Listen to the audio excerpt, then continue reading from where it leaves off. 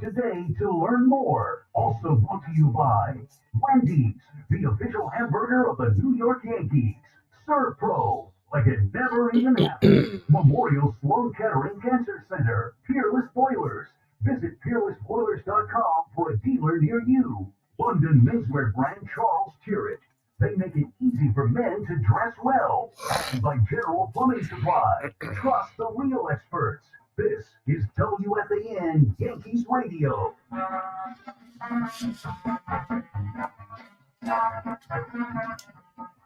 This Odyssey Sports broadcast has been brought to you by Geico. Switch and save. Get more with Geico. Come out to Yankee Stadium on Friday, May 2nd for the Yankees host the Tampa Bay Rays and be ready to receive the Yankees promotional giveaway. It's Jazz Chisholm Jr. basketball jersey night, presented by Kellogg. The first 8,000 guests will receive a Jazz Chisholm Jr. basketball jersey. For tickets, log on to Yankees.com/tickets. Again, don't miss the Yankees and Rays for Jazz Chisholm basketball jersey night, presented by Kellogg on Friday, May 2nd. Visit Yankees.com/tickets today. I had the Devils game on quietly to the side. They scored in the first 4 minutes, and then they couldn't do anything after that. They're cooked. So I was watching the Yankees and the Mets and hoping that they could do something in the third period when it was 2-1, and they could not, and they let up another goal, and so that's their season for the most part. They're not going to do that. I got a show to do. What's up, Pam? It's KM to AM on Let's do it, though.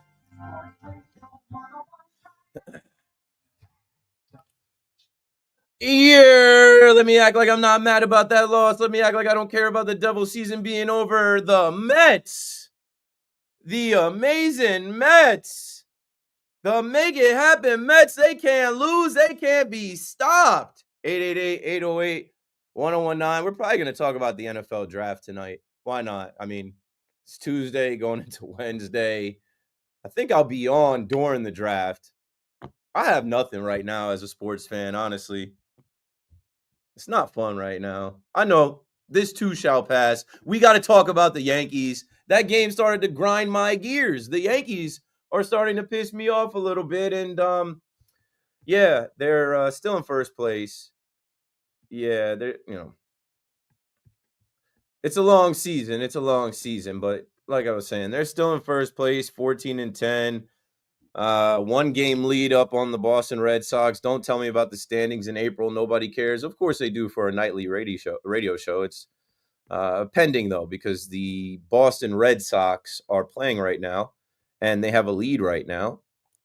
And it's the bottom of the 8th right now, 8-3 up at Fenway. So I'm going to assume that the Red Sox are going to win that game. Whatever, it doesn't matter. Like I said, don't tell me about the standings. What can I tell you? Ben Rice is back, right? He had the elbow contusion. He got hit by a pitch. I never thought I'd be so excited to see Ben Rice in the lineup leading off. Like, just the fact that, like, I knew he was coming back, but when the lineup comes out, I'm like, yeah, Ben Rice. And he gives you that pop first pitch, puts the Yankees up 1-0, and you feel good about where things are heading tonight. Or at least I did, right? I'm like, okay, all right, we're going to bounce back after losing last night. And no, they did not bounce back. So just like that, the Yankees have lost 3 out of their last 4. Just like that, the Yankees have lost 3 out of their last 5 series. And just like that, if you're a Yankees fan, you're starting to examine this team. You start with Brian Cashman, the general manager, and you look at the roster and guys that we are counting on, like, I don't want to start, it's too early, man. But, like, we got to have the conversation. Like Pablo Reyes or a JC Escara, even the options out of the bullpen, or the fact that, like, we're relying on Will Warren. And I'm not mad at Will Warren tonight.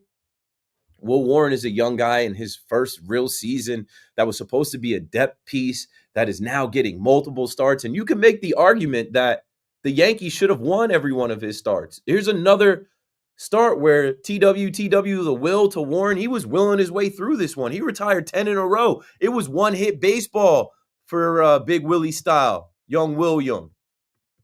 And so I guess that's why I'm mad too, because when you do get these performances from young guys like Ben Rice hitting a solo shot to crack that game open right away to put you up, and like not for nothing, you're going against arguably their best pitcher in Tanner Bybee, and you made him work.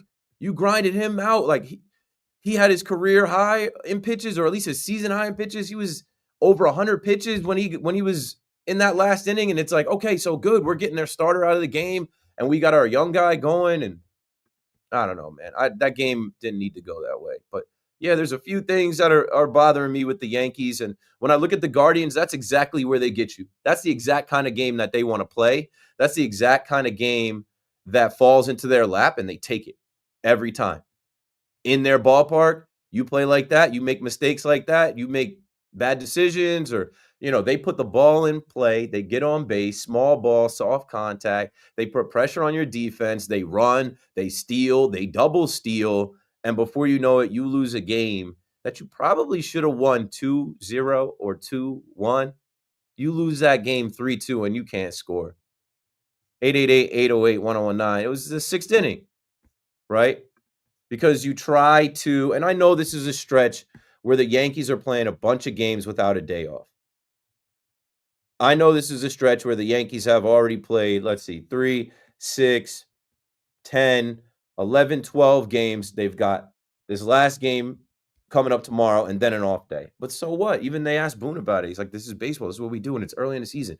And I hear people asking about that. And it's like, they're not tired yet. They're not pressing yet. They're not, they're just making mistakes.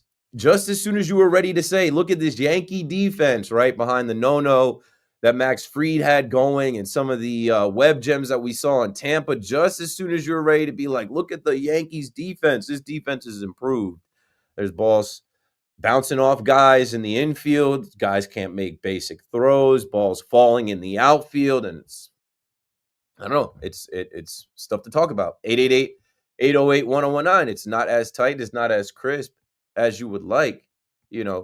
Jazz was starting to grind my gears a little bit from Friday, him getting ejected, to him having some errors and mistakes, him swinging out of his shoes. I know he hit a homer, but still, he's feast or famine. He's homer or nothing right now, and we need, with his speed, to get on base. He kind of came out of the doghouse a little bit with the sac fly, and like that should have been all it took. That should have been all it took. But whatever. I think he needs a day off. He fouled a couple balls off himself, where I'm like, he's hurt now. Get him out of the game. But whatever.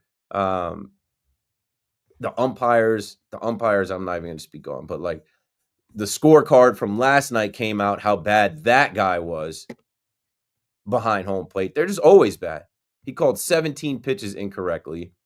And so for the Yankees, you have to overcome your own mistakes. You have to overcome the guys behind home plate and the guys that are at first base, third base, and maybe even sometimes a scorer, maybe your own manager. Who knows? It's just you're losing to the Guardians, and the Guardians they're pesky. They're a first place team. They're 14-9. They're first place in the Central, and they play a good brand of baseball there.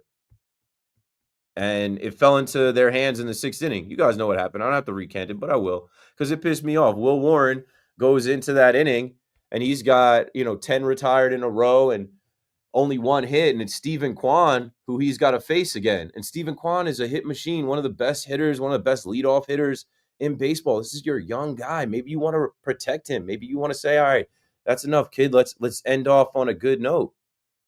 But you give him the chance to go through the order, trying to will himself through again. And it doesn't go the way that you expect. Kwan gets a knock. Jones gets a knock. Let me pull the box score up. As I said, I don't need to go through it, but I will, because I'm just like, it did not have to go down that way. But I don't know, if you were like me, I'm sitting in my living room. I'm like, I could feel it coming. I'm like, this is it right here. This is where we took it a little bit too far. I don't need the box score. I had my notes sitting there. Let's see what I wrote. Leiter Jr. is shown warming up. He was in the circle of trust. He's 1 foot out of it right now, but I'm not really even mad at him. He gets the first out and retires Ramirez, their best hitter, but there was still work to do. Next batter, 0-1 count, double steal attempt on. Well, they're going. Wild pitch. Stephen Kwan is motoring home the whole time. Tying run on third. Ball goes in the air. Judge, who had made a good play in right field going to his left, tries to run in and make the diving attempt and can't make the play. The ball goes past him. So run scores. And then Leiter Jr., you can't have a 4-pitch walk to Naylor there. It just can't happen. Throw strikes, bro. You can't just 4-pitch walk that guy. And then the ball goes into play the next batter, bounces off Volpe. He can't make the play. Infield hit, and that ends Leiter's night. And then we got to bring in Tim Hill. So, yeah, the Yankees, 4 errors in their last 4 games. And, like I said, soft contact, runners on, putting pressure on these guys. That's what the Guardians do. They'll put the ball in play, and they'll dare you to make the play. So we'll start with the Yankees. I think the Mets are going to finish this one off. And the Devils series is probably they might just get swept. So we're going to end up talking about the Knicks again and probably the NFL draft. I got 4 hours. So let's go right now to Marco Belletti with the update. What's up, man? WFAN FM, WFAN FM HD1, New York, and Odyssey. And Keith, we're brought to you by New York Auto Show. Visit autoshowny.com. Mets looking for their 6th straight win. They got a 5-1 advantage on the Phillies. Bottom of the 8th inning, looking for a little bit more. Francisco Lindor remains red hot. He's got 3 hits. He's driven in a run. Pete Alonso with an RBI double. He's 2 for 3 with an RBI. Mark Vientos has knocked in a run. Griffin Canning, another great start. 5 innings, 1 run, 7 hits. He scattered 5 strikeouts. So the Mets 5-1 lead, 1 on, 1 out, bottom of the 8th. Looking to make it 6 straight wins. Guardians have been the Yankees 3-2, scored all 3 in the 6th. Will Warren ran into some trouble, charged with a couple of runs, 3 hits over 5. Mark Leiter Jr. unable to escape the mess, and he took the loss. Mark threw the ball well. They just put some balls in plays that we couldn't quite make a great play on, and that's. Ben Rice back in the lineup, went deep to open the game. Aaron Judge remains hot, 4 for 4. He scored a run. Before the game, Giancarlo Stanton took batting practice on the field for the first time. Continues to try to work his way back from the elbow injuries. Devils are in some serious trouble. Fell the Hurricanes 3-1. Carolina taking a 2-0 series lead. Jesper Bratt, the lone tally. Frederick Anderson stopped 25 shots. Islanders going in a new direction. Lou Lamoriello out as GM. Won't be renewing his contract after 7 years. NFL playoffs, you got the Lakers and the T-Wolves about to get going. A couple of finals. Thunder dominate the Grizzlies 118-99. Pacers withstood the Bucks 123-115. So both of those series now 2-0. 70 degrees, cloudy skies, Central Park. That's what's happening. I'm Marco Belletti. Your official station to talk New York Knicks. The Fan, 1019 FM, and always live on the free Odyssey app.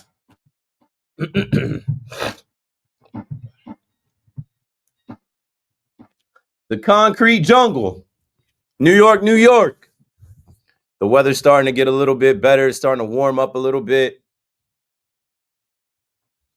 The Knicks are in the playoffs.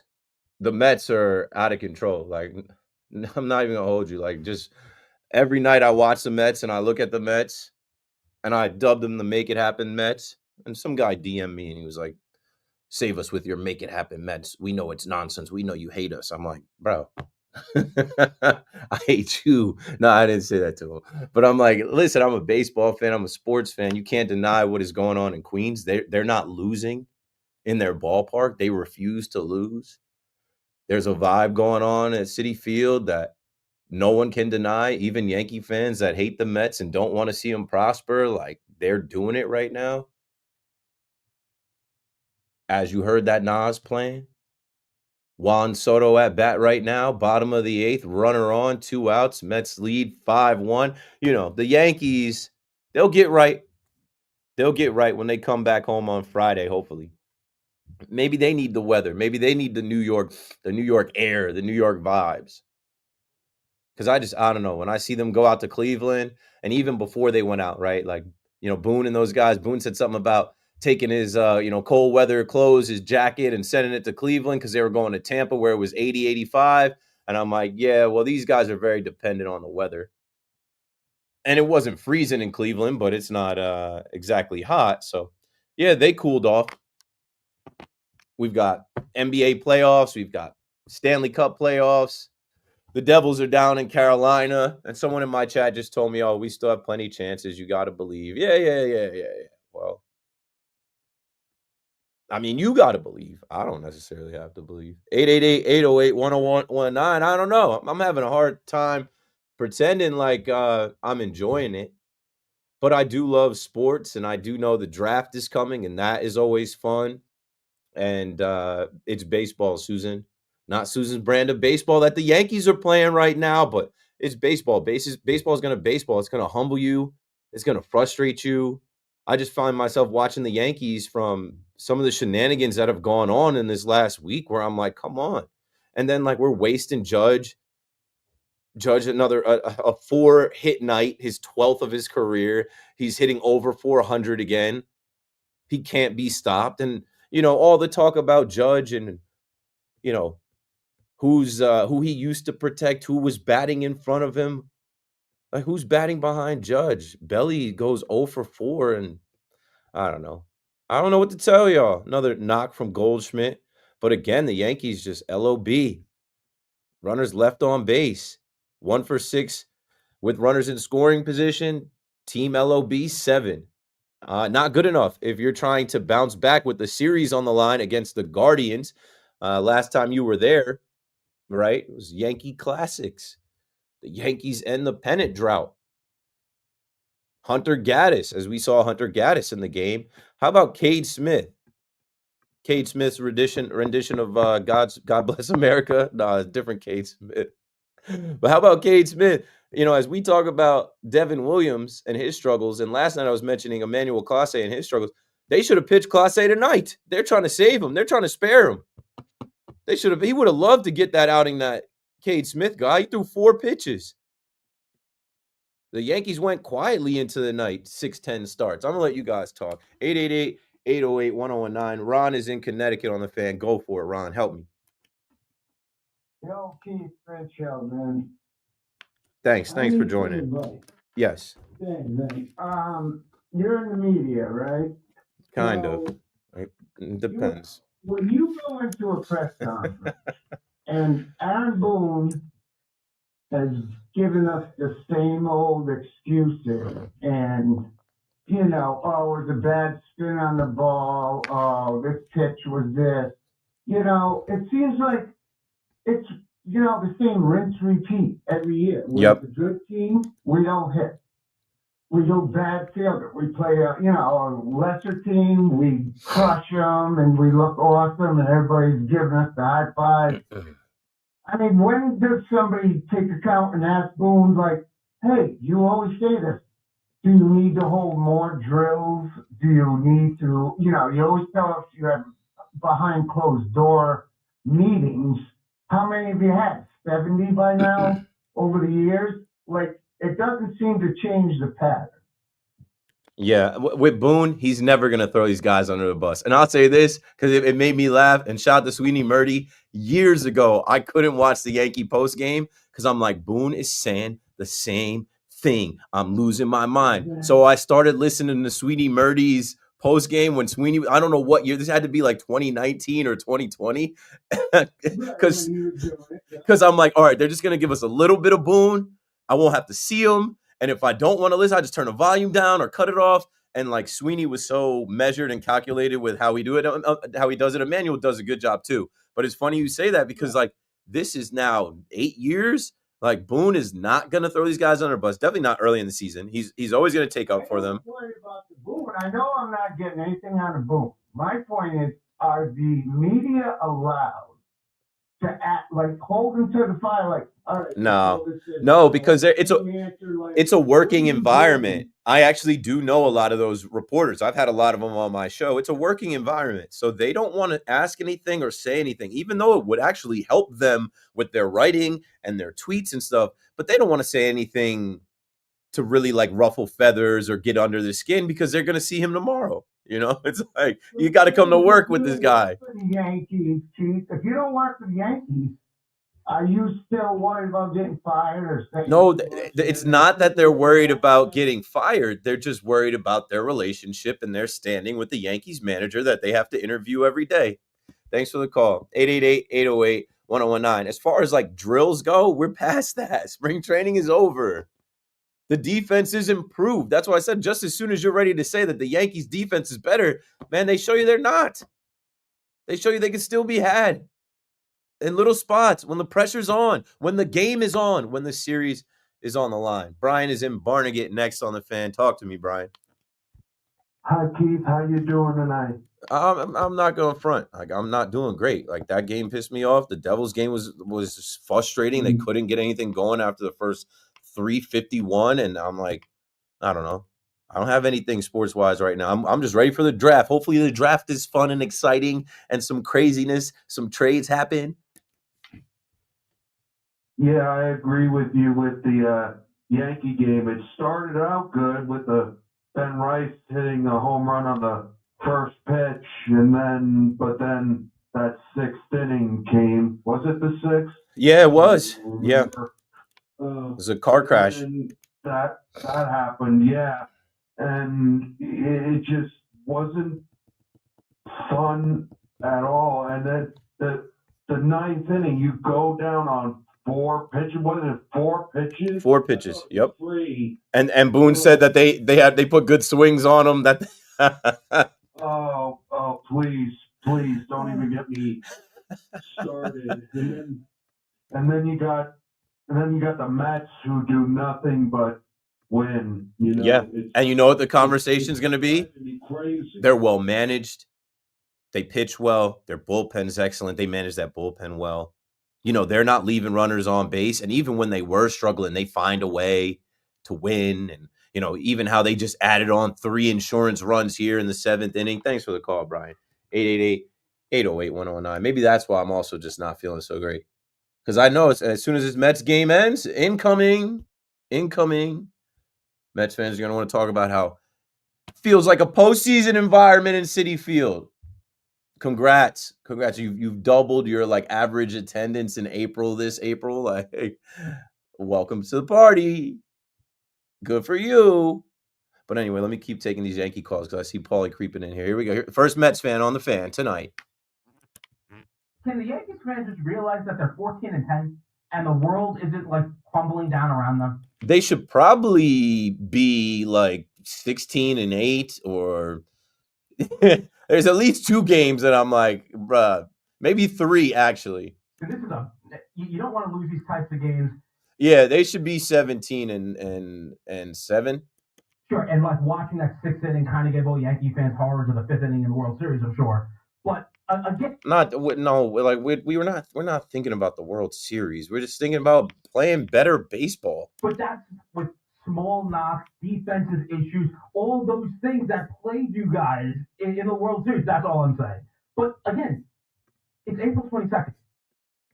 Aaron Judge went 4 for 4. He's probably the best baseball player. Yeah, and they wasted it. Like, he's going 4 for 4, and there's nothing behind him. And like, I hate to get on some of these guys, but I'm gonna tonight. I'm not gonna go Salicata, but I am gonna start examining. Like I said, Cody Bellinger. But I know he had the back and the sickness and the whatever, and put it in the books. The apple is smoking. Why do they grill the apple? What's the smoke for the apple for in center field? I'm like, is that a new thing? The smoke, a grilled apple. The apple is grilling in center field at Citi Field as your make it happen Mets beat the Phillies, take the series, add another game to their first place lead. That's a 5-1 victory. And don't look now, folks. I don't hate the Mets. These are my Mets. I am forced to watch them and know all about them. And, here comes Frankie Montas. Don't be surprised if you see the best out of Frankie Montas. The Mets are winning the World Series, man. Just book it. It is what it is.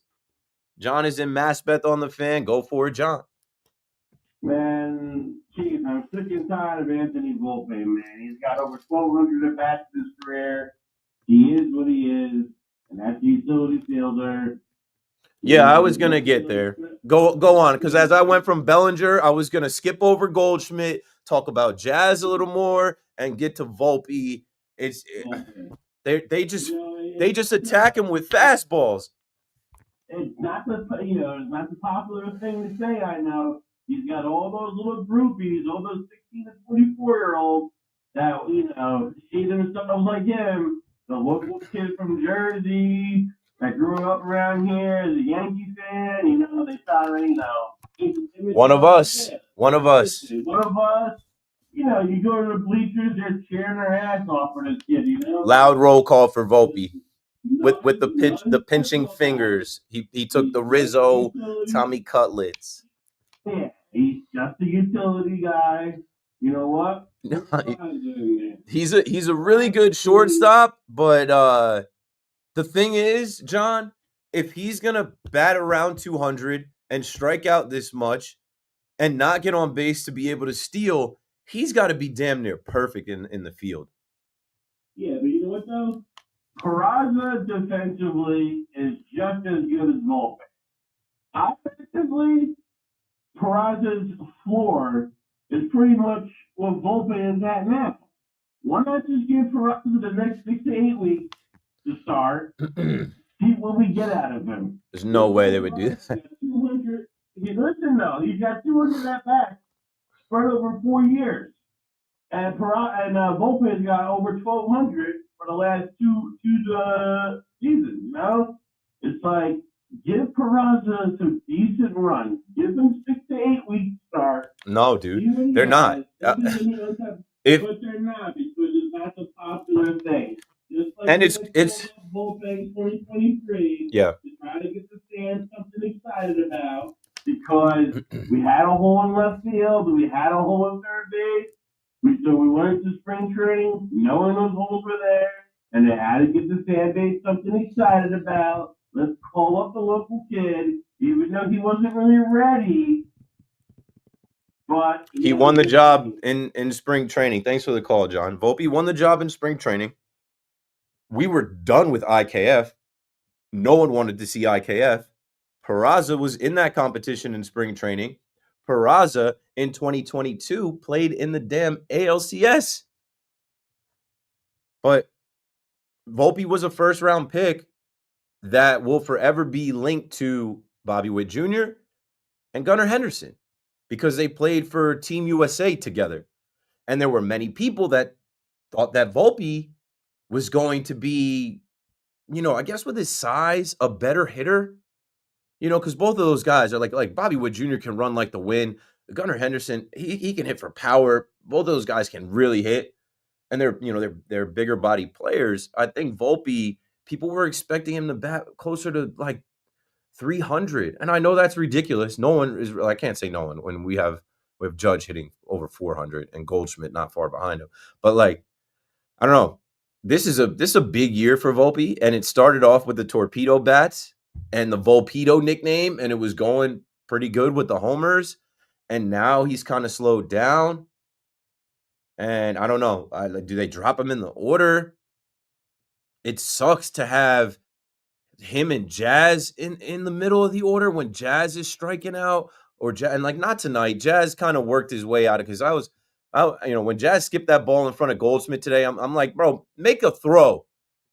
Gleyber Torres is batting 304 right now, and we're always going to talk about Gleyber Torres because Gleyber Torres just got the short end of the stick. We all, he was a whipping boy. We all were, every time Gleyber did something, pointing the finger at Gleyber.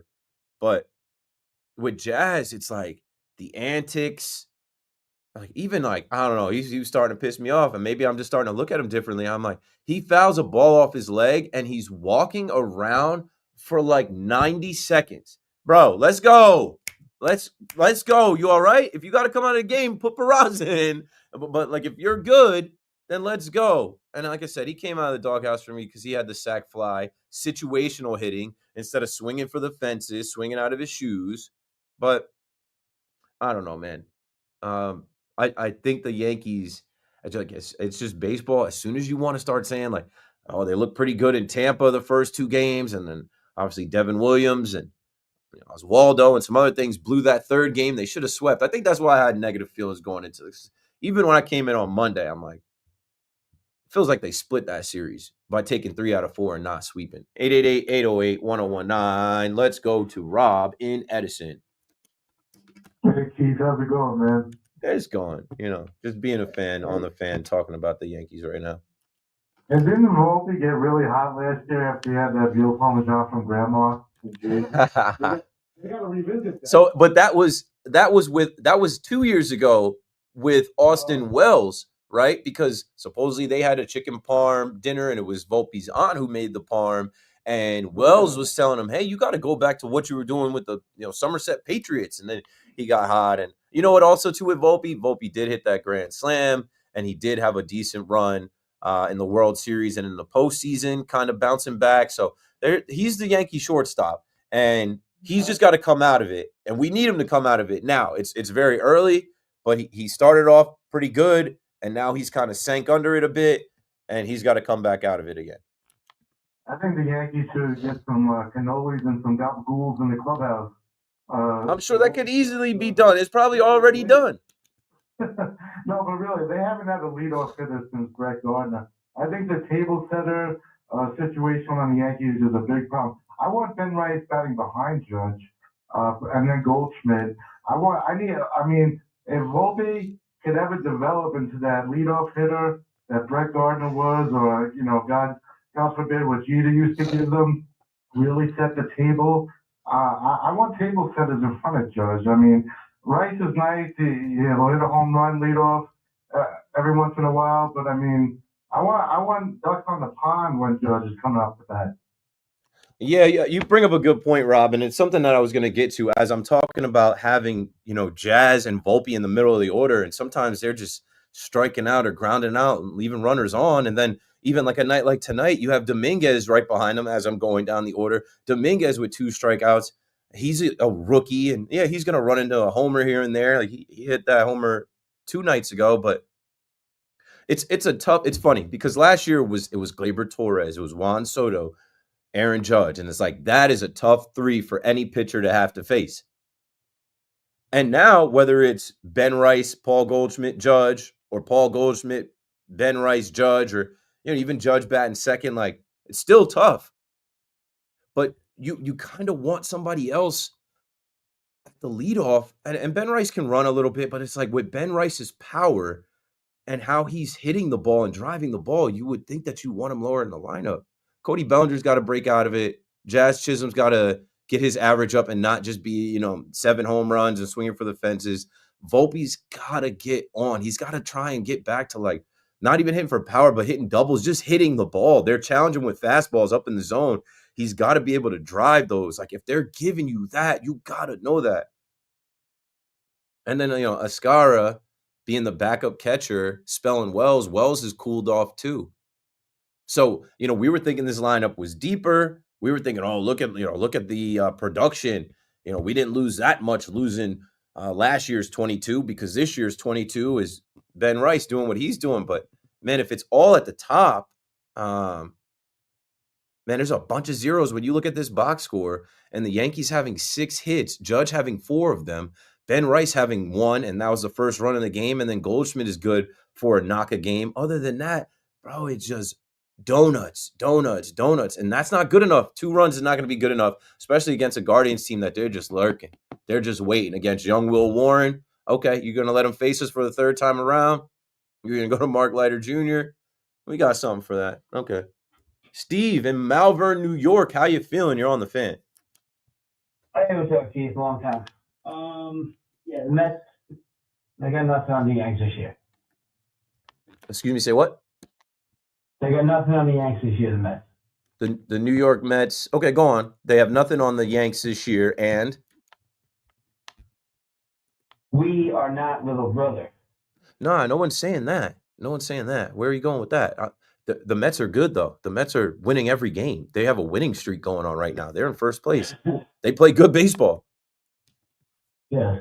So happy Easter, by the way. I was putting my kids to bed. I know you have young kids, too. Happy Easter to you as well. It's been a couple days now. Thanks for the call. 888-808-1019. Now I'm about to talk about the Mets. And I know there are some people that hate when I talk about the Mets, and there are definitely some Yankee fans that hate when I'm complimentary of the Mets, but that's okay. That's fine. Let's get out of this big brother, little brother stuff. Let's just watch baseball and take the baseball of it, right? They're going up against their division rival, They're going up against a team that they knocked out of the postseason last year, that at stretches of last year, people said was the best team in baseball. Stretches of last year, the Philly social media people were talking World Series and Red October, and it became a blue and orange October pretty quickly. And I myself said, the Phillies are going to want some get back against the Mets. The Phillies are going to want some payback for what happened. Like they haven't gotten any payback. They can't get no payback. They walked into a buzzsaw. They walked into a Citi Field that, let's see how many they drew tonight. Fans are showing up to, right? As soon as people, let's see, 36, 468. That's solid for them. That's solid for them there on a Tuesday night. It doesn't matter who it is or how it gets done with the Mets, but it all starts with Lindor. Again, Lindor leading off with his energy and him being the captain. And don't look now, like, for all the talk about a struggling Lindor and a slow April, Lindor is going off in Citi Field. His average is above 300 now. He had three hits tonight. If you look at him in his last 30 games or his last 15 games, because we haven't even got to 30 games yet, his last 15 games now, 23 hits, 5 homers, 11 ribbies. The guy is doing it. And they're restoring a feeling in Queens that they had in October, but they were just getting going. And now with this pitching coming along, like, bro, what are we talking about? Griffin Canning is striking out people. Griffin Canning is only giving up 1 run. Griffin Canning, we laughed when they signed Griffin Canning for like $4 million. He's 3-1, gets the win tonight. And their bullpen is nails. They didn't give up anything. They're holding the almighty Phillies lineup to 1 run with Trey Turner and Bryce Harper and Kyle Schwarber and Nick Castellanos. And they added Max Kepler and JT Realmuto. And not for nothing, Bryson Stott, he's having a good little year too. But it does not matter right now because the Mets are playing with this chemistry, this energy, this fan-driven mojo because their fans are showing up to support them. You cannot discredit that. It's a huge difference from last year. Like I said, they doubled their attendance. Last year at this time, they were pulling in 15 to 17,000 fans. Now, this past weekend, they had over 42,000 there. Winning is what attracts people to the ballpark, and that's what I said. You know, my take that caught a lot of views and shares preseason was me talking about the Mets and all the gimmicks, right? That the gimmicks don't lead to winning. The gimmicks aren't what's going to sell the tickets. So they can have a Mets house, an amazing day, and a dance crew and a 5-borough race. But ultimately, like, the Yankees draw people because the brand is built off of consistently winning. Well, the Mets are winning, and everybody wants to roll with the winners. And to the victor go the spoils. They're 17-7. They are in first place. They have lost 1 game in their building so far. And like you could say that they haven't really played anybody. I'm not doing that. I know some people are saying, "Oh, they played the Marlins. Oh, they lost that series to the Twins." Okay. They're streaking and I'm impressed. And it doesn't matter if it's Pete Alonso. It doesn't even have to be Juan Soto. Honestly. Now, like, last week was the week to like laugh at Juan Soto. There's nothing to laugh at. Last week was the last week to examine Juan Soto because of the Mike Puma article, because of his struggles and grounding into an unassisted double play, striking out. It doesn't matter. Like, that's the scary part too. If their lineup is getting it done with Jose Huascar having 2 hits in the 9 spot and Griffin Canning going out there giving you 5 solid innings, and a bullpen that they can go to with guys like, AJ Minter and Max Kranick. And I know he didn't pitch tonight, but like anybody that they bring out of that bullpen is solid too. Edwin Diaz is the most shaky guy, the highest paid guy. What I'm saying is wait till they get like Frankie Montas back, Sean Manaea back, Jeff McNeil is on the way back, Francisco Alvarez is on the way back, and they don't even need him because Luis Torrens for $100,000, he's balling like he's been in the league for a while. So I don't know, man. Everything is turning up goal for the Mets. I can't hate on it. I'm not mad at it. I think it just compounds some of the other things for me. 888-808-1019. Yankee fans on the line, stay there. We'll get to. I do see some Knicks fans calling in. We're going to talk Knicks. We're going to talk NFL draft. And now we're going to open it up to the Mets fans that want to chime in about what they're seeing with their team, the success that they're having in their building, and this winning streak. What are they, 6 wins in a row now? They just took the series from the Phillies, and that's 6 wins in a row in their building. 888-808-1019. Keith McPherson on the Fan. Back right after this. Yeah.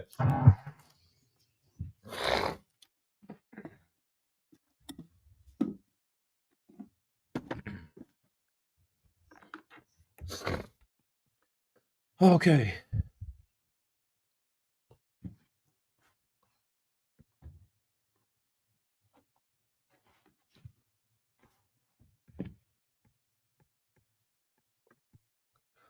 Give me 1 second. I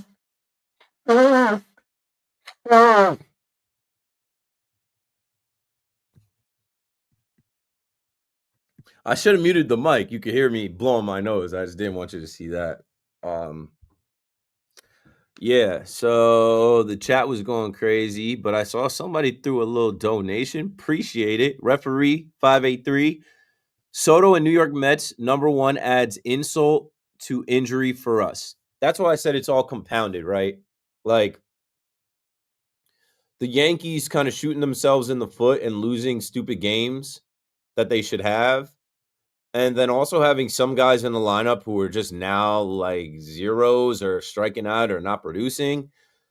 For as many Yankee fans partied and celebrated, and I'm going to say this on air, for as many Yankee fans partied and celebrated Juan Soto's struggles, they didn't slow down the Mets. Other guys picked it up. Some of these struggles by Yankees players, they're negatively impacting the team.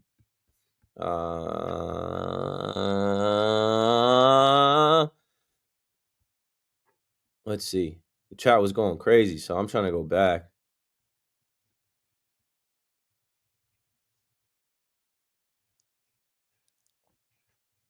There's a lot in the chat, bro. I can't. All right, let's see. I'm going to go quick. Jared, what's up, man? Yeah, 16 and 18 at least. I'm like, nah, they should be 17 and 7. Tell the Mets we'll see you in September. No, we'll see them in May. What if the Yankees get swept, bro? What the? Like, I'm telling y'all, man. Yankees need a new owner. They're never going to have one. That will be a Steinbrenner-owned family business for as long as any of us alive are watching. It's early, but still, it's early, but like we're fans, so we're reacting tonight, and we'll obviously get over it and try and not get swept tomorrow. Dodgers, Phillies, or Mets? Why Phillies? They can't score against the Mets. Why are we putting the Phillies up there? Outside of Bryson Stott, is the apple supposed to be? That's what I said. I'm like, why is that apple so? Why are they roasting the apple? Anybody but the Dodgers or Phillies? They aren't giving it to Peraza. Volpe has hit good enough. Exactly. That's what I was trying to say. There's no option for Peraza. Volpe has had some mistakes with the glove and just not good enough at bats consistently, man. And I don't know what it's going to take, yo. I don't know what it's going to take for consistency. Who's your favorite college hoops team? I don't have one. I used to be a Duke fan. Like Jared. Duke was on TV. Duke was popular. Everybody liked Duke or UNC. Right? Or UNC. Kentucky, nah, they had their little run with John Wall and Devin Booker, Karl Anthony Towns, and not only do we suck, but the Mets are tied for #1 with LA, and the Mets got Soto, insult to injury. Yeah, that's what you were talking about before. Yeah, their fans are assholes. Hope that's not a violation to curse in here. Nah, I curse. I just don't curse on air. We're all grown folks in here. Everybody here is an adult, I would assume. Volpe's bat played in the minors, just can't make that adjustment in the majors. I don't know. He's had enough time, in my opinion. Yeah. Gleyber Torres, who? Gleyber's doing his thing, and the Tigers are good.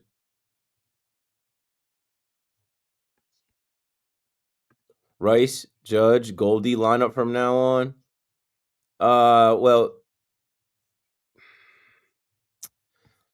I mean, we'll see. We'll see. I don't mind it. I kind of like Goldie, Rice, Judge too to split up the right-handed hitters, but depends on if it's a righty or lefty pitching. But it doesn't matter. I'm not getting excited about the Mets yet. I've been a fan for 50 years. I've seen a lot happen in their history. I mean, but like this is a continuation. This is a continuation of last year, in my opinion. So like you can kind of get excited. Like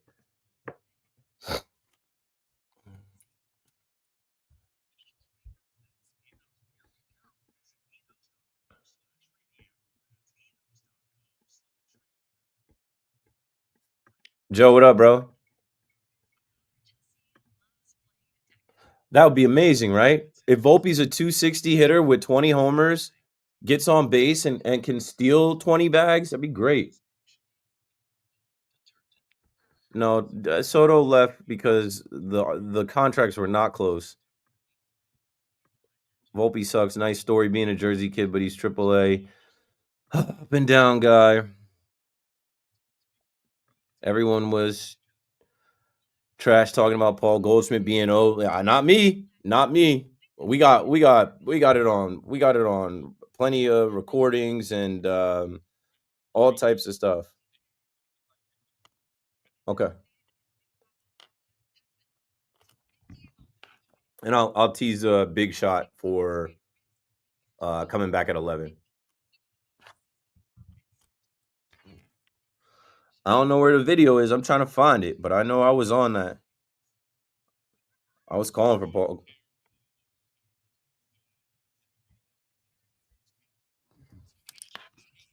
It just doesn't help anything that I'm doing. I got to keep my attention on the Mets post game, and yeah.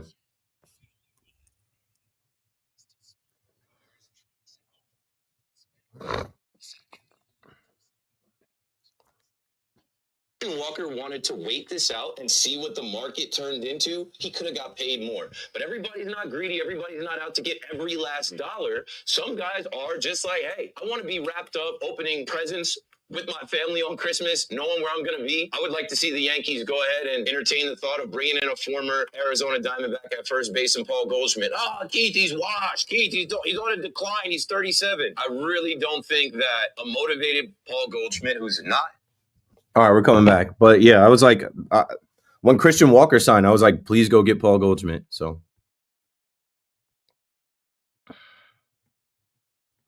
I'll be at the game on Friday to go get my hockey jersey to sell on eBay. Yeah, I'll be there too. Neither.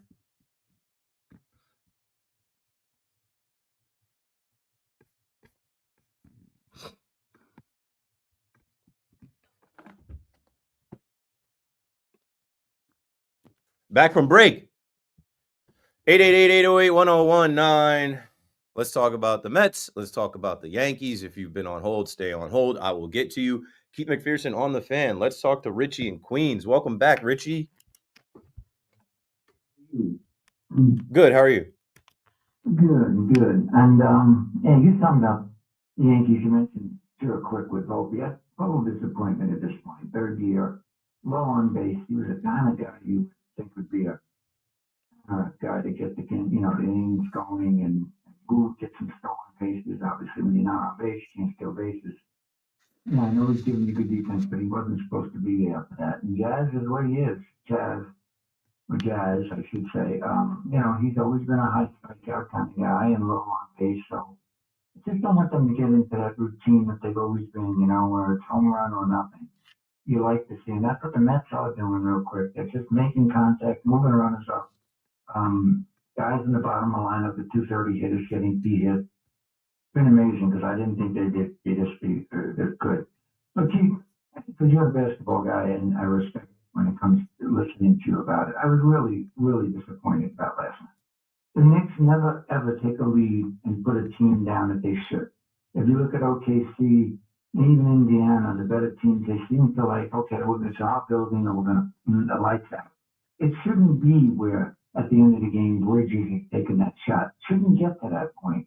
it shouldn't be that Towns gets 10 shots and, and OG is kind of left out. And Brunson, as much as I love him, I think he might have got grief on the fan today. Just too much one-on-one. And Tibbs never has plays to seem like, especially at the end of the game, you've got to force it into Towns. Don't you agree? Doesn't he have to have touches in close games? Nah, I'm not forcing it to a guy that's shying away from the moment. It's always Brunson's moment. He's the closer late in games. He's the guy with the ball in his hands. He got it to the next hottest guy. Mikal Bridges had 19 points. He was the guy that actually was the second leading scorer, but he's not a closer. He's not like that. And what I think is it's a series. I think what you saw with Campaign in the first game and what you saw with Brunson and Josh Hart kind of closing them out in the first game in that ridiculous run, it gave them a different look in the second game. But there's still multiple looks that they can give them. And I think here is where we'll see their coach. I think in the end of the game, they'll have a better strategy. I think in the end of the game, it won't just be ISO ball or Jalen Brunson pounding the ball, dribbling the ball, trying to figure something out. If nothing's there, kicking out. But like Brunson had shots. Bridges had shots. Everybody was killing Brunson today, and people are quitting on Brunson today. I'm like, no, hell no, no way. Because if you want to get out of this first round, you need him. He's got to consistently score 30. He's got to make clutch shots. He's got to draw fouls. He's got to try to draw his fouls. I don't mind him flopping around because that's to get the attention of the referees who were calling it one way for the Pistons. So I don't know. I was kind of disappointed with Knicks fans. Act like you've been there. Act like this is not your first rodeo. It's like it's a series. You're going to lose games in a series. You could still beat them 5-1. You could beat them 4-2. You could beat them 4-3 in advance. Do not quit on Jalen Brunson. He's out there playing on an 80% ankle, and he's playing with guys that are shying away from the moment, that are tired down the stretch, that are not looking to say, hey, give me the ball. I'm going to go put it in the hoop. They're kind of looking at him like, grab your cape. You got it, Cap. Yeah, I agree with that too. But they got Towns for this moment. They got Towns because he was the prolific scorer. They got him. Okay, so you know what they're gonna do, and everybody's gonna be waiting for it. Me, you, everybody in the city of Motown, Detroit, they're gonna be waiting on it. Fourth quarter, Karl-Anthony Towns, show us what you can do. And when they body him, when they get physical with him, when they don't let him have his way, and he gets frustrated and it doesn't work out, then it's I don't know. We'll see. Maybe that's not the look they go with because it's gonna be so predictable. I'm real quick with the draft. It's so confusing to you what to go. We talked about this in the past. They are in such dire straits, and I'm talking about Shane and Dable, what they're going to do at this point.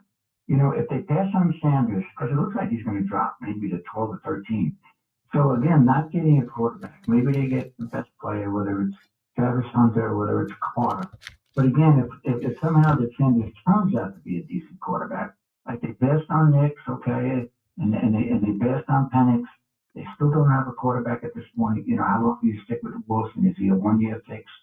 So it's such a thing that they trade up, to get the quarterback. I think Cam Ward's out of the picture at this point. There's no way I don't think Tennessee's going to give that up. So I'm just really, really curious what they do. I think it's going to be really, really interesting. Carr looks like a blue chip, and so does Hunter. Again, not to have a quarterback again, and if you play better with Wilson, you draft 11 or 12. Who do you get next year? I don't want to hear about Manning. Yeah, exactly. And I don't want to hear about Manning. He's not coming out next year, and I don't want to hear about next year either. They don't have a next year. Thanks for the call, Richie. 888-808-1019. We will get into the draft later on. But again, I'm going to say something I've been saying about the Giants and this regime. These guys should have been fired. You know what I'm saying? Like, they shouldn't be the guys making the decision. That's why it's contentious right now, because there are people in the building saying we have not taken a swing on a quarterback in the draft. So when Jameis Winston and Russell Wilson flame out and we're back to Tommy DeVito, or we're just, meddling with these quarterbacks that in our own division, you got to go up against Jaden Daniels. You got to go up against Jalen Hurts. Dak Prescott's going to come back, and who knows what the Cowboys are going to be. But we know 2 years ago when he was healthy, he put up MVP numbers. So I just feel like these guys shouldn't be here making these decisions because they do have a bunch of different things pulling them in different ways. They did scout Shedeur Sanders all this past football season. And now after everybody has scouted him and graded him, I just was reading something about a scout saying it was the worst interview that they had with a player, how he's so entitled, how he takes, too many sacks, and how he blames his teammates and he's not that good, and all this negative stuff is coming out. So there's a lot of smoke and mirrors. But I went from thinking that the Giants had to take Shedeur Sanders at 3 to Joe Shane saying, okay, we're going after Matthew Stafford. We're going after Aaron Rodgers. Strike 1, strike 2. Okay, Jameis Winston. I still was on board with taking Sanders with Jameis Winston. Then they signed Russell Wilson and Sierra and Futures Kid, and I'm like, bruh, what's going on here? Are you casting for the next Hard Knocks? Because now it makes no sense to take a quarterback with your 3rd overall pick. Take the best player available.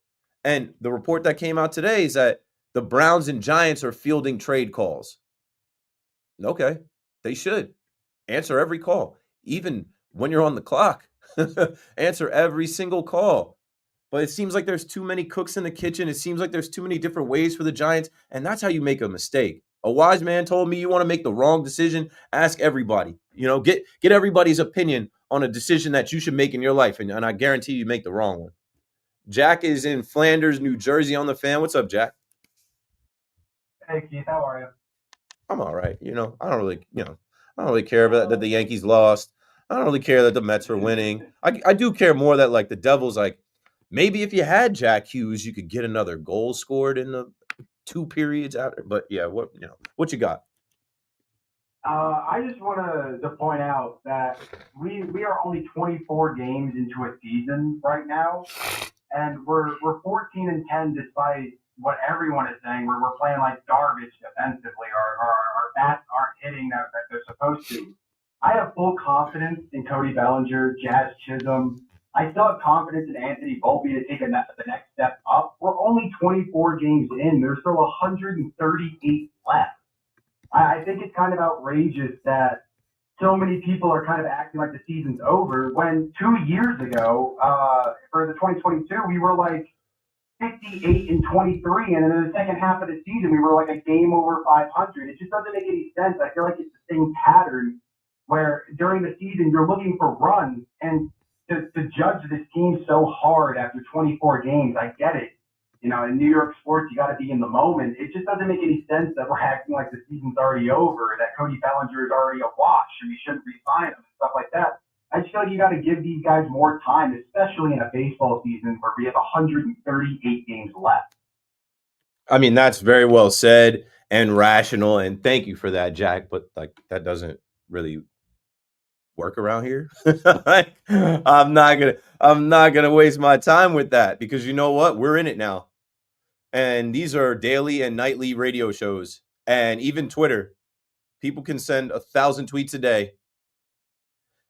They were ready to demote Devin Williams, and I told people to back off of that until the last outing where I was unacceptable. 8-4, they give you another soft landing spot. Have at it. Say what you want about Devin Williams. I'm not saying that I would demote him, but like, if you guys want to say whatever about the beard policy and this guy not being what he was, advertised as, and Luke Weaver should be, go for it. Cody Bellinger. We got Cody Bellinger for Cody Poteet. Cody Poteet is with the Orioles. The Yankees did not trade the Orioles to get Cody Bellinger, The Cubs, who go Cubs go, the Cubs are pretty good. The Cubs didn't need him, and they let him go. So, we won that trade. But Cody Bellinger's just got to stay healthy with the back and not eating bad wings and get going. Tonight was just tough, man. Tonight was tough. I also I understand that we're not in the summer yet. It'll warm up and these guys will loosen up and they'll be more free and it'll get better. But it's not that they lost, it's how they lost. Right? I think Yankee fans are mad with how they lost. They're 14-10, but I easily could look at the schedule and be like, they should be 17-7. There were games that they had, and like I said about Will Warren, you could go back and look at every one of the games that Will Warren has pitched so far. You could argue that the Yankees should have won all of those games. But there were little decisions and moments and things and mistakes that didn't go their way. They should have beat Tampa on Saturday. Getting walked off in the boss, inexcusable. Being up 8-4, inexcusable. They should have swept the Pirates. That last game of the Pirates series was a Will Warren start. They should have beat the Arizona Diamondbacks that first game. That first game of the Arizona Diamondbacks series where they had the lead. They were up 4-2. Yeah, they should have won that game. But we're baseball fans, man. We are living and dying with every pitch. And I've said this forever. As a baseball fan, you want to be the general manager of your team every single day. And that's why I said, as Yankee fans, we're looking at Cashman today, and we're looking at, again, some of the holes in this roster. And again, looking at Boone and some decisions being made with I just felt like in the 6th inning, you tried to stretch Tyler Warren. NFL draft on my brain. We'll get there. The Jets are not taking Tyler Warren, but they should. You tried to stretch Will Warren, and it backfired, right? If you possibly start that inning and say, all right, kid, and if you look at Will Warren's numbers, like him pitching, I get it. I get the attempt, but then he immediately gives up 2 knocks, and I already rehashed that. It is what it is. At the end of the day, the Yankees, they are a good team. They are a first-place team. Did the Red Sox win that game? And who cares about the standings? But this is what we do. We watch the game. We analyze the game. We felt like this was a game they should have won. And I'll give you 3 reasons. You start the game with a Ben Rice leadoff homer after he missed some time, and he comes right back and spots you an early lead against Bybee, and you make him work, and you get him up out of the game. Most people were looking at the matchup between young Will Warren and Tanner Bybee and saying, oh, that's Cleveland's winning that game. But then when the game goes a certain way where, you get into their bullpen and you try to stretch out Will Warren and he doesn't get an out in the 6th, and you go to Leiter Jr. and Leiter Jr. gets the best hitter in their lineup out, but then little mistakes and things come into play where that inning cost you the game. And that was the inning you tacked on your insurance run, right? You could have won that game 2-0. You could have won that game 2-1. And then when you go meekly in the 9th inning with 4 pitches, it's just not a good look. It's not that they lost. They're going to lose a bunch of games. It's how they lost them. And nightly, we go over how they lost. 888-808-1019. They lost a Ben Rice leadoff homer game, a Will Warren start where he retired 10 in a row, and a day where Aaron Judge went 4 for 4. You can't win with those 3 factors? The defending American League champs facing the team that you defeated in the ALCS? I don't know. Mike is out on Long Island. Mike, you got it next. Hey, what up, Keith? What's up, Mike? How you doing, bro? I'm a big fan. I'm a young Yankees fan. You got a great head on your shoulders. I love listening to you, bro. I just want to talk about, Ben Rice comes back, hits that leadoff home run, and then everyone is not hitting except Aaron Judge. And no one's hitting. It's dead. I don't know what's going on. And then if Stanton comes back, Rice won't play anymore. I'm scared of what's going to happen to him. But I don't know what's going on with everyone not getting on base. Guys look funky. He's fouling balls off still. I don't know what's going on. I hope they can turn regular stuff around. But if we're not going to hit the ball and then we have pitchers out, we can't rely on guys like Stroman, and Will Warren's a rookie almost. What do you think about that? Will Warren is a whole rookie. He made his debut last year, but I think he just got over double digits as far as his MLB starts. Stroman, I hope they take their time. Supposedly his knee flared up again, and you know what? Maybe they got to shut him back down. Stanton, you mentioned coming back, and Ben Rice not playing. I wouldn't be so sure that Stanton comes back and they immediately take Ben Rice out. We did hear today, Susan, I heard her in the broadcast say that Stanton hit with the team. So Stanton is progressing. I don't know if you guys follow the Somerset Patriots. Shout out to the Somerset Patriots. I'll be at the game Sunday. DJ LeMahieu was balling for the Somerset Patriots today. When we come back from the break, I'll tell you about that. DJ is on the way back. And not for nothing, Mike, right now, I'm at a spot where, if DJ, I will give DJ the opportunity to fool me again. Yeah. I will give him another chance to fail. Because right now we need a bat, though. And we know what DJ used to be. If DJ could be a half of what he used to be, that bat in the lineup, when you have Jazz striking out, Volpe striking out, Dominguez striking out, Bring him on. Yeah. Cabrera going 0 for 4. I went to the second game this year. I was like, holy crap, I couldn't believe it. But like ever since then, it's been like so boring. That's a great point, Mike. Thank you for the call and the compliments. If you take out the Brewers series, here's a little exercise for you. Take out the Brewers series and go look at the Yankees games and how much they're scoring. I think somebody actually tweeted this at me, so I'm going to go steal it from him. Like, they're not almighty offensively like we thought. I'll go find the tweet. We're up against it. 888-808-1019. We come back. I'm talking to the Mets fans that are calling my show. I can't wait to talk about my Make It Happen Mets. Keith McPherson on the Fan BRB. All right, there was this guy who hit me with a stat that I'm like, hold on.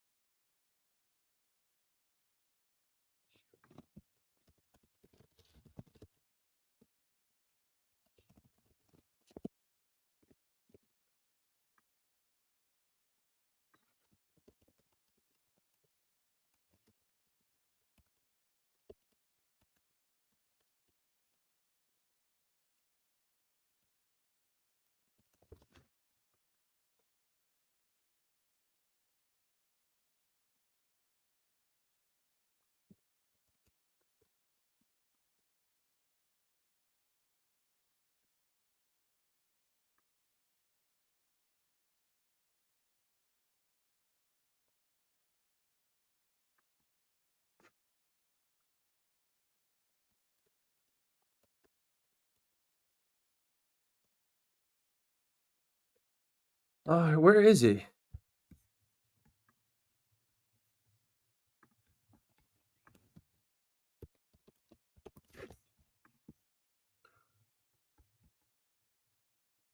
I think I found it.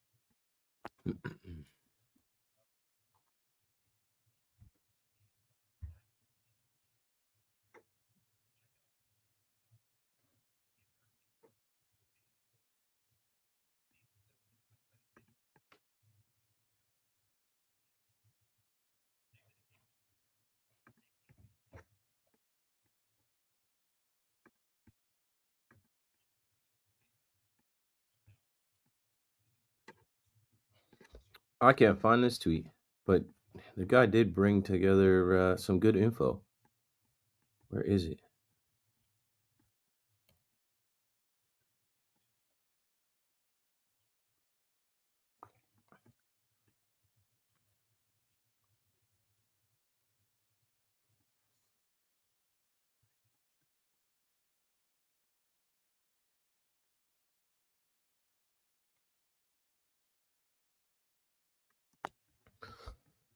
And the chat is, I need a moderator in the chat or something, yo. The chat is going this whole time. Let's see. Imagine if the Yankees had Dan Hurley as the manager. What? You just mean like his type of energy? It wouldn't work out. Dan Hurley, that was a good one. I don't want to imagine Dan Hurley. Dan Hurley would get ejected from the game. He'd be thrown out instantly.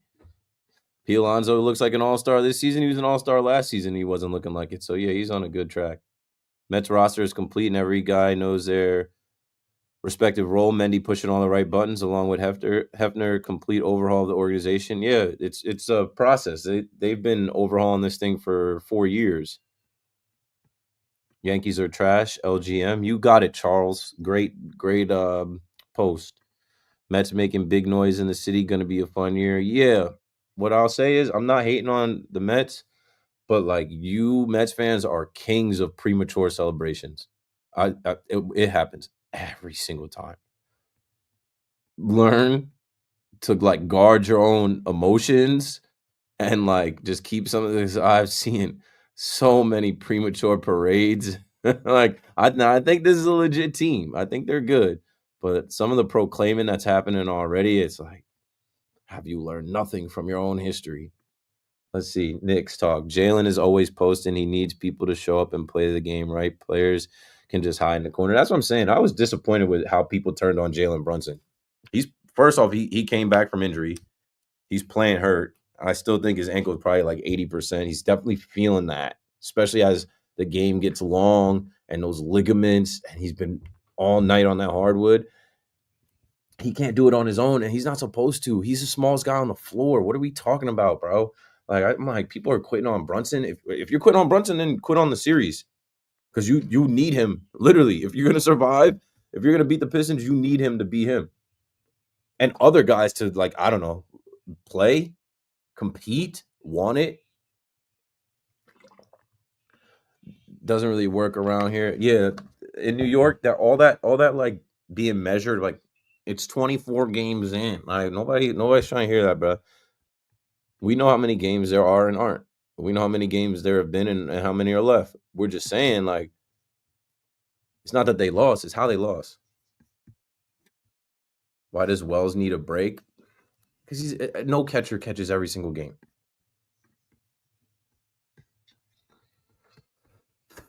Good evening at 11 o'clock. I'm Marco Belletti, and this report is brought to you by New York Auto Show. Visit autoshowny.com.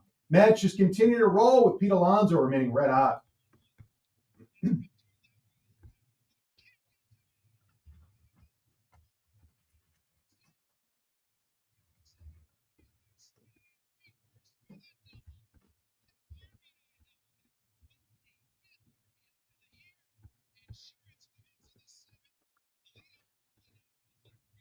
Two more hits, including that ribby, igniting a 3-run inning. Luis Duran's a big 2-run single to follow as the Mets erase the Phillies 5-1. Keith Rad, the call, Odyssey Mets Radio. Francisco Lindor, 3 more hits. He knocked in a run while Griffin Canning allowed a run at 5. Mets pushed that win streak up to 6. Things unraveled for the Yankees in the 6th, allowed 3 runs as the Guardians rallied for a 3-2 victory. Mark Leiter Jr. took the loss while Will Warren gave up 2 runs on 3 hits over 5.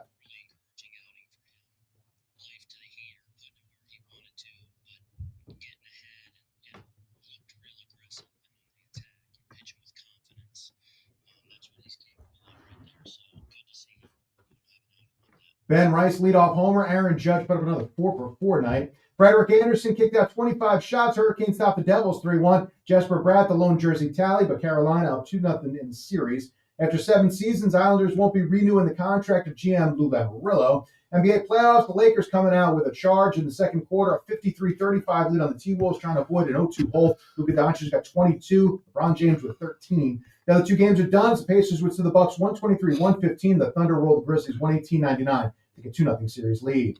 68 degrees, clear sky at Central Park. That's what's happening. I'm Marco Belletti.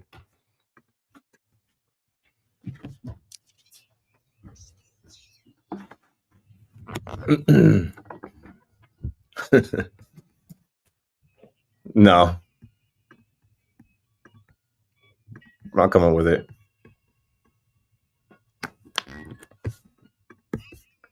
The big shot of the night is brought to you by WFAN and me, Keith McPherson. Bright Lights, Big City. We got a bunch of big shots.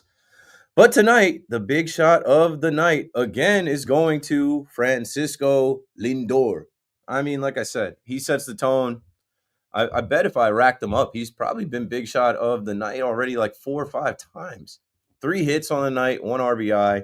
And him being the leadoff hitter, him just doing it night in and night out, his numbers at Citi Field with this run that the Mets are having at Citi Field, raising his average over 300. What can you say about the guy? He's talking the talk in the post game. He's leading the way. Lindor, big shot of the night. Honorable mention, Aaron Judge, even though it was a losing effort. Judge goes 4 for 4. The captain of the Yankees, 4 for 4. And the Yankees end up wasting that effort. But, he stole a base too, extra base hit. Judge is batting over 400 at 411. And, man, the Yes Network flashed the stats during the postgame. Judge is first in average, hits, RBI, on-base percentage, slugging, OPS, and total bases. He's not leading the league in homers, but any game he could hit 2-3 homers and catch up. So, yeah, Francisco Lindor, the Mets unnamed captain, and Aaron Judge, the Yankees captain, your big shots of the night. Let's talk to some Mets fans that are calling the fans. I think before the break I was talking about someone who was sending me some numbers. But basically, and I can't find it on Twitter. I get too many tweets, but I'm like, where did it go? Maybe the guy can bring it back to the surface for me. But he was saying, like, if you take out the 20-run game that the Yankees had, scoring all those runs, and then you average the rest of the Yankees games, they are averaging closer to like 4 runs scored per game. Like, they're not almighty, even though Judge is all world and ridiculous. Like, there are holes in the lineup, and they've kind of come back down from the torpedo bats and the early hype that, Major League Baseball fans made a national story to, a night like tonight, a sac fly and a solo shot is all they're able to get. And they end up losing the series. So anyway, let's talk about the team winning the series with the winning streak, with the best record in baseball. Joe out on Staten Island. You're on the Fan.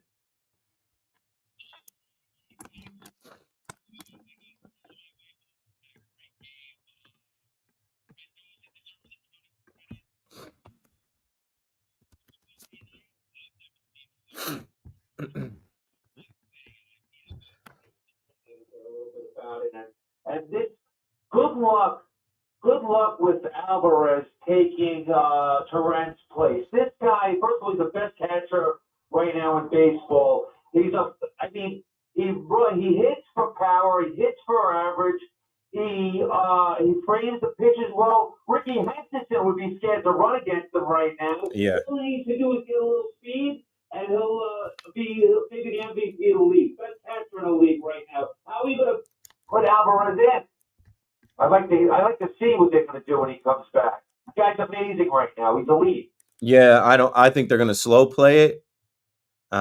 There's no reason to slow Torrens down. I think I saw on SNY just now he's got 13 hits. Last year he had 27. He guns guys out on the base paths, and he's coming up and he's hitting in big spots. He's driving in runs. That's the thing. Big spots. He's hitting in big spots. I mean, if it wasn't for him, he's one of the main catalysts to this run, I feel. Besides the polar bear, which that guy, Robert Redford, should play him in the National too. I mean, he's like a new man. He's not chasing.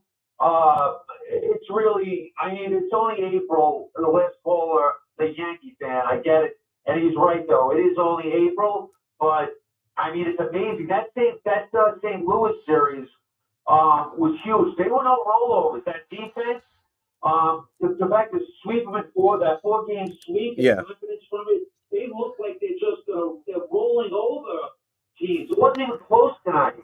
They could have won. They could have done another couple of runs. They really look great. The pitching, and for all my friends who said, why didn't they get a big game starter? I said, listen, give the guy credit. He did it last year. He did it, Stearns and Cohen. Give him a little chance. You don't always need it. It's not a starting pitching game anymore. And look what they're doing right now. Best ERA in baseball. And again, I know it's only April, but it's exciting to be a Mets fan. Thanks for taking the call. Yeah, enjoy it, Joe. Don't let anybody tell you it's early. I was saying in my live chat, like, yeah, it's early, but for the Met fan, this is a continuation of last year, right? For the Met fan, it's like, okay, we got to the NLCS last year and we lost some pieces, we added some pieces. What were we going to be? If it was the opposite, it'd be same old Mets, right? If this year started off like last year started, it'd be like, nothing has changed. No, this is the end of the LOL Mets. This is the start of consistency. This is being perennial contenders. This is putting together a good lineup, rotation, and bullpen.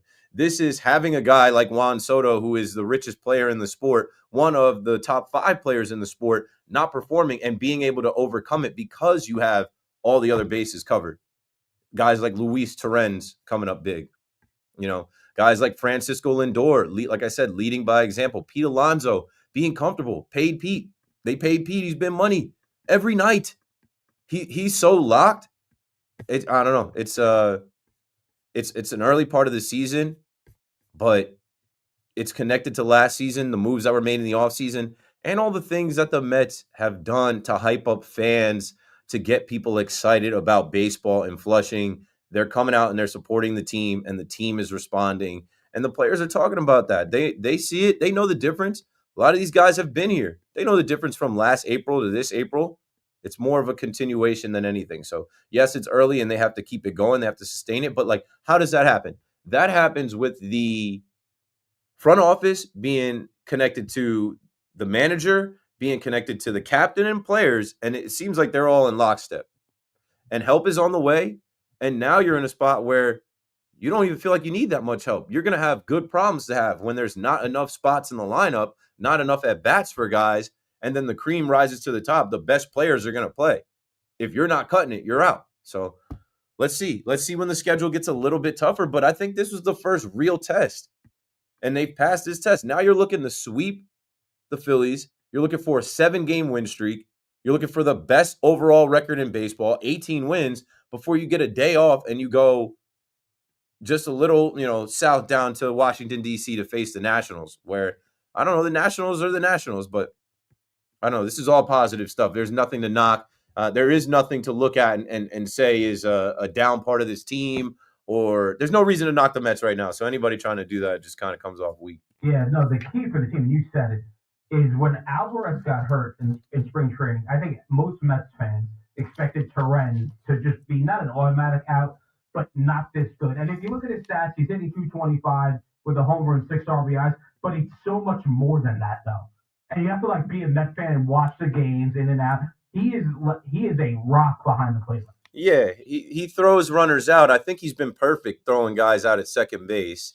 Calls a good game, and he's a solid catcher. And he does it with energy. Did you see him when he did come through? He's fired up. You do anything with enthusiasm, it's infectious, whether you're the 9-hitter, whether you're a leadoff hitter, whether you're a guy that came over for $100K or $765 million.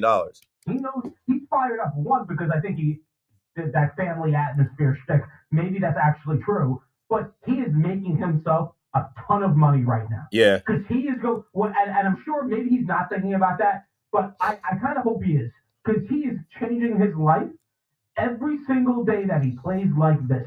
And listen, no one's saying he's Mike Piazza or a top-tier catcher, right? No one is saying that, but he is proving he could catch in the big leagues every single day. That's why I say everything's coming up roses. That's why I say, everything is coming up great for the Mets, because this is a guy that you got from the Yankees last year. When Alvarez went down, bro, people were calling for Tomas Nido to come back. They didn't even check on that because they had this guy.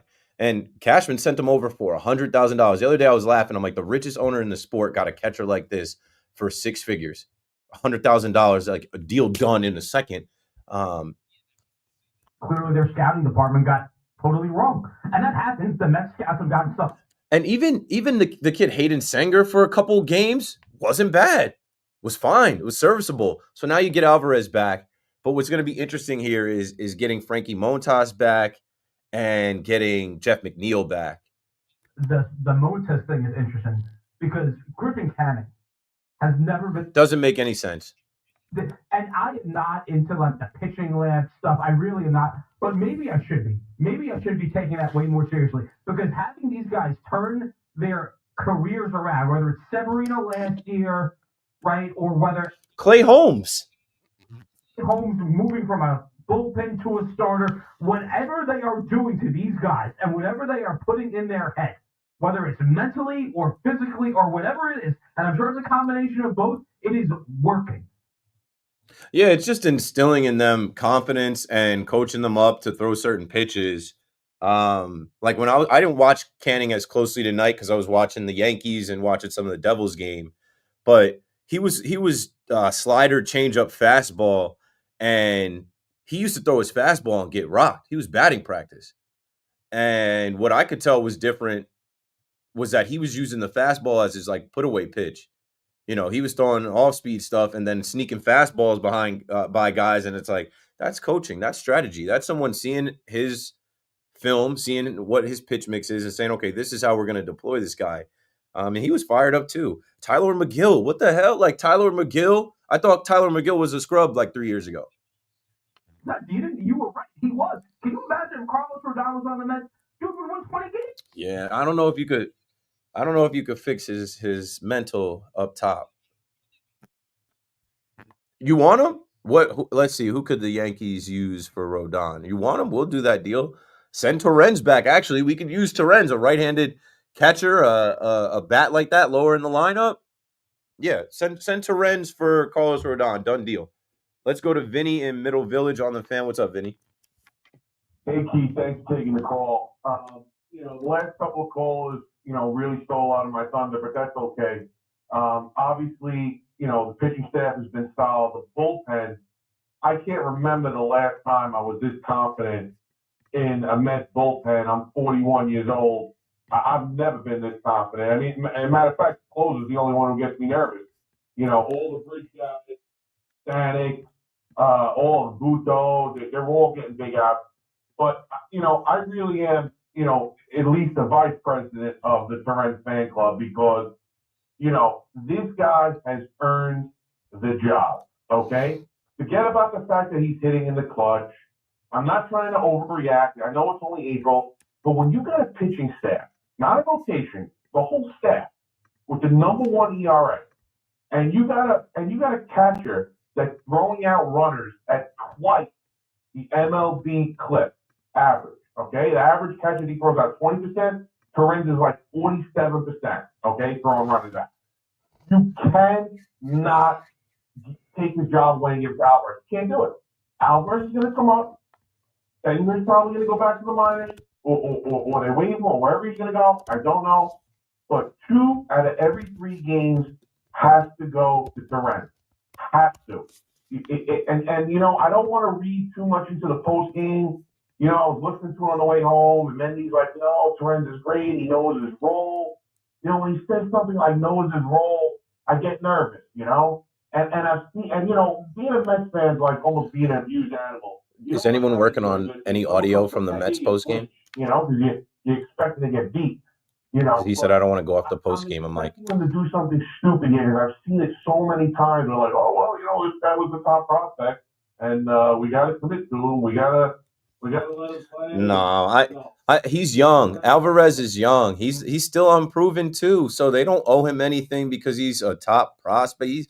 Luis Torrens, you don't mess with it, right? If it ain't broke, don't fix it. Luis Torrens is 5 years older than him and has grinded and put in a lot of time to get this opportunity. Catchers don't catch every day, and they're going to play the hot hand. And they're going to slow play Alvarez too because he hurt his hand. You know what I'm saying? So there's going to be some soreness there too. I wouldn't even worry about it. I think you'll see Alvarez, but like it doesn't mean he's going to, take the spot from Torrens. It's going to be both of them.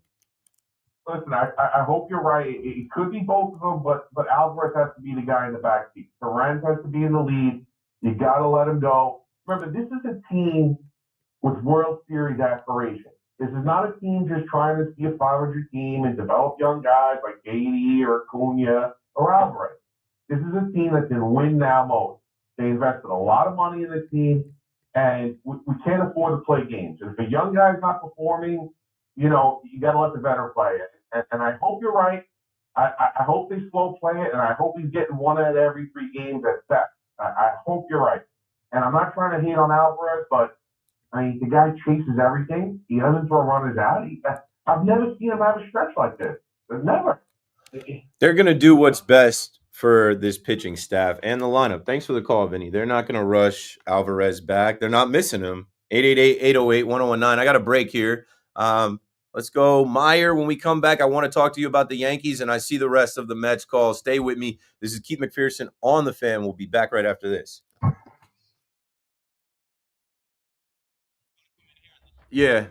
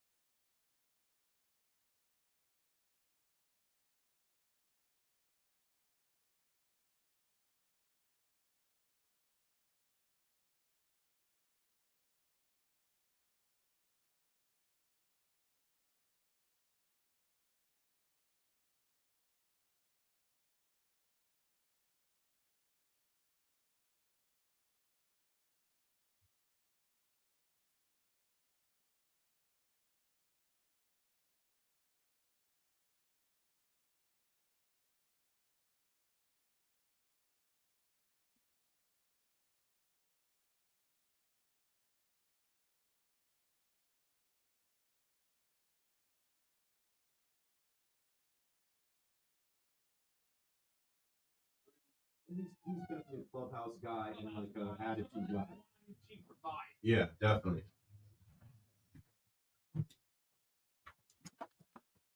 All right, working on getting some audio from Carlos Mendoza in the post game. Let me talk to you guys in the chat. Oh, we have 15 hundo.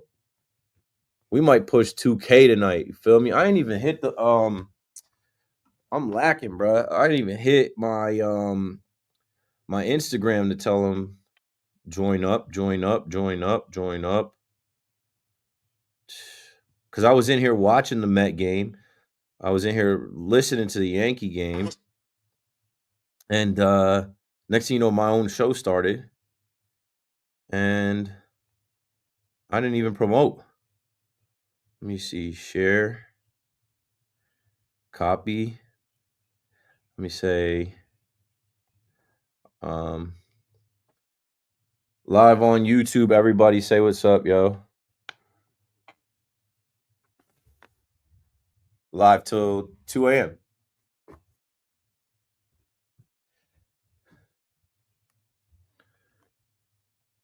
Join the live. KM to AM. And I got the allergies. That's why I keep itching my nose. It gets warm outside. The pollen. Shit crazy.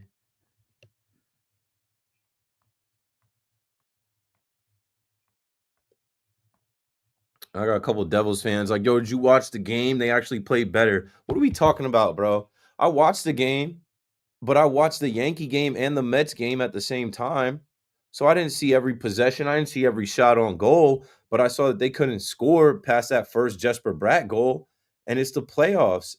You don't get participation trophies in the playoffs. You don't get applause for playing better than game one. And some Devils fans think, oh, they're going to come back. Maybe they do come back, but they also could get swept. So what we saying, bro?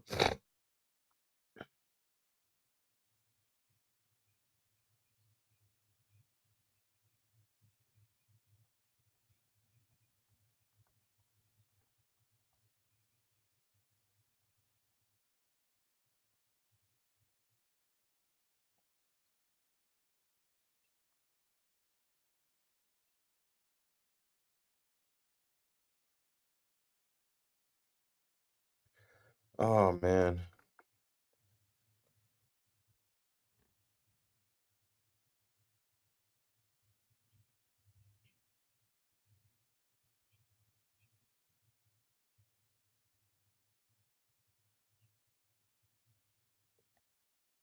All right. 1 minute till we get back to the calls. I'm just gonna go from the chat from the bottom back up. Brunson, what's good? Don't give up. It's very early. Let me see. Ben, what up, bro? I just hit your DM back. I'm gonna see what comes my way with Fanatics Fest, but I don't know how to do that. Strowman faking a knee injury to not force media after embarrassing himself. Whatever. Soto gone. Cole's elbow shredded. Our book is about to slam shut. Yanks are cooked. Chill. Here's the link to the tweet you were looking for about the Brewers series. Okay, let me see if I can I copy this? I don't even know if I could copy this. I can't copy this from here.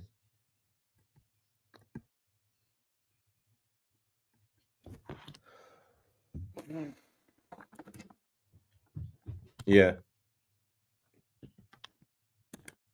Okay, just like that, we're back. KM to AM, Keith McPherson on the fan till 2 a.m. We're talking Mets right now, but I did want to take a call from the last Yankee fan I had holding. Coming up, we have some audio from Carlos Mendoza, the Mets manager, post-game, as we just really started to get into the conversation around Luis Torrens, former Scranton rail rider, and now a cog in this Mets machine that I don't think they're going to take out when Francisco Alvarez comes. Let's talk to Meyer in Brooklyn about the Yanks. Meyer, you got it. You're on. Good. How are you? Good. So actually, I was listening to your show a while ago, like an hour ago. I heard you say something about that the Yankees need a leadoff hitter. So, well, a caller said that. I'm fine with Ben Rice and Paul Goldschmidt as the leadoff hitters, even in Austin Wells. Hell, I'll take a Trent Grisham. But the caller was saying that we need a traditional leadoff hitter to move Ben Rice lower in the lineup. So go on. I'll tell you, I think you should put Trent Grisham as DH and put him as leadoff hitter. No. If Trent Grisham is playing, he's playing center field. You're not DHing Trent Grisham. Well, if you're DHing Trent Grisham, then what's the outfield?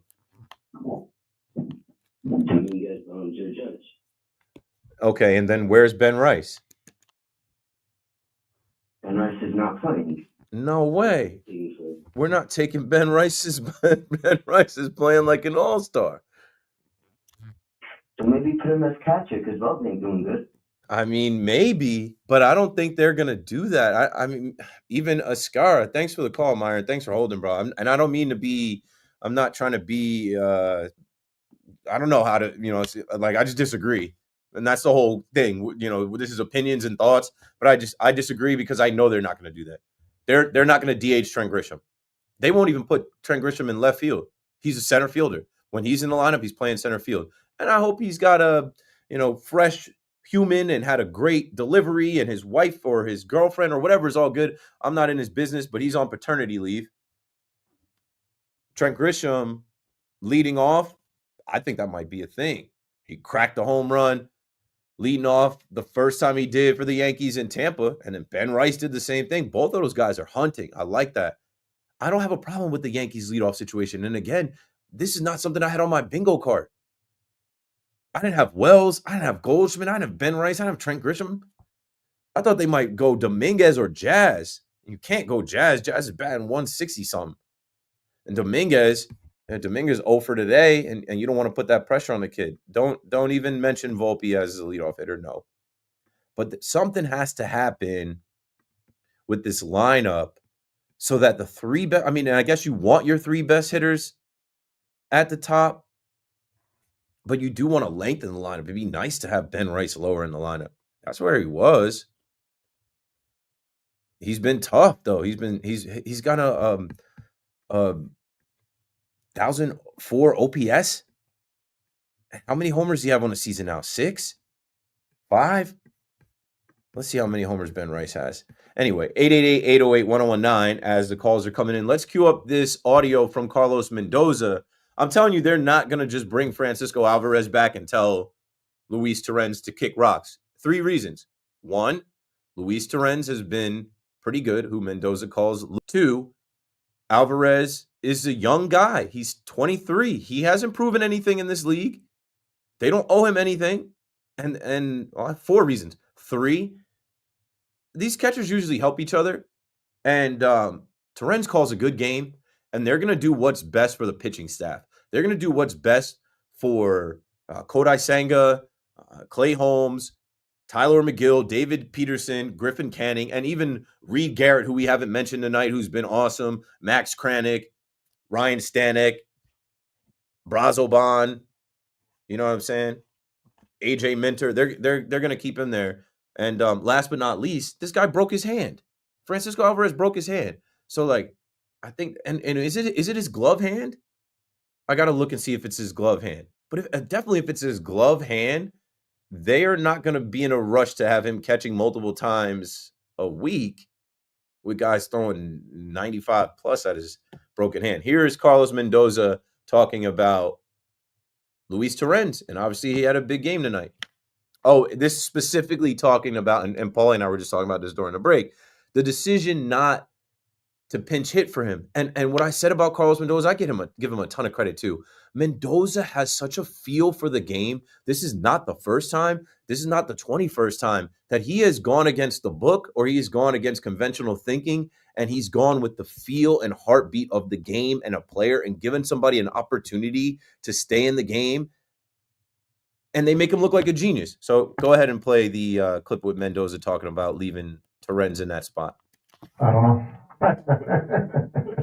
That was a tough one there. You know, having a guy like Nemo off the bench, but I don't know. It's just the matchup. Looking at the matchup, Nemo's going to say it's the best matchup there, right? Nothing against Louis. I like the feeling for the game. You know, the game calling. Even though you got a good one on Singer, the defense is as good as Louis. But you know, I just took my chances with him, and you know, hopefully he puts the ball in play, finds a hole, and you know, he gets to 0-2, and I was like, oh. And finally, you know, he get the single. All right. Yeah, and he laughs like, love it when a plan comes together. James is in Nanuet on the Fan next. What's up, James? Hey, Keith. Thanks for taking the call. Always love the show. I just wanted to talk about the Francisco Alvarez Louis Torrens situation. I kind of agree with you. I don't think they should just jump ship with Alvarez right away to catch him every day. But his bat could be very helpful, especially in the bottom of the order, because outside of really the past few days, the bottom of the order really hasn't done anything. So I was just wondering if you think when Alvarez comes back, in order to get him in the lineup, with Winker and Marte both struggling, even though Winker did hit the home run the other night, do you think they should DH Alvarez for a little bit and still see if Torrens can keep it going at just catching? That's an option, too, that we haven't spoken of yet. Thanks for bringing that to the table. It was in my mind. I didn't get to it. They could DH him. Depending on the matchup, they could DH him and get him going that way first to say, okay, let's get you some at-bats. And they could always take him out of the game, pinch hit for him.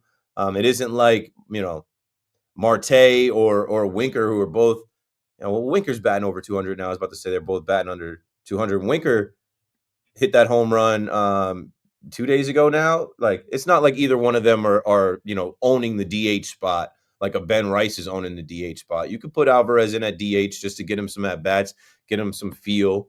And again, no catcher catches all of the games in a week. JC Escar is going to spell Austin Wells. So there's going to be an opportunity for Alvarez to catch. He's just not taking the bulk of that responsibility from Luis Torrens right now, in my humble opinion. Yeah, and like you said, it actually is his glove hand that he gets hurt. So I know minor league pitching definitely is a major league pitcher. And I know he like Stroh and Tidwell, they throw gas down the minors, but he hasn't caught any of those guys yet. So I think it could kind of halt that the glove hand with him, injuring that thumb. But yeah, I just don't. I know he hit 25 home runs his rookie year, but outside of that, even in 2023 where he did hit 25 home runs, his consistency was just terrible. Like he wasn't a consistent hitter in the lineup. And I know Louis Torrens is only hitting 228 right now, but like the other caller alluded to, and like you just alluded to with Mendoza going to him in that spot, he's been so clutch in the runners in scoring position, and you don't want to throw off the pitching rotation. So I completely agree with you. I think Torrens has to get the bulk of the catching time even when Alvarez turns. These are good problems to have. Thanks for the call, James. 888-808-1019.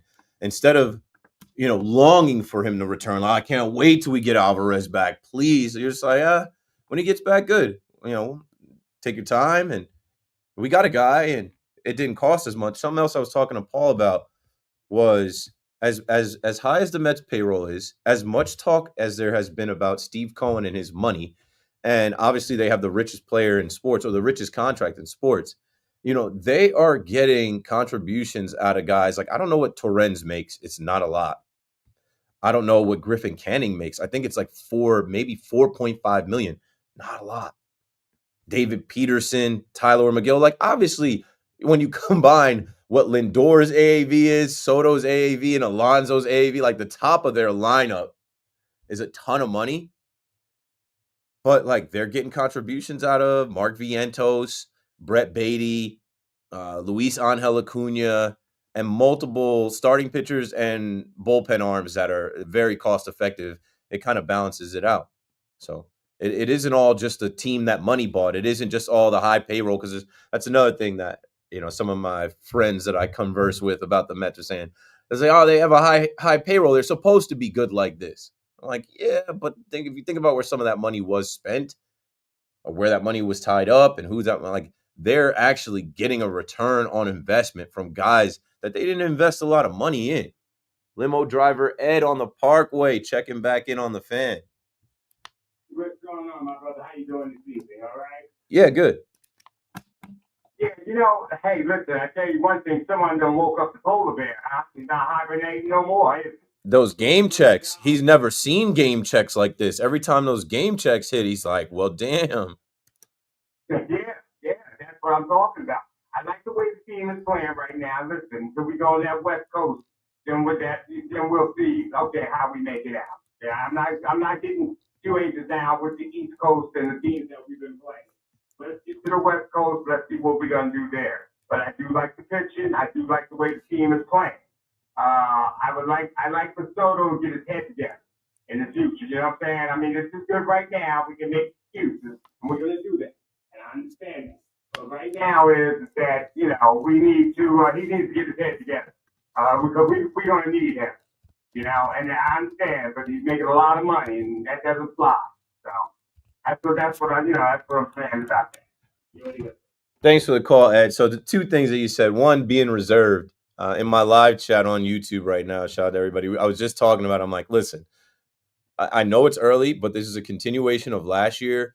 And like, we wait for baseball. And when we can go to the ballpark and watch this stuff daily and nightly and talk about it, like, man, don't be a killjoy. Don't let anybody kill your vibe. Like, enjoy it. But for the Met fan, there are some Met fans that popped up in my chat, if I scroll back, where they're a little bit reserved. And that's what Ed kind of was. He's like, I like it. And it's good. But let's see what happens when they go on the West Coast trip. So I was saying during the break to some of the people in the chat, like, the Met fan has had some premature celebrations. I don't think there's many people running to say that the Mets are World Series champions off of this start. and having the best record in baseball and another win streak and a 6-game win streak now, and only winning 1 game at home. But I do want to hear from more Mets fans like Ed that are like, hold on, like we got a long way to go, and look at the schedule coming up, and let's see. And then also with Soto, the point you made about Soto getting going, what a luxury it is to have Juan Soto and not need him. What a luxury it is to have a guy like Juan Soto and he can go through it and you're still winning without him. You can almost bank on this and book it. I'm not saying anything prophetic. There is going to come a time where everybody else slumps and Soto is winning you games. There is going to come another time where Soto is hitting a home run every day. There is going to come other times late in the season where Soto has multiple home runs in a game, drives in multiple runs. There is going to come a time where Soto is so locked, they are walking him and like he's doing the shuffle again. Like, it's a luxury, man. It's a luxury to pay this guy all this money and not even need him. Like, to not even need him. Like, you got Jose Huascar and Luis Torrens driving in runs. Soto, you could just chill. You're all good. You're all good, buddy. Lindor and Alonso will carry you, and you keep getting acclimated and adjusting to not hitting in front of Judge, and this whole thing will blow over. That's why they didn't make a big deal about the article last week. Just let it blow over. There'll be some boos. There'll be a standing O as long as we keep winning. Winning cures all. 888-808-1019. I still got plenty of time. If you're on hold, stay on hold. We'll keep it with the Mets. Once we get into the 12 o'clock hour, I will sprinkle in a little bit of NFL draft. And, of course, I'm going to come back to the Knicks. It'll be Wednesday, and we'll be closer to Thursday. Thursday is the draft and the Knicks getting back on the floor. Keith McPherson on the fan till 2 a.m. Don't go anywhere. I'm coming right back.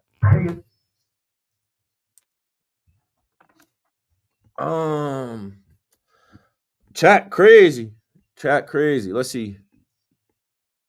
I'm trying to see if I'm missing anything that I need to hit. I just feel like they have to know this prime with Judge can possibly be done very soon. They need to just play above average ball and get the acquisitions that are done. Okay, so Judge is turning 33, or he might already be. He just turned. No, he's turning 33 on the 26th. Taurus season. The Bull. I'll be forgetting Judge's Taurus gang like me. So if he's having the best start to his career in his age 33 season, how many years until the drop-off? And if his prime is age 33, which I remember watching something really young that Roger Staubach said, like your athletic prime and your physical prime should be like around age 33. I think Judge has another 4 years in this window, including this one. His 33, 34, 35, and 36 season, he's Judge. I think in the 36-year-old season, he may drop off a little bit, and he'll still be better than the average players in Major League Baseball. This window is not closed with Judge. I'm sorry.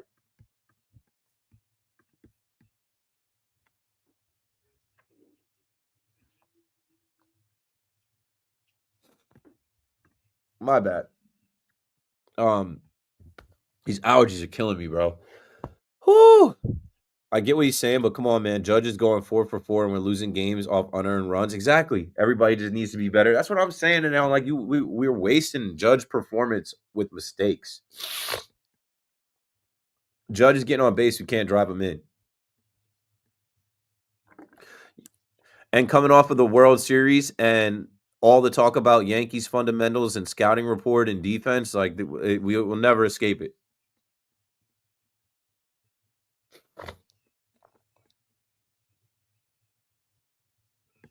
Okay, so for Jazz, since the Brewer series, he hit just 118, which is a big yikes. Yeah, Jazz has been trash.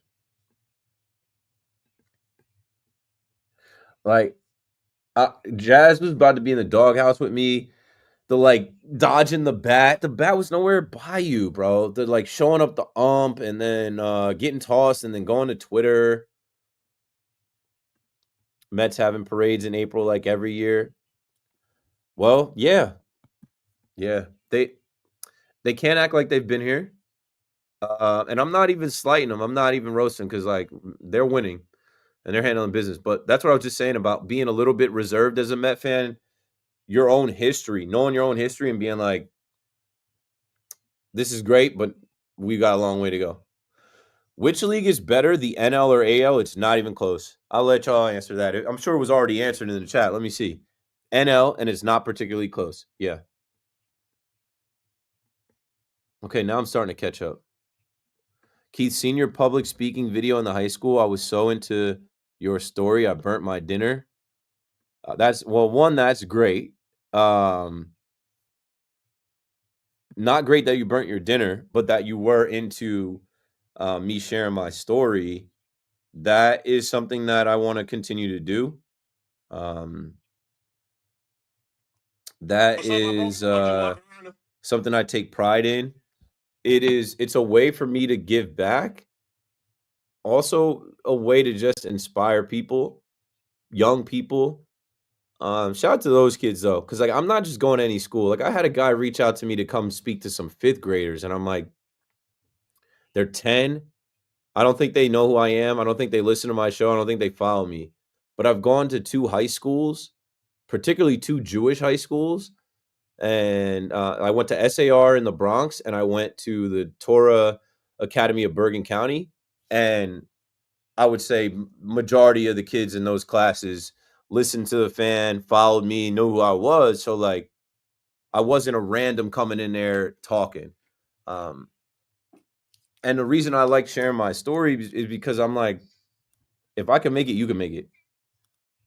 Like, if I could get to this point from where I started, like, let me tell you where I started and what I had to do and what I had to go through. And maybe that'll motivate you. Maybe that'll help something click for you. So yeah, thanks for watching that. It's on my YouTube channel. And eventually I'm gonna keep doing those.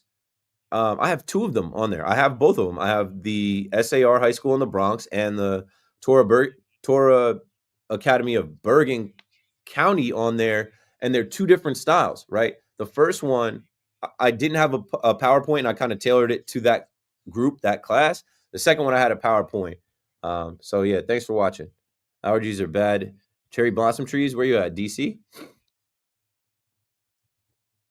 Yeah, Trent Grisham's got a fresh human. I got a fresh human too. He's about 2 years old now, but I remember when he first came out, he was fresh. Brazoban has been such a positive. That's another Stearns deadline acquisition that made very little impact last year. But yeah, but they worked on him. He's been good. What's up, Keith? Hope you're doing well. Oscar the Grouch. That's one of my son's favorites, Oscar the Grouch. I'm doing good. Pushing through. Your unnecessary loss tonight, another one. It's early, but certain conversations may need to be had. We're having them. Here we go, Lordy. We run baseball. Mets fans, let's go Mets. I think Mendy has to take a hard look at Torrens and Alvey splitting time, even after Alvey's. They will. Oh, James, you got it. Please taunt the Mets fans like you do best. I need to feel better. There's nothing to taunt. Not applicable. I can't. Keep to hit on the Yanks. What if they experiment Rice at third for a few games? Do you think there's a possibility they try that? I don't. Big facts. Head football coach did, Joe. I'll talk to you. We're back now.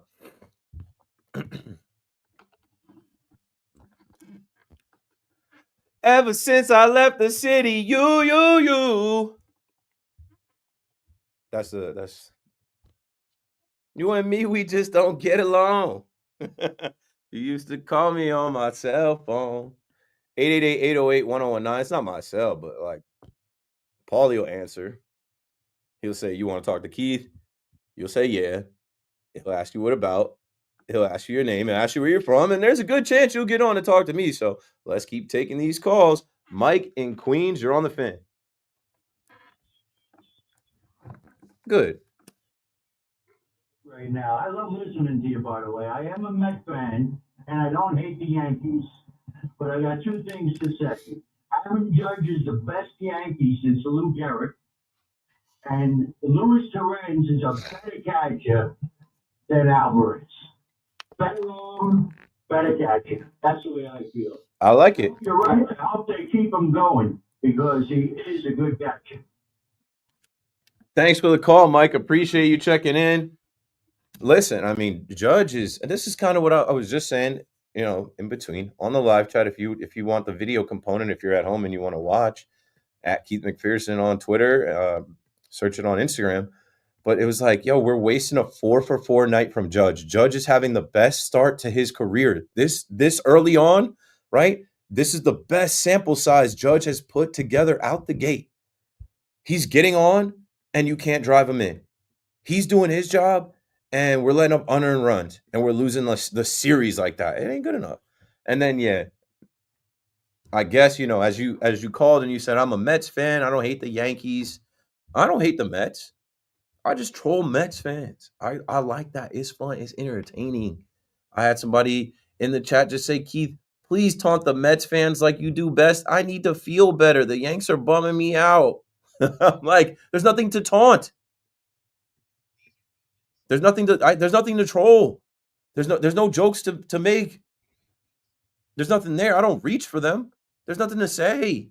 You can only give props. You can only look at what the Mets are doing and be like, I see you. Welcome to the party. I see what y'all are doing. You can't hate on it. That's if you're finding a way to hate on the Mets right now, like you're a super hater. I'm not that. I think I'm good at being a Mets hater and a troll when need be. But no, I'm hosting the show. And the Yankees lost. And what do I always say? To the victor go the spoils, man. They're winning. They have the best record in baseball. They're in first place. They have a winning streak. They're not losing at home. And they're doing it in multiple ways. And they're beating their rivals. The Phillies, I thought, would want some kind of smoke with the Mets. I don't. They're about to get swept. They're about to mess around and get swept. So, yeah, all is well that ends well. But, like the caller was saying with the Mets and the Yankees, like, the Yankees did the Mets a huge solid. Here's Luis Torrens for nothing. One man's trash is another man's. Actually, this guy is going to be our starting catcher on this team for nothing. That's what I'm saying. When I go back to like as high as the Mets payroll is, as rich as the owner is, as top heavy as the lineup is, they're getting contributions from guys that don't cost much, that are really cost effective. You got to love it. Miriam, thanks for holding. Forest Hills, you're back on the fan. How are you? I'm good. I'm good. My kitties and everybody is fine, and we're doing fine. I'm very proud of this Mets group because the one thing that no one says, and I thought maybe somebody did say it, but the length of the baseball season has a whole lot to do with who plays and how they play. Right now, the Mets are doing fine. I love it. But because of the length of the baseball season, there may be times when they're not going to be so good. So you have to let them play on and do their best. Correct. You know what? That's wisdom right there. It's a long season. You're going to rely on a lot of different guys to get through, to get by. You're going to rely on a lot of guys to win. That's right. And it's not, it's April, sure it is, but the reality is it's 6 months. And it's a long 6 months. And now I have bad news for you. The Devils are not going to win this series. No, I know. And they're not going to rally like they did against the Rangers 2 years ago and come. So for people pointing to that these two things are not the same. I know. And I'm sorry for it because I like those people, but they scored only 2 goals and given up 7. And I'm sorry to say, because they have injuries, that also doesn't help. Yeah, but even like, I don't know, how much of a difference does Jack Hughes make? I joke that like, okay, maybe we'll have someone to score, but it's just so obvious. Like I haven't been able to sit down and actually I did the first game. I sat down and watched just that game. And I'm like, they're bigger, they're faster, they're stronger, they're tougher, they skate better. They're on their home ice. They're the better team. Like this isn't new with the Canes. Like they're not, I don't know. They have a lot of good players. The Devils are not waltzing in to their building and beating them. And now let's see. Friday I think game 3 is in Newark and Sunday, game 4. Don't get swept. Protect home ice. But also the Hughes brothers play well together, and they're not together. And Luke got hurt. Yeah, that's right, and it helps. Now I want to say something about me. The Islanders are not going to renew the contract of Lou Lamoriello, which is sort of sad, but who knows? I would like them to get Barry Trotz back because he was one of the best people they had. I'm hoping that Prince can, decide maybe he should be a manager instead of a coach. Maybe. Yeah, they got to figure it out over there. Yeah. They have a great building and a fan base that wants to be active and wants to support them and wants to go there, but got to figure it out. It's been disappointing. Yeah. How's everybody doing? How's Mommy and Kitty? The baby good? Good. Everybody in my house, they do their own thing. I'm the only one that creeps out at night and creeps back in at night and then is sleeping in the morning.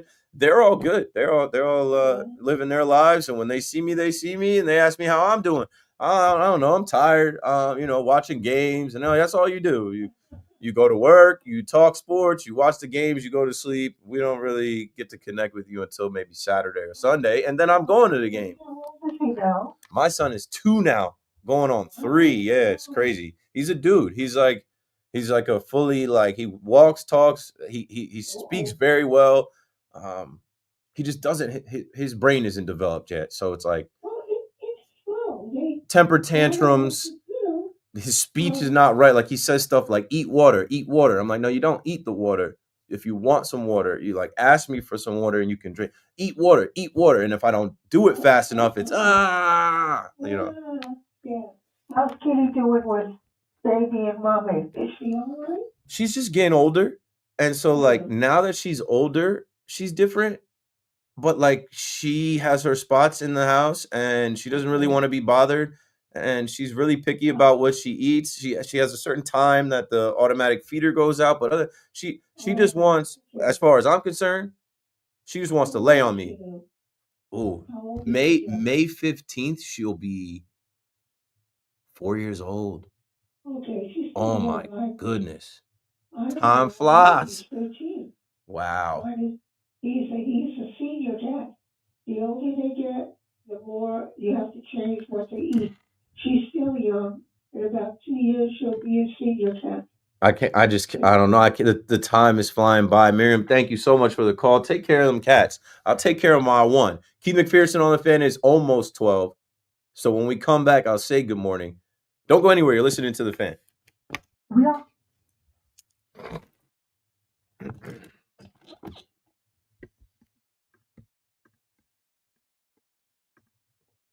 So about that, bro. You know what's crazy, Joe? Like, I should be, and this is like this is no flex. This is not being cocky or arrogant. This is me just knowing what I know. A young brother from Ocean Township High School who won a state championship at the high school, took his talents to James Madison University, transferred to Monmouth University, stopped playing football, but got a degree in communication, radio, and television, took that and did a bunch of things from, working at the Fan Cave to working at Jay-Z's sports agency to working at Fubo TV, and then finding my way into the Fan and MLB Network and grinding through New York City and winning. You would think that they would have brought me back. I am now coming up on, I'm 18 years removed. You would think that they would have brought me back 10 times by now, at least. Not every year. You would think at least every other year, like 9, 10 times, they'd be like, let's have a day where Keith McPherson comes back and talks to these kids. Let's have a day where Keith McPherson comes. I remember being in school and they had military people come back. People that went from our high school to the military came back and talked to us. People that just like went to our high school and got regular jobs came back and talked to us. I don't know what it is. It might be my tan. But then the same thing applies, bro, for Monmouth University. Monmouth University advertises on this radio station a ton. Monmouth University, I've only been back to one time. And the one time I was back, it wasn't even a university thing. It was a business thing. It was for the Monmouth University student athletes, but there was a company there that wanted me to host the initial kickoff to like NIL and understanding NIL. And I went back and I hosted that. But that was the only other time that I was back on campus And that was 2 years ago. I think my son wasn't even born. My son was just about to be born. So, yeah.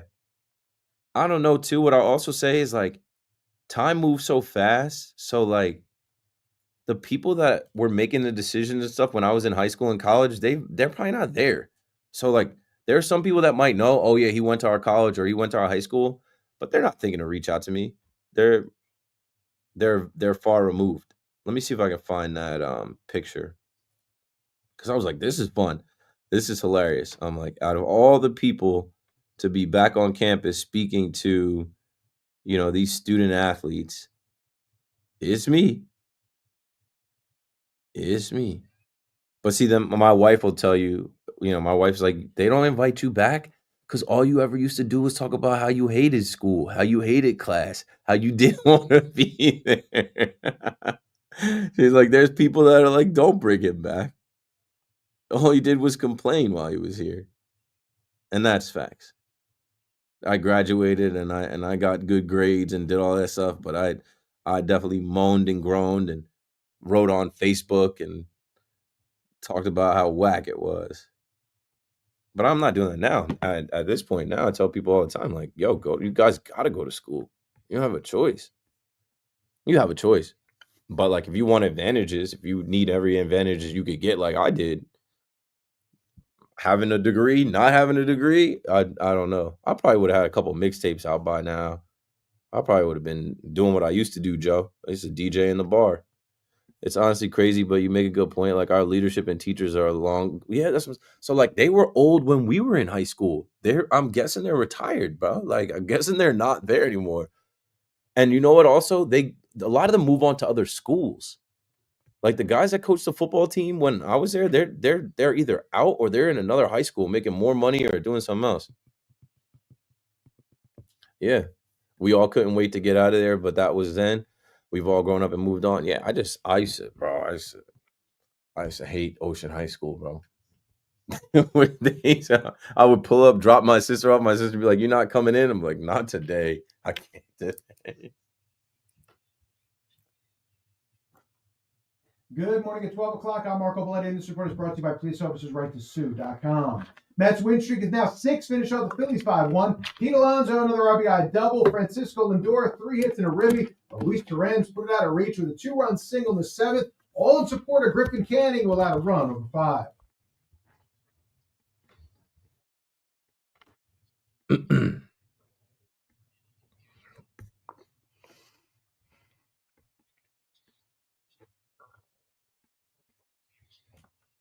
Meanwhile, the Guardians scratched 3 runs across in the 6th against Mark Leiter Jr., turning aside the Yankees 3-2.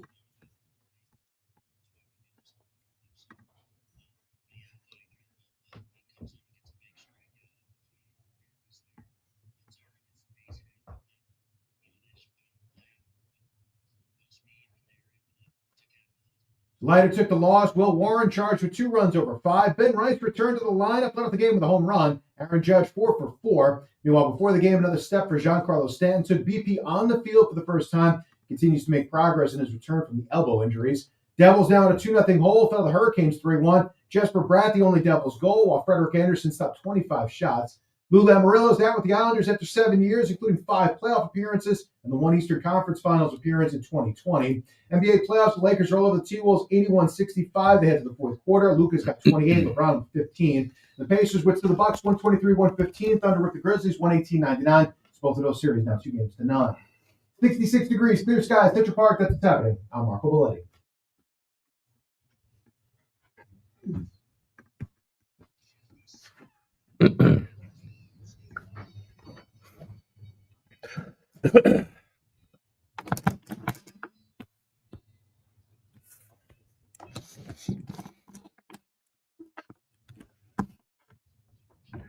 Good morning. Good morning.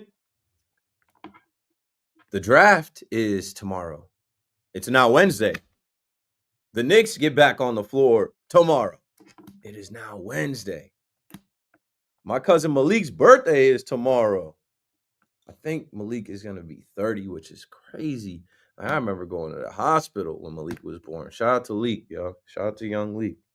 Keep McPherson on the fan, 888-808. 1019, 87.7, 33.7, 66.66. No, that's the old number. We're going to talk sports, but I want to sprinkle in a couple things about the draft and the Knicks before we get back to the Mets and the Yankees. The Yankees lose the series. The Mets win the series. The Mets are rolling. The Yanks, they're good, but they could be better. What could be better than a draft in Green Bay? Probably every other draft. Why would you want to go to Green Bay and not be able to see the game, not be able to see Lambeau? I guess you could take the tour, but if you're going to go to Wisconsin, have you guys ever been to Wisconsin? I've been to Miller Park. I'm one and done. Pfizer Forum, one and done. And I actually didn't go inside Pfizer Forum. I was out there and ate, whatever. Wisconsin's not that great. I don't think a lot of the players are even going to go to Wisconsin. Some are going to go, but some are not. And this draft, I think, is going to be a little quirky, a little different, a little crazy. I think there's a lot of smoke screens and a lot of things going on. But, one Ryan Poles, the GM of the Chicago Bears, said that, he's picking at number 10. And he thinks this draft is going to be a little wild. And he expects a lot more movement than there has been in the past. And I think there's going to be a lot of movement, too, because you're supposed to draft the best available for certain needs. But I feel like in this NFL, man, everybody's trying to get ahead. Everybody's trying to take the next person's strategy. Like, for example, Ashton Jeanty, the running back out of Boise State, he's not Saquon Barkley. But I think somebody's going to try and reach for him, thinking they can plug him in and get the success that the Eagles had last year plugging in a Saquon Barkley. Cam Ward is going to be the number 1 pick to the Tennessee Titans. Is he better than Will Levis right now? Yeah, probably. But is he a Jaden Daniels type prospect or CJ Stroud level, like impact? I don't know.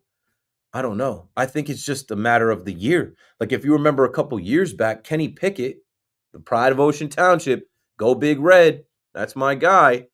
Kenny Pickett was the first quarterback taken, but that was a lighter quarterback draft. We didn't see another quarterback taken until not Will Levis, Malik Willis. So this year, Cam Ward's going to go 1, and then is Shedeur Sanders going to be the guy that falls and drops and gets the camera on him like Lamar Jackson or like Aaron Rodgers? Maybe. Those guys turned out great. Those guys turned into MVPs. I don't think the Giants should be taking Shedeur Sanders at 3. And once the Giants pick and it's not Shedeur Sanders and he starts to slide, where will it stop? Who knows? The Giants can't take Shedeur Sanders right now. They can take him if they want to trade back into the first round and he falls past Vegas, which I think he will because they have Geno Smith. If he falls past New Orleans, I can't say that, definitely that he's going to fall past Kellen Moore and New Orleans. But the Giants have to take the best available player that can make an impact for them now. And coming out of Philly, big-time Eagles fan, Darth Vader out of Penn State, Abdul Carter, is starting to make more and more sense. You got to rush the passer in this league. And if this guy is a generational pass rusher, like we see every year, guys go in the top 10 that are the top edge rushers, outside linebacker, edge rusher, you can't miss with that. Even if you have guys. He might be better than Kayvon right now. He might be better than Chauncey Golson right now. So I think it's almost a done deal. There were rumors out there that the Browns are taking Travis Hunter at 2, and Cleveland is the exact type of place to go experiment with Travis Hunter. What do they have to lose? And what do they know about football? Let the kid play every snap and special teams. 888-808-1019. Harvey's in Dix Hills on the Fan. What you doing up this late, Harvey?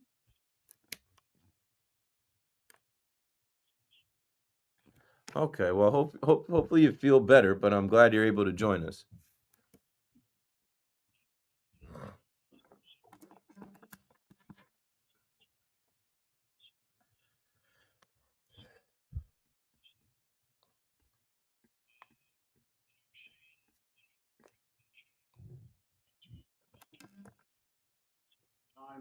I listed so many of these miscalculations. I don't have any confidence in him. He said he has flexibility because he has Russell Wilson and Jameis Winston, that's nonsense, okay? Jameis Winston doesn't know the color of the opposite jersey. That's all I can tell you. And Russell Wilson is at the end of his career, which means that, in my opinion, and obviously you disagree with me, which is fine. You know, we both know football, and we're allowed to disagree. I believe that for years they've been in quarterback purgatory, and they have to use that number 3 pick if they can. Obviously, if they can trade off for Cam Ward, I don't think that'll happen. If they can, do it. On the other hand, they've got to take that quarterback, and obviously I have a different opinion about some of the quarterbacks. I think that Sanders is not as good as Jackson Dart. I believe that they should take Jackson Dart with the 3rd pick. However, if they decide to take Abdul Carter with that number 3 pick, I can understand. Although he has a foot injury, I don't think he participated in the pro day, and that's a red flag. But let's assume that injury is minor. If they take Abdul Carter, that's where I think the draft comes in. And I was looking at, for example, the Steelers. Both of their quarterbacks are in New York, Justin Fields and Russell Carter. They don't have a quarterback. They're at 21. One of the mock drafts said the Giants are going to trade up to 8 because Carolina is advertising that pick to trade Shedeur Sanders. Mm-hmm. Well, that would take a lot of capital, okay? They could get Justin Dart, I think, maybe, and beat out the Steelers, because I think the Steelers are going to try to get Justin Dart. So let's say they trade up to 20. That would cost less, and they would have there, not only would they have Abdul Carter, but they also would have a potential franchise quarterback. What do you think about that? Thanks for the call, Harvey. I'll let you go so you can listen and you can rest up. I know you got the sore throat, and that was a lot. You know, got some names kind of jumbled, but that's okay. I know what you meant. The Giants cannot take a quarterback at 3 overall. They are now putting out the images and videos from when they took Daniel Jones at 6 overall. One popped up on Instagram for me today, at Keith McPherson on Instagram. If you go to my story 10 hours ago, Whistle Sports, shout out to them. I just did a feature with them. They posted Giants Stadium and the reaction when the Giants took Daniel Jones. And people were, oh my God, are you serious? If they take Shedeur Sanders, who all these people are saying is not a first-round grade, is not a top quarterback, there's going to be a lot of moaning and groaning. There's going to be a lot of upset fans, especially because you just brought in Russell Wilson and Jameis Winston, and we got the videos of them working out together. And all right, you got 2 NFL caliber quarterbacks. They're not great, but they are NFL caliber quarterbacks. They started games last year and won games last year, played against each other last year. Go ahead and take Abdul Carter. And I wouldn't be worried about his injuries. I wouldn't be worried about his foot. And I know he had a shoulder too. Just go ahead and take him. Like, you got to hit on that pick. Now, when you talk about the number 8 pick with the Carolina Panthers, we know for a fact if there's one place that Joe Shane has a relationship, it's down there in Carolina. The Brian Burns deal, we got to see that in Hard Knocks last year that, obviously Shane used to be down there with them, used to work them. Like, there might be some validity to that. And I think that's where you would have to get Shedeur Sanders, because at number 9, there's a good chance that, like, with what we know about Derek Carr and Kellen Moore coming in, there's a good chance that they take Shedeur Sanders. Spencer Rattler is not the guy. I don't know who else they might potentially have down there, like Taysom Hill, but he's not going to play. Like, he's going to be a gadget guy. That's why I think Jalen Milroe, if you guys haven't heard me, I think Jalen Milroe can come to a team this year and be Taysom Hill and evolve and become whatever. But like, he could be a Taysom Hill for the Giants. He could do things that Wilson and Winston can't do. But, before we go back to the calls at 888-808-1019, if the Giants are thinking about trading up to that number 8 spot so that they can walk away from the first round, first day, tomorrow, April 24th, that night, and say that they got an A and they stole the draft and that they really made a move here and a push to be, get Abdul Carter at 3, I'm sure you're going to have to trade that second round pick, which is 34th overall, and maybe a pick next year. Maybe you can't give up your first round pick next year, maybe a second round, third round pick next year to move up. and get Shedeur Sanders at 8 before the Saints take him off the board. And like I said, we know that the Panthers have a connection with Joe Shane. I don't know. I think they're gonna want more. You might have to give up like a second and a third next year. I wouldn't give up your first round pick. Anyway, 888-808-1019. Back to talking about the Mets, Luis Torrens, and Alvarez coming back to join the team and what happens when that happens. Mad Max in Limbrook, you're on. You got it. You know what? You hear me all right? Yep, you're good. All right, sir. I'm trying. It's been a while since I call. I'm trying not to scream because even in my car parked in my driveway, I will wake my house. But you touched on an interesting point, sir. When you said you hit the nail, and I was thinking it. You said it, and that's why you're the best, Keith. Okay. You said this is a good problem to have with Torrens and Alvarez. I wholeheartedly agree, and I'll tell you why. Torrens right now is getting it done with the bat behind the plate. Alvarez coming back, like you said, he's still only 22, raw potential. He's got the potential to hit 20 to 30 home runs, which he almost did a couple of years ago. Like you said, that's a wonderful problem to have because you want to know why?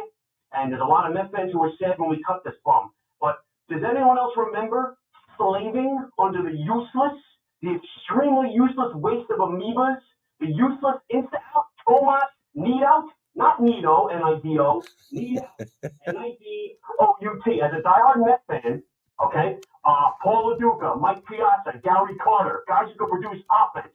Watching Tomas Nido, I could be completely full. I could have gorged myself on a 7-course meal.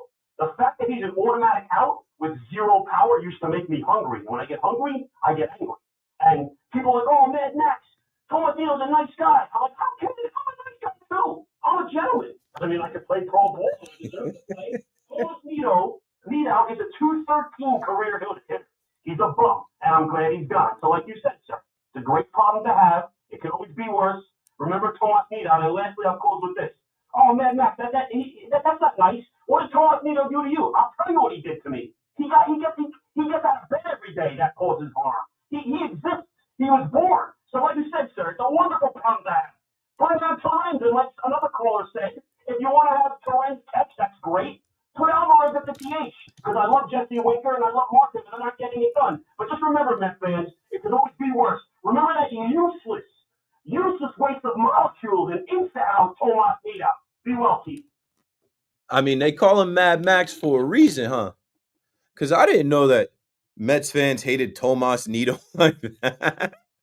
I didn't know if you were going to bring up James McCann or Travis D'Arnaud. I didn't know where you were going to go. I mentioned Tomas Nido because when Alvarez went down in spring training, there were calls to the fan and people online saying, where's Tomas Nido? And I believe he's with the Tigers. He's not up with them. I think he's with their AAA team. But Tomas Need out? Is that what he is called? I don't. Is that a guy that was really a thorn in your side? I don't think Mets fans were really complaining about Tomas Nido. He was, but you don't have to worry about him. You don't have to worry about him. You have Luis Torrens, who is a diamond in the rough, who was a steal of a deal. And I really am now starting to think about, like, if Alvarez does come up and he's bringing that power, he's bringing, his swing that he's hitting the ball out, you could DH him. Winker and Marte haven't run away with this thing. You could definitely DH him. And I was saying to DH him anyway, just to bring him along so he could see some pitches, get some at-bats, and then maybe catch once or twice a week. But these are good problems to have. You're about to run into some good problems where Jeff McNeil is back, and then you got to figure out what to do with your baby Mets, your young guys. I'm assuming Jose Huascar will be gone, and then you'll have some real decisions about the outfield too. I know Jeff McNeil was playing center field, but Tyrone Taylor's your best option at center field. Jose Siri is going to be out for 10 weeks with a broken leg. Maybe you see Luis Angel Acuna out there. But I would, if Jeff McNeil's coming back and he's Jeff McNeil, I would put him at second base. Brett Beatty, you're on the bench. You're odd man out. And Vientos obviously at third. But these are good problems to have. There have been other years where you're wishing you had help on the way or wishing for the deadline. And it seems right now that the Mets have more than enough guys to get it done. And again, their highest paid player, the best player arguably on the team, all this talk about it's Soto's team and all this talk about Juan Soto and selling Juan Soto jerseys and the attraction that Juan Soto is going to be. It's funny how baseball works, right? It's still indoor. It's still Pete. And any given night, somebody's going to have a good pitching performance out of the rotation, out of the bullpen. And then somebody's going to hit a home run or drive in runs, whether it's a Jesse Winker, whether it's a Luis Torrens, or like I said, the boy Jose Oscar out in left field tonight at the bottom of the order. 2 hits. Good. Take advantage of the opportunities you get when you get them. And then also with Soto, I said this last week during some of my shows. I'm like, Soto's getting so much attention. It has taken the attention off of Mark Vientos. It has taken the attention off of Brett Beatty, and they were able to come through. They were able to, make some plays and then carry that over to the plate where it was like, okay, their little bit of slump that they had, it was really just early on. Their, early on struggles was masked by Juan Soto, Juan Soto's batting .233. It isn't that Juan Soto has been bad. He just hasn't been himself. He hasn't been what we've seen. He hasn't been what we've expected. 12 RBI for Juan Soto is not enough.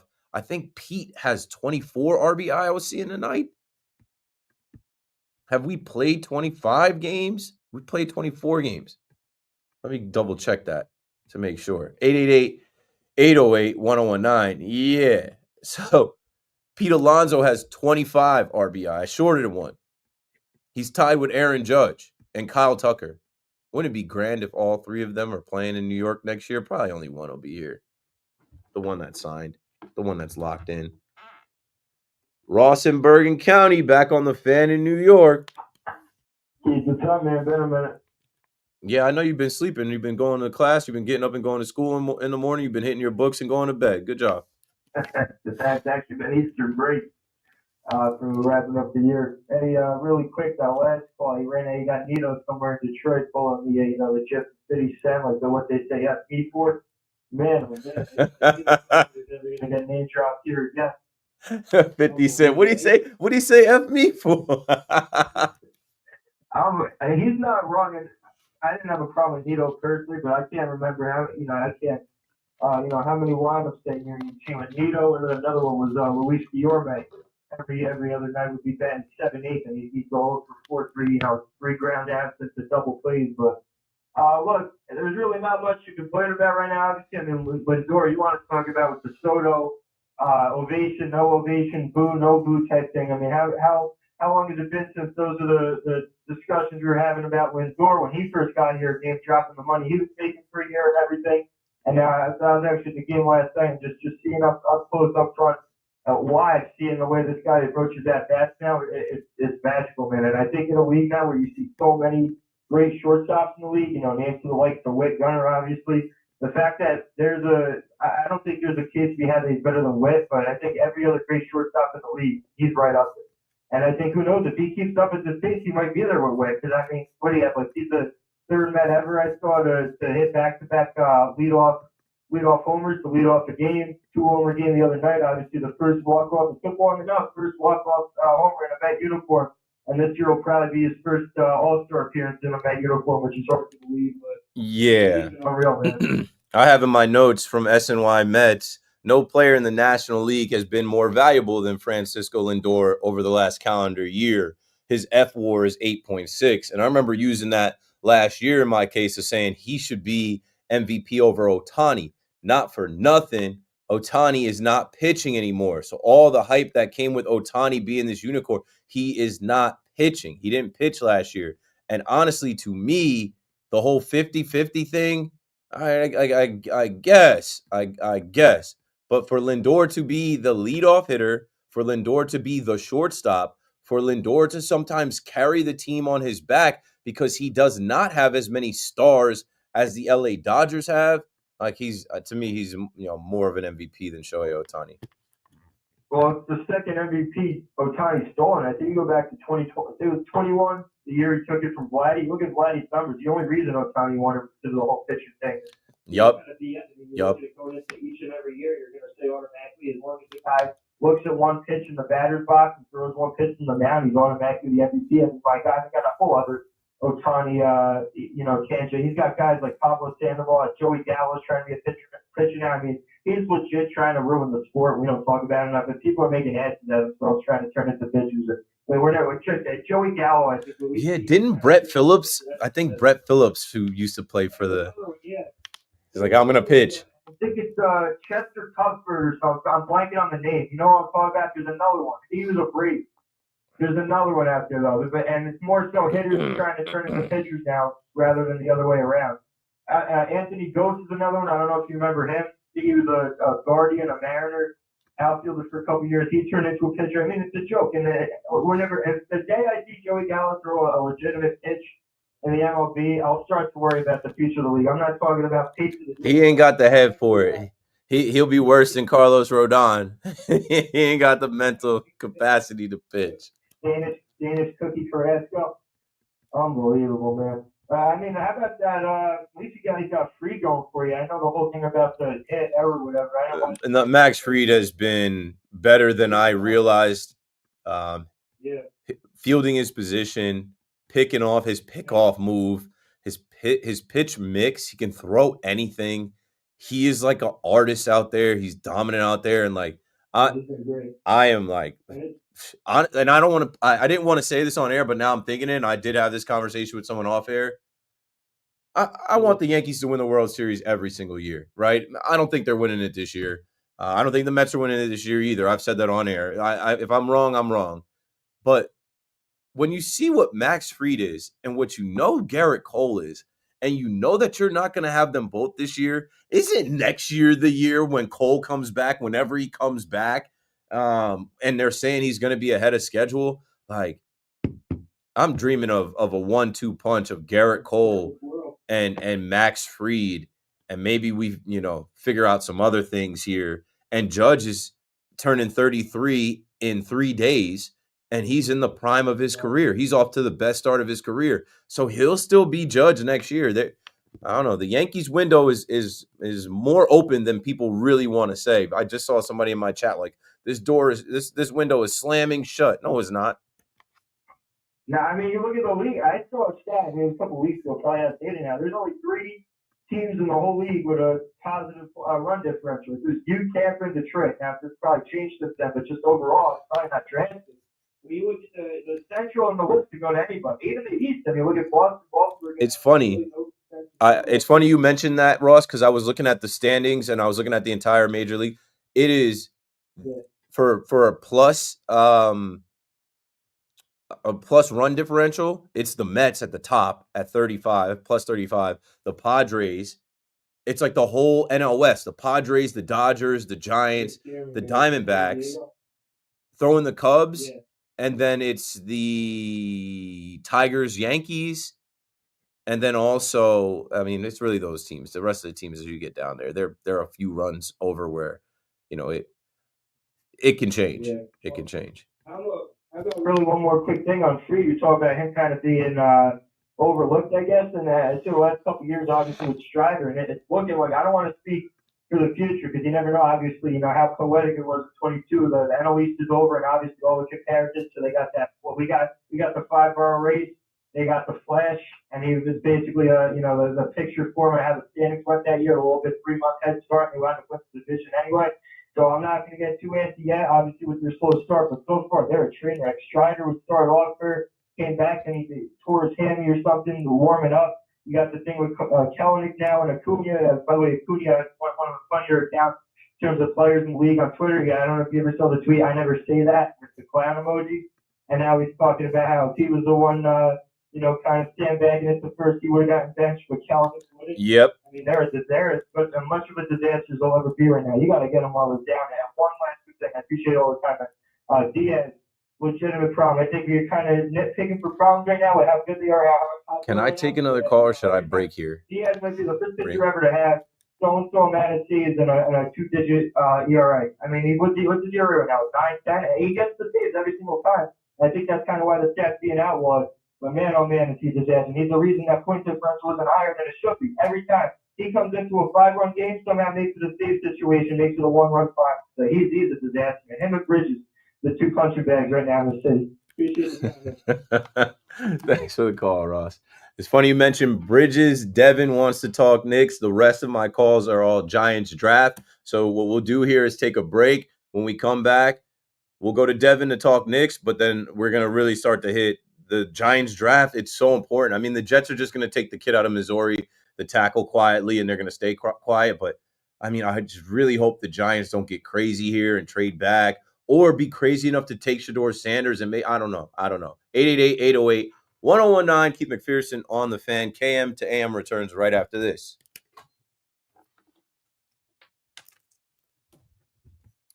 All right, so that's the number if you want to get down, if you want to talk on air, or you could talk right here. Let me hit the chat. Hey, look at that chat. Look at 1756. So we might get close to 2K.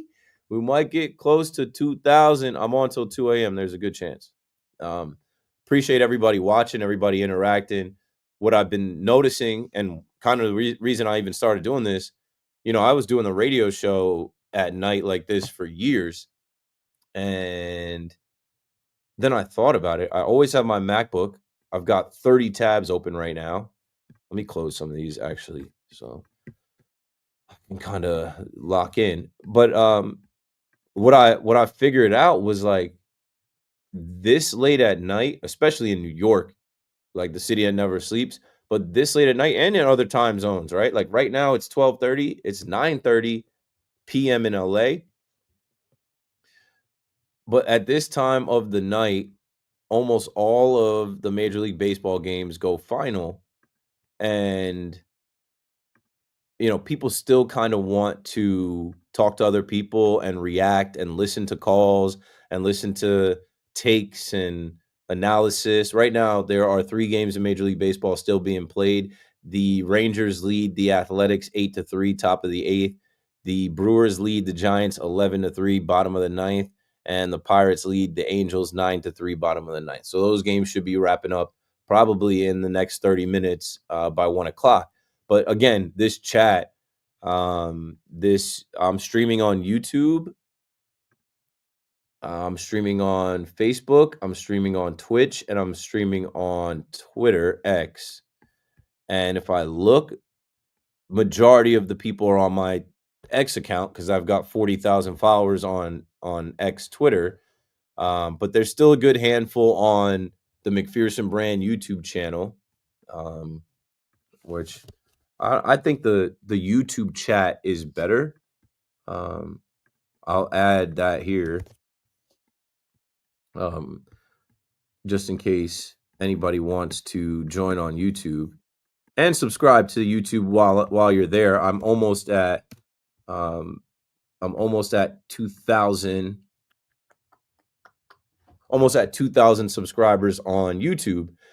McPherson Brand, because my LLC is McPherson Brand, because my wife's last name is McPherson, my son's last name is McPherson, my sister's name is McPherson, and eventually I'm going to pave a way for all of us to do what we want to do online, on air, under my McPherson Brand. So instead of making it Keith McPherson, I've made it McPherson Brand. And when you look at the logo, that logo, boop, the M for McPherson, I wanted to make like a Majin Buu, like a Majin Vegeta M, but they probably come after me for that. So I was like, what else could I do? I took the Taurus logo and put it in the M. Shout out to my boy Ant who made the logo. It is officially Taurus season. If you know, you know type. So yeah, there's my little spiel. Appreciate everybody watching. Referee threw $2 into the chat. The YouTube channel is monetized. So if you want to throw a super chat and get up on the screen, you could do that. Also, McPhersonBrand.com exists. And right there, you can find out everything about me. You can also peep the McPherson Brand merch. We're going to do like a relaunch of the merch before summer, like a t-shirt type of thing, where I'll give out a discount code and then people can go cop some shirts for the summer. You know, KM to AM shirt.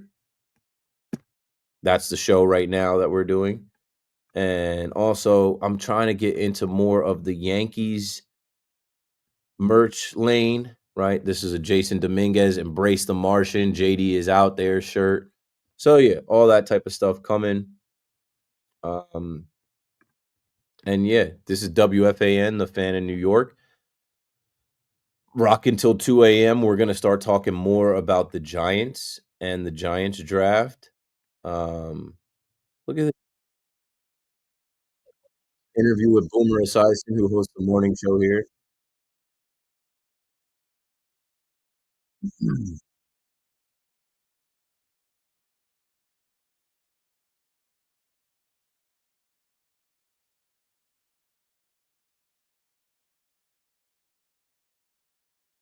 All right, we're back now.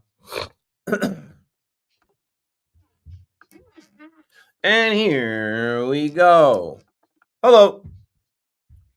Back to the show. Now we're going to lock in on the NFL draft and talk to all the Giants fans. But first, I said we go and talk Knicks with Devin out in Long Beach. What's up, Devin? Good morning. Thanks for checking in. People have been great. Yeah. The caller from Flushing, what's her name, Miriam? I love her. Is that right? Yes, Miriam from Forest Hills. You know Olivia Soprano, Tony's mom. Mm-hmm. When I hear her, I picture Olivia. I never connected those two. But now I am. I have no idea what Miriam looks like. Shout out to Miriam though. No, she's the best. Really enjoy what she calls them. And yeah, the Mets have just been great, but it's early. I did the math. I stuck in math. We're 14% into the season, and the Mets, let's just enjoy it and keep showing up. And with that, Mendoza has been like reading the guys phenomenally and plugging and placing and really encouraging along the way. It's been great. Man, he should have been manager of the year. I got a ton of respect for him. The way he carries himself. And like I said, more managers should do what he does, where he goes against the book. He goes against conventional thinking, and he says, I'm going to leave this guy in, or I'm going to trust Luis Severino to finish this game, or I'm not going to pinch hit Luis Torrens. I'm going to give him this opportunity to come through because all of these guys are human. They're competitors. They have a heartbeat, and the game has a feel and a heartbeat to it. The Mets end up blowing that game open, and you can kind of look at the manager and say he had his hand on this. If we keep this pace, he'll take the manager of the year this year, and then that'll be all that matters. With that Mendoza comment, I love this. I'm going to use that to transition now. I think the more minutes can be dispersed. Now, when I've been watching the last two playoff games and the end of the regular season, I got to shut up the people I'm watching with and tell them you're an idiot for wanting to fire Tibbs.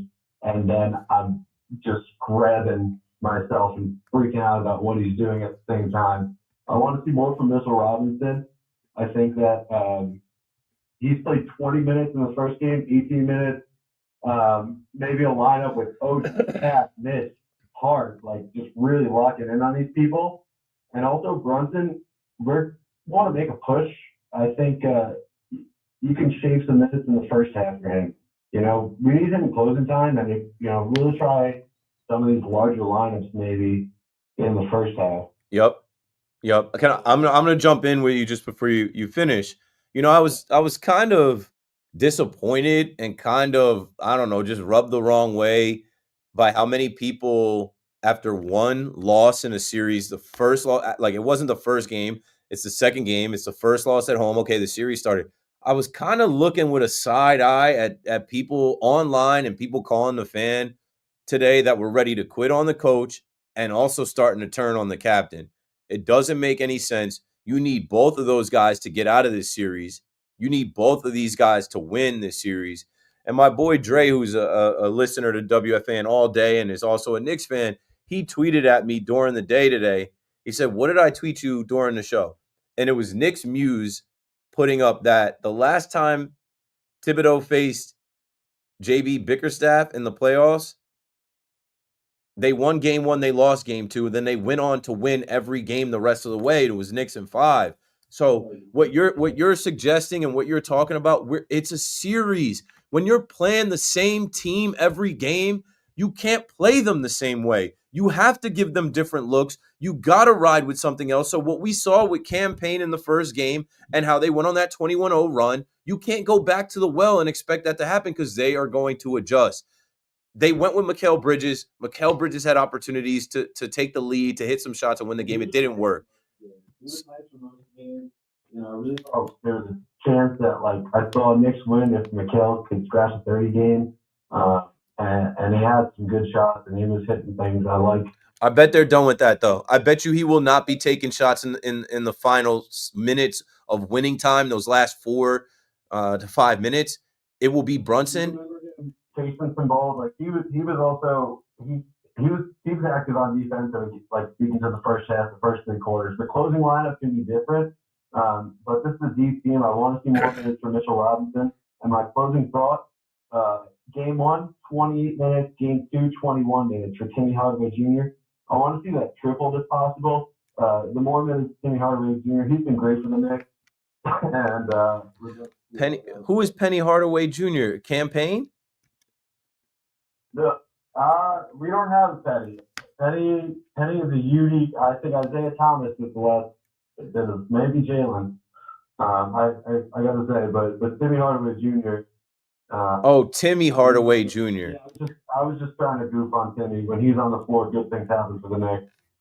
Yeah, he was cheeks in the last game. Thanks for the call, Devin. I thought you were talking about Lil Penny. Y'all remember Lil Penny? Remember those commercials? That's a Wash reference. I'm dating myself. I'm showing my age. But when you mention that, I'm like, are they talking about Campaign? Campaign is Mr. Chopped. No, I'm really chopped though. Like I'm really chopped. If you know, you know type. Anyway, just expect to see a different look.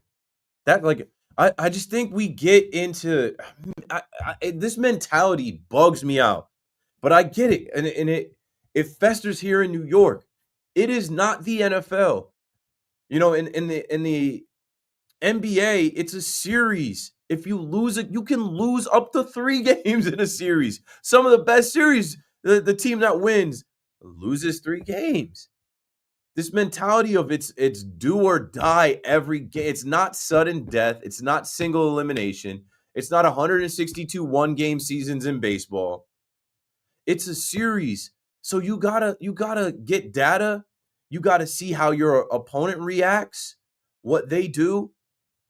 It's gonna be tough for the Knicks game 1 in Detroit. That place is gonna be on fire. But I think that's what this Knicks team needs. They need the challenge of that.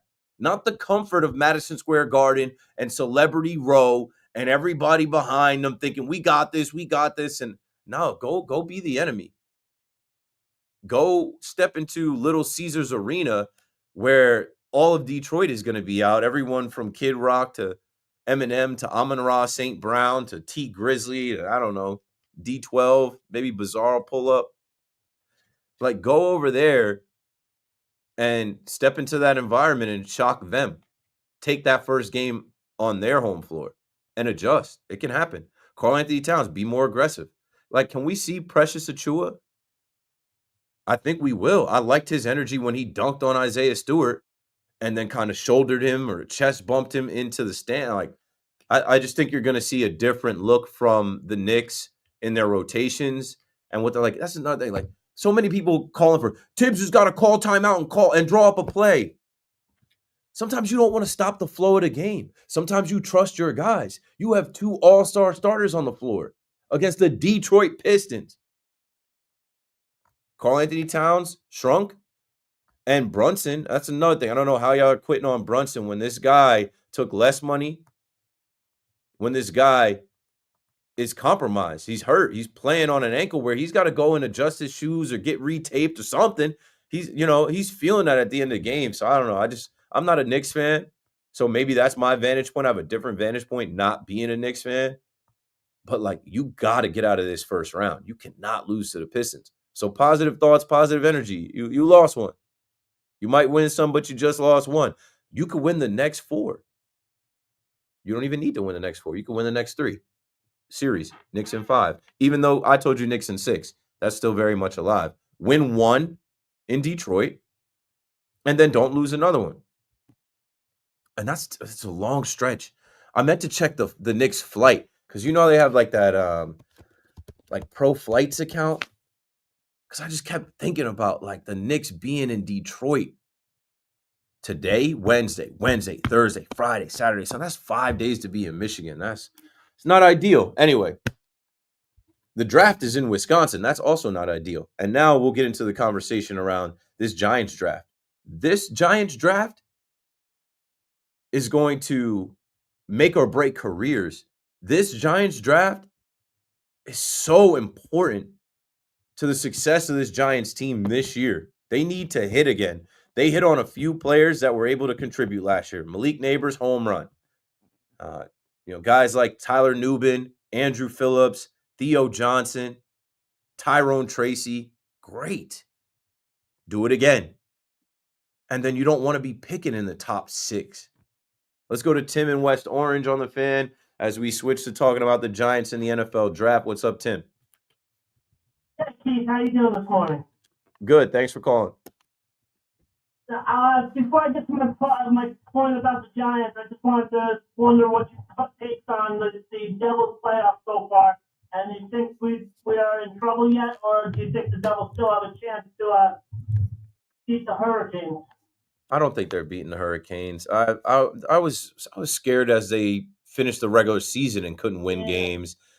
I was pumped up when Jesper Bratt scored, like, because the Hurricanes in that first game, they lit the lamp in the first 3 minutes. So I was pumped when the game started with Jesper Bratt scoring at 3-4 minutes in, 3:51 or something like that. But then it just I don't know. It's just a long game of not being able to. I know they played better, but I just don't think they can win, man. I just think the Canes, this is what they do. Markstrom can play as well as he can, but I don't think they have the answers for them. I'm hoping that they don't get swept. I know that Devils fans are going to show up Friday, and I'm hoping that Friday is lit up over there at the Rock. But I don't know. I don't have that much confidence. I got you. My point was calling about the Giants and the draft. I think they're going to take Abdul Carter at number 3, or whoever. If Cleveland takes Carter, what would you think of the Giants getting Travis Hunter at 3, and then trading to the 8th pick to get Shedeur to reunite Carter and Sanders on the Giants? I wanted to know what your take on what if they could do something like that. Yeah, they definitely could do that. Thanks for the call, Tim. 888-808-1019. Travis Hunter, I saw something today. My guy Dan Duggan put out a tweet where, and we'll go through this real quick, and then I'll take another call on the Giants. The new numbers, right? The new jersey numbers that the Giants will be wearing this year. Obviously, the new incoming Giants, as well as some other Giants that are changing their numbers. Like Andrew Phillips is changing his number from I think 22 to 27. Actually, let me pull it up so I'm not incorrect. And I know Slayton is changing from 86 to 18, so he's immediately going to look that much faster. Yeah, I'm correct. Nubin is going to wear 27, and Slayton is going to wear 18. So as Dan Duggan writes, he says, the only number available for a potential drafted QB is 12, unless the Giants unretire a number again. I don't know if they're going to do that again. But you're right. All the talk about them taking a quarterback, all these numbers are taken, man. People talk about the Yankees not having any numbers. Like, what number? He's 12. I'm like, I immediately thought, who wears number 12? That's not a quarterback. That might be on the board. Travis Hunter. And they would sell a ton of number 12 blue jerseys because Travis Hunter already has millions of fans.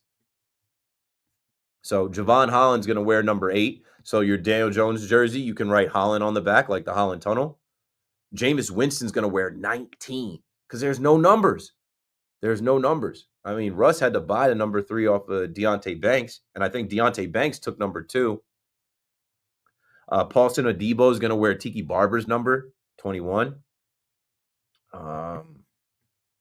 Jones is going to wear Jason Sehorn's 31. Chauncey Golston's going to wear 57. Forsythe's going to wear 70. Lil Jordan Humphrey's going to wear 81. Zach Pascal, 83. So, yeah, the Giants put out some of their new jersey numbers.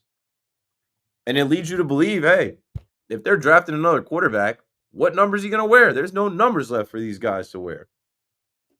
Let's go to Palisades Park. Frank, you're on the fan. You got it. Hey, Keith, thanks for taking my call. No problem. I have listened. I've been listening to a lot of people keep saying that Tennessee is guaranteed to select Cam Ward. I don't understand why. We could have sworn Mike McConaughey, the GM, stated in a press release that they will not pass on a generational talent. And neither Cam Ward nor Shedeur Sanders is regarded as a generational talent at quarterback. I know. The one that fits the bill is Travis Hunter. So I think they're just trying to throw up a red herring there. I think they're going to go for Travis Hunter, which then will leave Cam Ward and Shedeur Sanders at number 2 for Cleveland to either decide between or take Abdul Carter, which leaves the Giants in a problem. So, and thank you for the call, Frank. This is how it's played out, and it's a lock now. It is a lock. Mike Borgonzi, if you remember correctly, he interviewed for the Jets GM position. He came out of the Chiefs organization. And it's been, I think, months now since he made that comment about not passing on a generational talent. And I think that was just him very early on. I think that quote actually came from his intro press conference or maybe in the days after it. I think actually getting into the building and speaking to the coaches, speaking to Callahan, and actually talking to Brian Callahan, Bill Callahan's son, about what they were going to do there. Mason Rudolph left, and they have no quarterback. Will Levis, Brian Callahan hates Will Levis. Just from what I could see last year, he is not a fan of Will Levis. He inherited Will Levis. He didn't draft him. I don't think he wants him.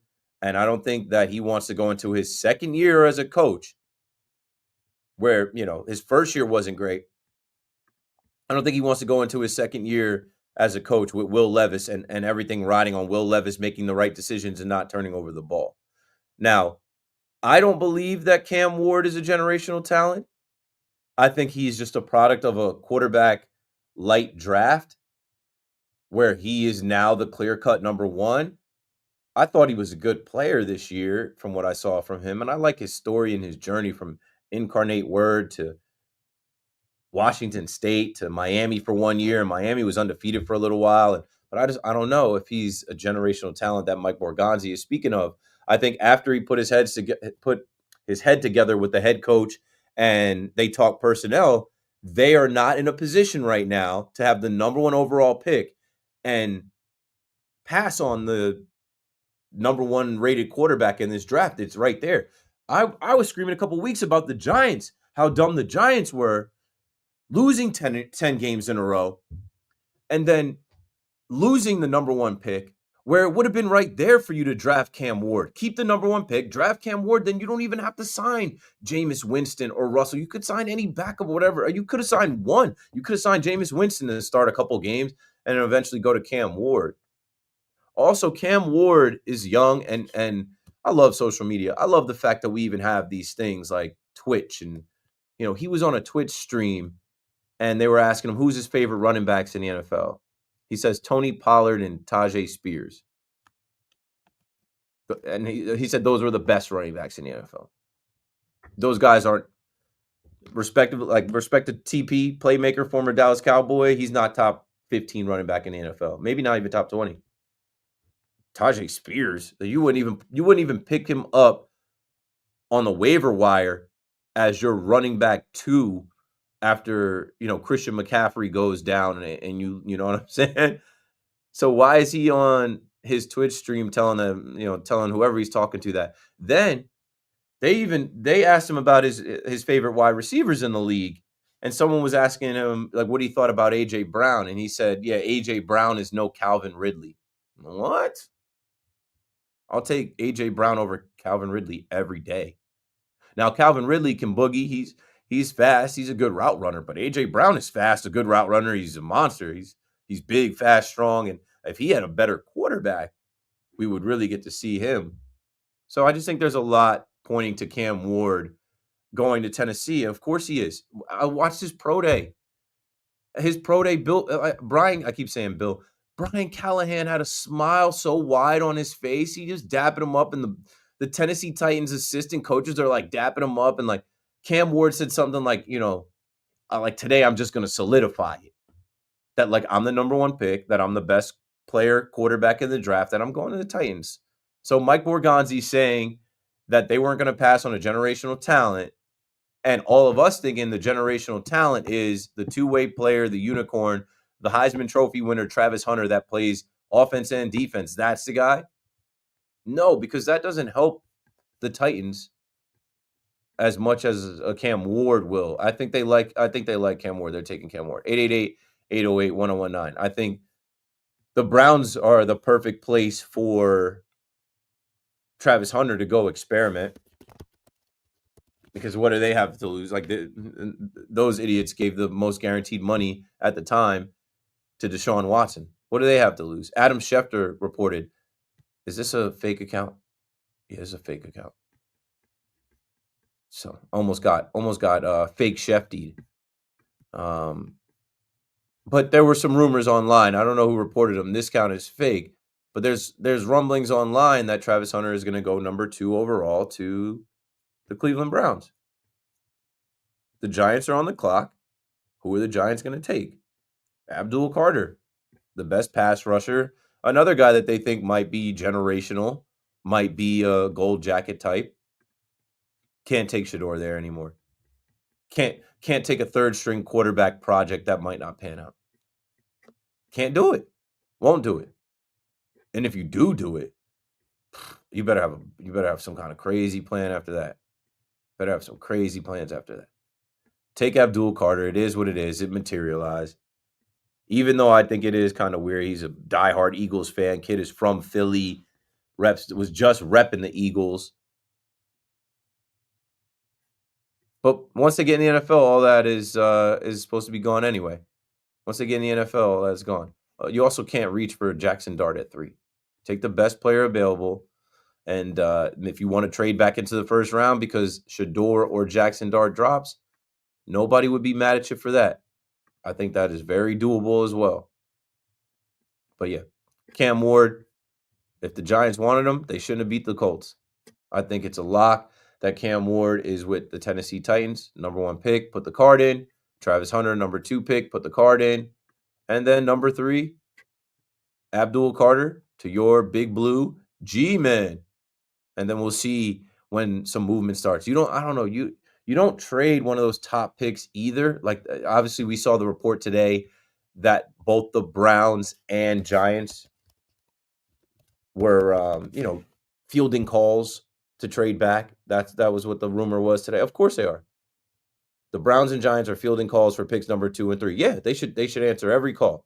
But ultimately, if they don't get a package good enough to move back, you take those talented players and then you plug them in and then you develop them and you work on them and they can help you this year. So 888-808-1019, my last hour coming up. When we come back, tell me something cool, and I'll sprinkle in some more stuff from my notes that we haven't talked about. But we're talking about the draft. We're still talking about the Mets and the Yankees, and of course the Knicks too. Before the Knicks get back on the floor in Detroit for Game 3.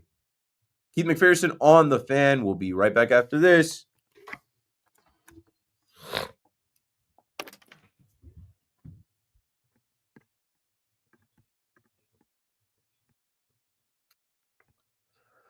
Okay, let's see.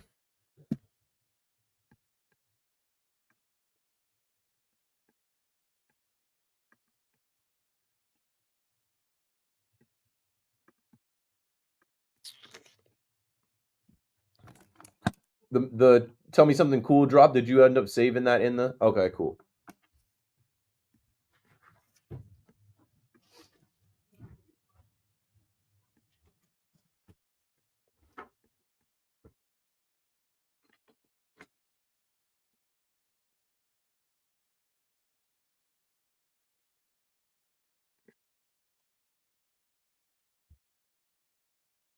Let me see. Does this have audio?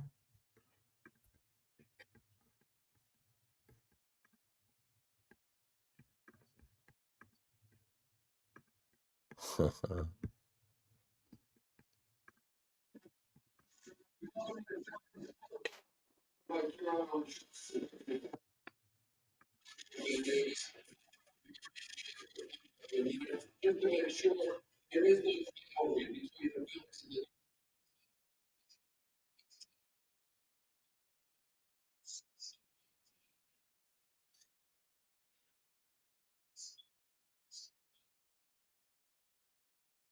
gotta see if I can find that. There's like a post game show. I guess probably NBC Sports Philadelphia, and they open up their show today, absolutely ripping the Phillies and saying, "Oh, there ain't no rivalry anymore. They're being dominated." Yeah, let's see. No, that was from.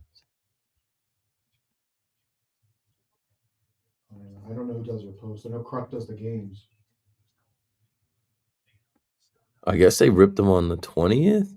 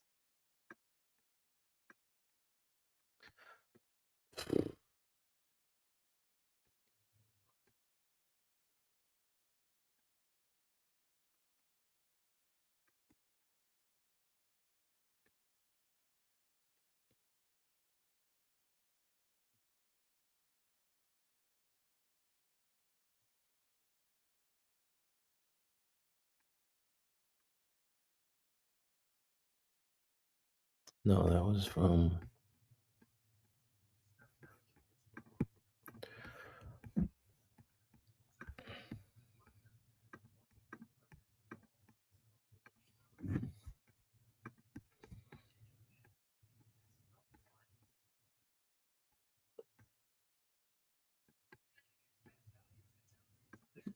Joe knew what I was talking about when I was talking about Lil Penny. Joe and I are the same age. Penny Hardaway had this little like puppet called Lil Penny. Like, that's what when he said that, he said Lil Tim Hardaway Jr. I'm like, I thought he said Lil Penny Hardaway. I'm like, he was talking about actual Tim Hardaway Jr. I'm like, you referencing Lil Penny? I'm like, who's Lil Penny? Campaign? Doesn't Campaign wear number one? I don't know. Sometimes it gets late. I'm hearing the call differently. Penny did a good job at his alma mater. Yes, Memphis. Networks make their money on 6 and 7 game series. Yeah, bro. I was saying that the other day. I'm like, you think the NBA wants this series? This, as much as they're trying to prop up Cade Cunningham as the next, like they want this to go 7, and then the Knicks go on. So then we get New York, Boston. That is 100% true. I talked about it when I was on the other night about the NBA script writers and the NBA machine. Think Nimmo is injured. Yeah, and he wasn't really that effective. I wouldn't have been pinch hitting him, taking Torrens out. Must double Cunningham, force others to beat us. Yeah, we'll see.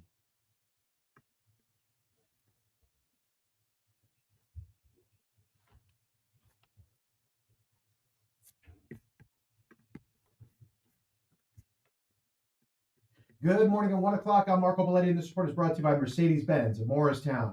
Mets put up 3 in the 7th, including a huge 2-run single from Luis Torrens, separating from the Phillies 5-1, pushed that win streak up to 6. Griffin Canning, another solid start, 5 innings, a 1-run ball. As the Mets now sit 10 games over 500. Carlos Mendoza not ready to book the parade.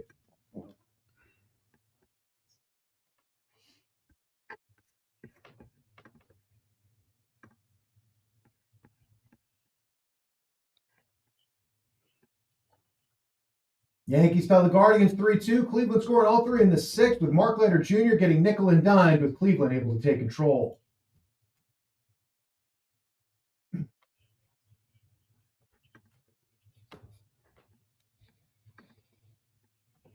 Will Warren gave up 2 over 5, while Ben Rice returned, blasted a leadoff homer. Bombers also got some good news for Giancarlo Stanton. Took BP on the field for the first time as he continues to make some strides towards a return.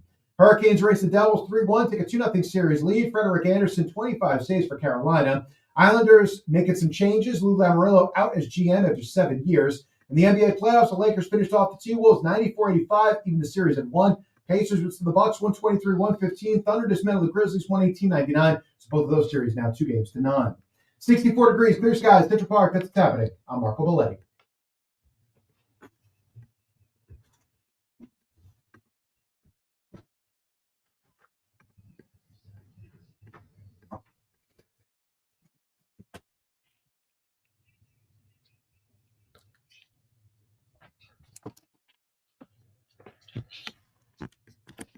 Hey, John. Well, something cool has something to do with John Sterling. I saw Andrew Marchand put out a tweet earlier today that John Sterling will host a sports talk show from 4 to 5 p.m. on Saturday on 770 WABC AM. I'm not familiar. It's not programmed in my car. I think I know they exist. But I saw that and I was like, hey, how come he's not coming through here? I would love John to come through here. I keep John's voice alive, in my show. I don't always have something cool to tell you, but I thought that worked for today. And the other cool thing I have to report is, oh man, they're tripping down in NBC Sports Philadelphia 215. Shout out to my boy Dre. Dre listens to WFAN all day.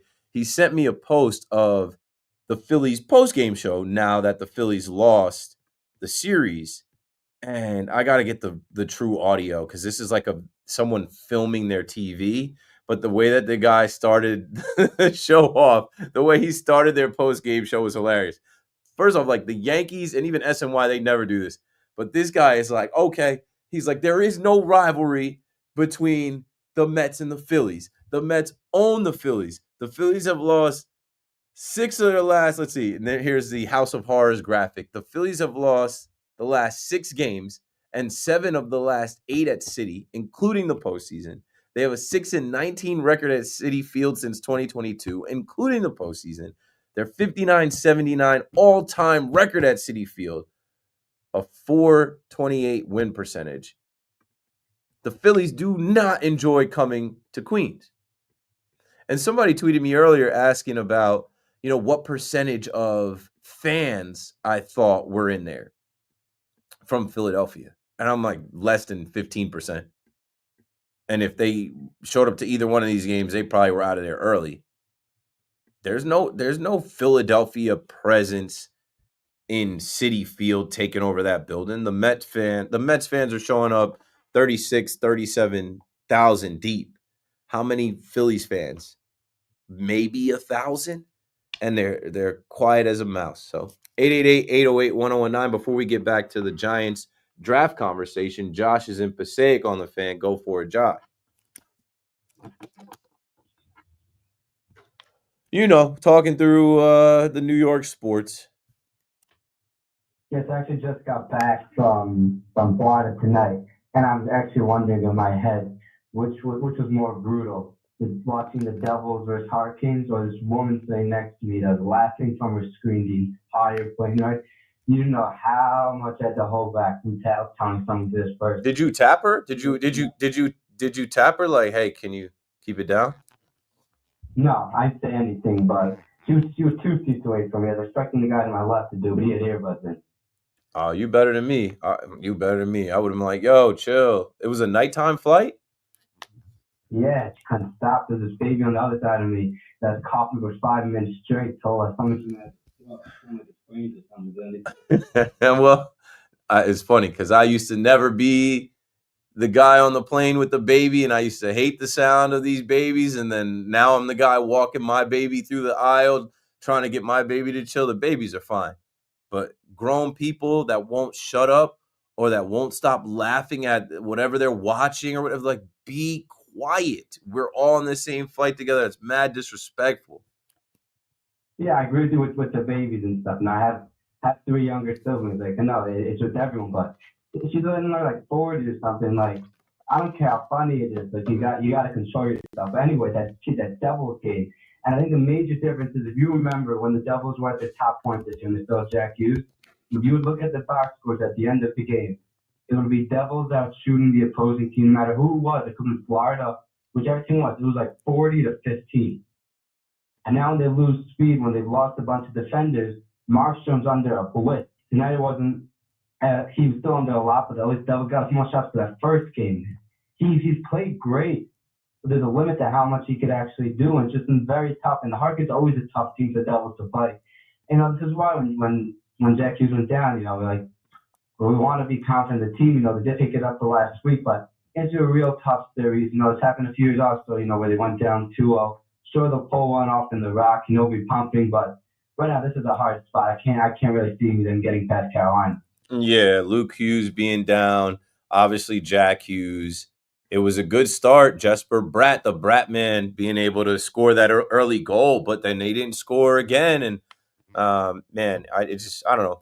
It's tough to watch because the team is better than you, and that your team could be better.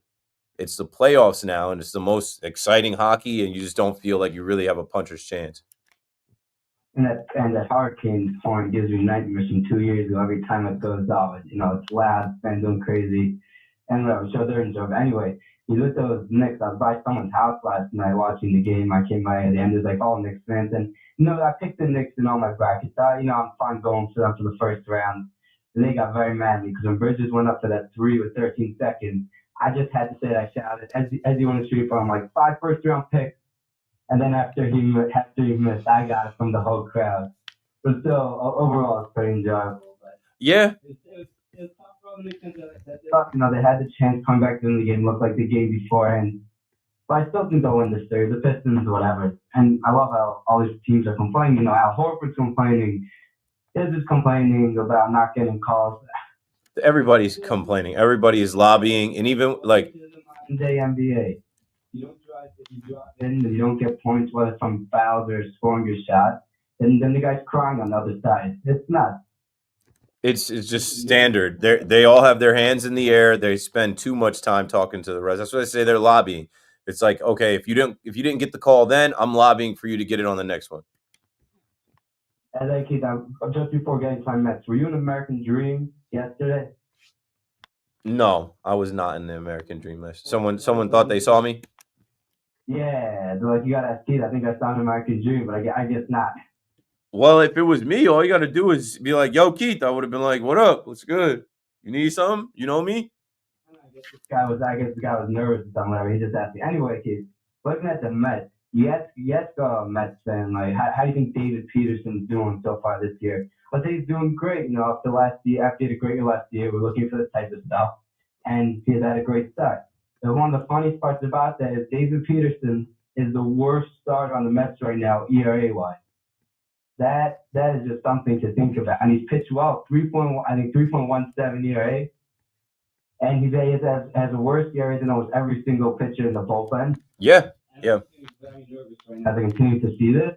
Is that something's going to come out that the Mets are doing that's wrong or something. Like Griffin Canning, I never heard of this guy before this year. Like his stats is just a guy that's lucky to be starting every game. And this guy's doing crazy. And I'm actually really nervous that something's going to come out against them or something. And as you were mentioning with the Philly fans, I was watching the game, like I kept on thinking how these Philly fans as the ball goes in the air. There was none of them. When you look at Citi Field, it's pretty good. What can I say, Keith? Thanks for taking my call. Have a great night.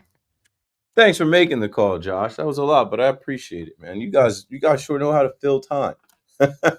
We talked about the plane. We talked about babies on the plane. We talked about a 40-year-old lady cracking up watching her iPad. We talked about the Devils. We talked about the Mets.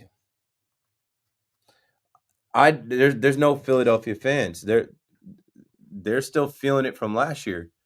I just think you're bold if you're coming all the way up from Philly to this series. Like, wait until the season gets going. Maybe there's some Philadelphia, Pennsylvania people in New York that are taking the train or driving to Citi Field, but it's not even close. It's not even close. The Mets own them in Citi Field as of these last few years. 888-808-1019. You want that home field advantage. The Mets have literally made a home field advantage. You want to feel like you have the upper hand in your building. You want to feel like your division rivals come to town. And, I was saying when they were facing the Cardinals, you got to sweep the Cardinals. You got to have a little bit of a lead going into the Philadelphia series just in case.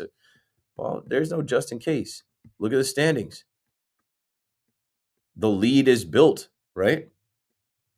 The Mets have a 4-game lead in first place. I know it's April. The standings don't matter, but it does. Because the same way as I go back, right, the same way that we talk about it's early and this stuff doesn't matter, well, there are analysts going on NBC Sports Philadelphia, and they're tweaking over this because they're saying, I got to find the audio, man. It's just the audio that I have is not good audio to play on the radio. But they're saying, God forbid the Phillies don't win the division or don't make the playoffs. Like, we're going to think back to these games. Are you? Yeah, I guess. The math is the same. These games go into the same equation. Yeah, let's see. Phillies post-game show crushes team after blown game against Marlins. This is an article that was written 2 days ago in the New York Post. And the quote was, "We never count these games in April." This is from Michael Barkin, NBC Sports Philadelphia. "If the Phillies should, heaven forbid, fail to make the playoffs, fail to win the division, or they fail to win home field, look at this game right here. 4-1 into the 7th. They didn't do what they needed to do. The errors committed, the blunders committed. They wasted a great performance by Jesus Luzardo." So that was when they blew the game against the Marlins. And then they come into Citi Field off that series, and they've had nothing. They've had nothing. They've been owned. And the Mets just need 5 runs to win. 5-4, 5-1. And if you take away that ninth inning, it really, the Mets have owned the Phillies going back for years. Long story short, short story long. 888-808-1019. Back to the draft. You want to watch the draft and feel like you hit. And we never know. It's all got to play out. But there's so much more risk in taking a Shedeur Sanders than an Abdul Carter. There's so much more risk in taking a Travis Hunter than an Abdul Carter. I don't know. Some would say, and shout out to Jay in my live chat on YouTube, man, we're up there. Between Twitter and YouTube right now, we've got 1,888. We might get to 2,000 by 2 a.m., which is always solid. Appreciate y'all watching the stream. Jay says that they should take, let's see, Jay from, I see what you did, Jay. Jay changed his name to Jay Dupree Johnson Brand because my YouTube is McPherson Brand. So Johnson Brand. But there's already a Johnson & Johnson Brand. But he says Cam's going first, Carter's going second. The Giants need to use pick 3 and get 2 players for 1. Travis Hunter, a big play receiver opposite Neighbors, and a big play corner. I just don't think that the Giants are in a position where they could experiment or play around with a guy who's been very vocal about wanting to play both sides of the ball because that's how he's always played football. And if he doesn't get that opportunity to play both sides of the ball, like he literally threatened to retire. And hey, I had a Yankee caller who was just on hold. If you got to go to bed, you got to go to bed. But I did want to still get to you. Right now, we're going to Moose in Jamaica on the fan. Go for it, Moose. Yeah, what it do, Talking about a little bit of everything. And, the Yankee fans probably do want to call in and complain. I know you're a Yankee fan as well. But, hey, tomorrow's the draft. Yeah, that's April, people. Let's stick to the draft. That's why I called. So, Heard you. To break down my call, to break down this call to you right now, I want to give you the reasons why. First, I believe we should have kept the regime, more so Dable, not so much Shane. Second, why we kind of need to take Shador and at 3 and not even do messing trading around. And the rest of the picks of the draft, what position we should go for. I know these are unpopular opinions, contrary to common belief, but I've been watching football for 30 years in this country. My eyes don't lie to me when I see stuff on the TV, on the film. So yeah, Dable and Shane. Dable in 2022 had talent on both sides of the ball. Lost talent that offseason after we got eliminated from the playoffs. Some of those players that we lost to free agency went to other teams. We only an hour and 19 minutes in. With competent players around them. So I know Dable, if he has talent and players that can play, can lead us to victories. Shane, I think his problem is he doesn't have the right assistants in place to evaluate talent, but hopefully he can get some new brains, some new thoughts, some different set of eyes on making decisions and stuff like that. So yeah, and why we should take Shador. With all due respect to Russell Wilson and Jameis Winston, their careers need rose sparks that the Giants cannot provide with the current team situation we have that will provide any sort of salvation for their jobs. And Shador is going to be the only hope if he gets the right coaching from Dable and some decent offensive line play so that he can be this year's the quarterback for the Washington Redskins. He can't be. Jaden Daniels. He can't be.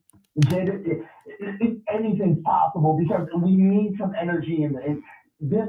Nah, bro. And like I don't mean to cut you off, but there's definitely some people in the Giants organization probably talking like you, and then there's people countering. Jaden Daniels is Jaden Daniels. He came into a situation that was brand new, completely, right? Dan Snyder gone. New head coach in Dan Quinn. New offensive coordinator in Cliff Kingsbury. And his competition was Marcus Mariota. I think Shador coming into new situations in 2 different colleges, whether his dad was the coach or not, didn't have much talent around him and propelled the teams to victories against decent competition better than his own team and leading them to victory is all the proof you need that he can do it in the NFL with grown men who don't take BS for answers. No, bro, I like Shador and I like Dion and I follow all of them. I watch their Amazon Prime doc. I follow this kid's 2 legendary podcasts. He did it at an HBCU and he did it in the Pac-12 and he barely did it in the Pac-12. That is not all the evidence you need that he can do it in the NFL. It is not a lock, not a guarantee. The Giants aren't a ready-made situation for him to come in and succeed at all.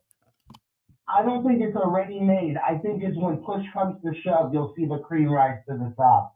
That sort of different air he breathes when he gets into competition. I think he's going to need a couple years, man. I think he's going to need a couple years to develop. He's going to need a couple years to adjust to the speed of the NFL, what it's like in the NFL, not having his daddy around in the NFL, and not saying that's any problem. Like, it's great that Dion was there to coach him through high school and college, but what happens when your pops is not the head coach?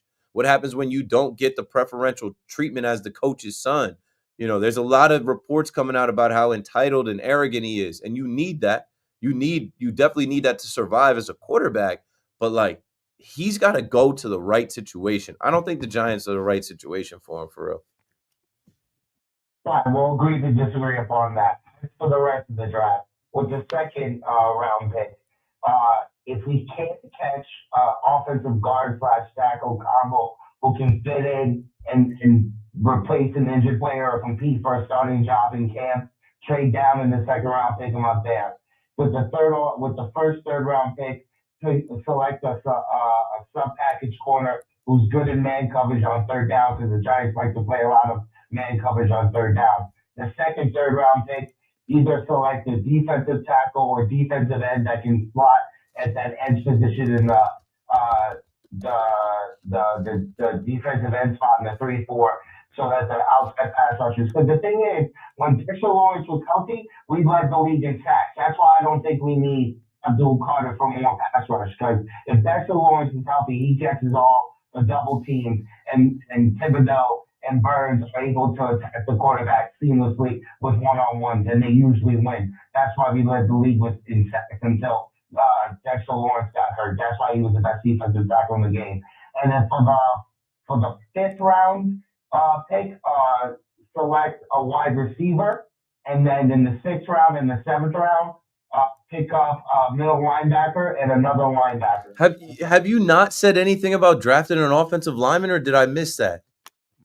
No, I said that in the second round. If we can't pick up a first round grade offensive guard / tackle combo who can plug and play right away in the second round, trade down in the second round and select them there. Because you know how offensive linemen are either top heavy in the first round or back ended in the second round. Yeah. None right in the second round. That's how the grades usually work And you out. want them to get a man coverage corner? A sub package. We signed a nickel corner in the off season, but you kind of need two nickel corners on third and longs or third and mediums, because like whether it be Tyler Newman plugging in as a sub linebacker in a nickel defense, we might have to be in the dime or some sort of sub package where there's one linebacker, three safeties, and six corners and four corners. You're gonna have Paulson Adebo. You're gonna have Deontay Banks. You're gonna have Javon Holland. You'll have Tyler Newman, and you'll have Newman and Holland and the other dude are safety. Andrew Phillips. And Newman. Well, go ahead. Andrew Phillips will be the nickel corner. But Deontay Banks is on the downside. He's gonna play, but they drafted him 2 years ago. They're gonna give him an opportunity to be the other outside corner. I think he'll be opposite Paulson Adebo, and he's the guy that you signed. Yeah, exactly. And so whatever, pick up another defensive slot corner, somebody good in man coverage, because the Giants like to play a lot of man coverage on third down and match zones. Okay. So yeah. So basically, the back end of the draft is wide receiver and linebackers, middle linebacker and outside linebackers for coverage. Okay, so If we have an extra pick, take another offensive lineman in the fifth or sixth round. Those are the spots we need to hit. All right, I'm kind of with you, Moose. Thanks for the call. 877-337. That's the old number. Now you got me. I'm like, all right, how many picks do they have? And why would these be the exact needs? And none of us really know. But I feel like you mentioned some spots that they addressed in free agency. Let me see. Giants' number of draft picks. I mean, this offseason, the Giants had money to spend and they have picks. So the New York Giants have 8 draft picks in the 2025 NFL draft. They have the number 3 overall. And I'm trying to get the other ones. 34 overall. And then there'll be 6 other ones after that. You also have to play the board. You know, like you want another receiver. Just a couple years ago, Jalen Hyatt was there. They traded up to get him, and we thought that was a steal. You got to play the board of the best available for needs. And sometimes if a guy's just falling, you take that guy. There's no way for us to ever mock it up and be exactly spot on. There's no way for us to know. The Giants need talent and build through the trenches. I think they have enough wide receivers. I think they have enough DBs. You need offensive linemen and offensive lineman depth. You need defensive linemen and defensive lineman depth. I like the thought of getting some linebackers, though. Even though the Giants linebackers were 2 of the top graded guys at certain times. Micah McFadden and Bobby Okereke. Even though there were times where Bobby Okereke did not really give you his best or, was caught on tape, not necessarily going after it. They signed Chris Board. Let me go to their free agency tracker. I think you mentioned getting another edge rusher, and I keep telling you, from the Dallas Cowboys, Chauncey Golston is here. And he's played with Dallas, and he's not a game wrecker, but he's going to get reps in there. Let's see. And they did sign a couple offensive linemen, so maybe they're not. I don't know. I would still take some young offensive linemen because these old guys are they're one play away from being shut down for the year. And the Giants seem to always have 10 different configurations of their offensive line. And I'll say this, before we go to break here, and you guys are on hold, I'm coming to you. Mark, Tommy, we got 2 guys from Brooklyn on hold. This is my last run of calls. If you don't have an offensive line, and I feel like this is always the thread with the Giants. If you don't have an offensive line, it doesn't matter who's playing quarterback. Daniel Jones, Tommy Cutlets, Timmy Boyle.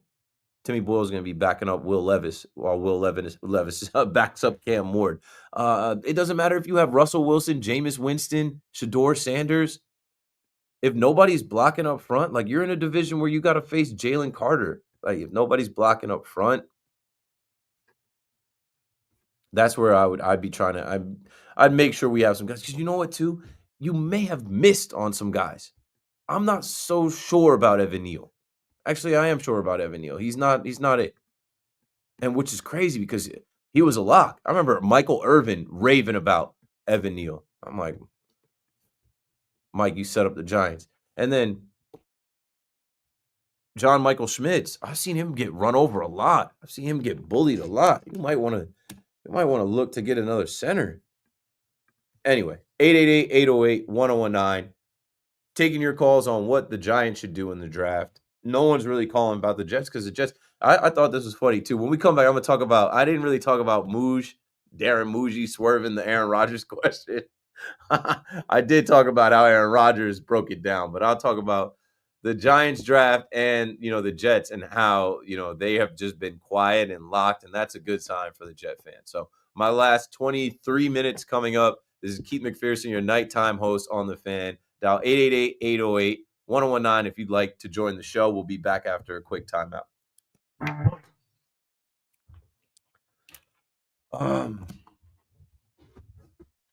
right, yo. I was about to come out here and get some shoulder work. But I haven't been lifting in here anymore. I've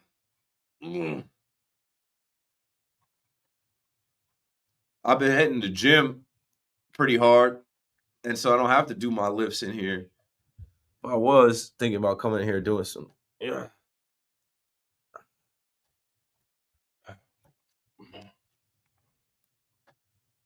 some upright rows. Today was shoulders day. Today we hit the shoulders. I know you see the boy getting buff.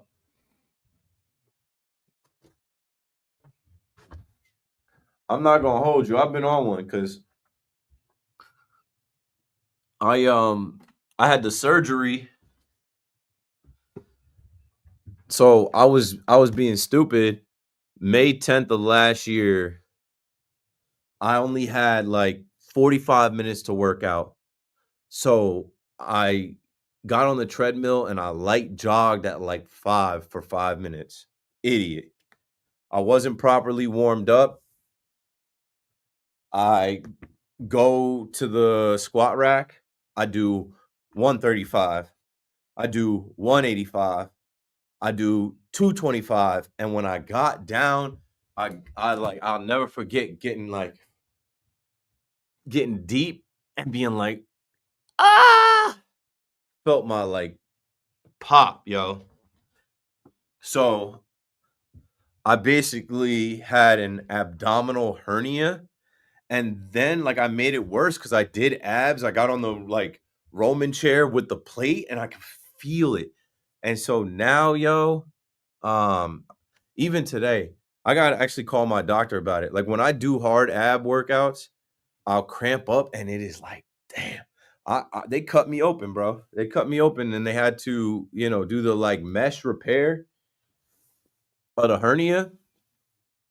I'll never be the same. I'll never be the same. I'll never be the same again. But I am in pretty good shape. I am feeling pretty strong. I am back to my playing weight. K-Max still looking like an athlete. Facts. I take pride in that. Boy, dad, no dad bod. You know what I'm saying? Take pride in that. If you work and work out, everything will work out. Let me see what they talking about.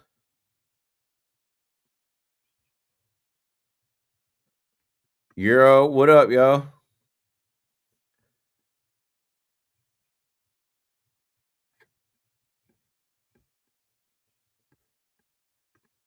People don't want to deal with Prime. Shador to Pittsburgh. Heard you. It could happen. They're trying to trade up. I think he'd be a good quarterback for Pittsburgh. I think he'd go in there and work. They're trying to get rid of George Pickens too.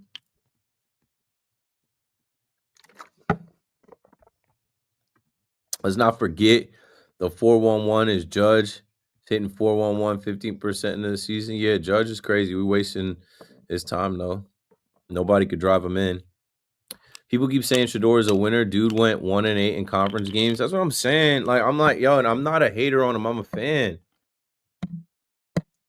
But like I'm like, dude, I don't think people watch as available as those Colorado games were the last 2 years. They had them on Fox. Y'all didn't watch. Obviously, sometimes he was running for his life. Obviously, he didn't have the offensive line. But, that's why I had to stop Moose, because what Moose has said, Moose was like, he went to Jackson State, which was a losing program, and he went to Colorado, which was a losing program, and he won at both places. I'm like, well, when you go 1-11, it's easy to improve there. Jackson State, like, we're talking about an HBCU and the Pac-12. It's different, yo. Chauncey is a solid player. That's what I'm saying. I don't know if they need to. I mean, if they draft Abdul Carter, whatever. Eric Flowers, Evan Neal, Will Hernandez, John Jacob Jingleheimer Schmidt. Jets at 7 better go on. Armand Membu. Yo, some of y'all kids got to go to bed. I swear, y'all be looking for my attention all the time.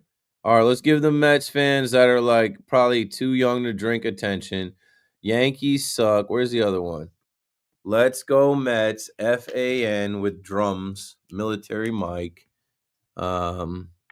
This guy before, how many times did he mention Soto today? Bro, I could do a whole show and not talk about Juan Soto. He's not doing shit. It's about Lindor. That's why when you said that, I was like, it's about Alonso. We talk more tonight about Luis Torrens than Juan Soto. You feel me? We talk more about Griffin Canning. Griffin Canning's making $4 million.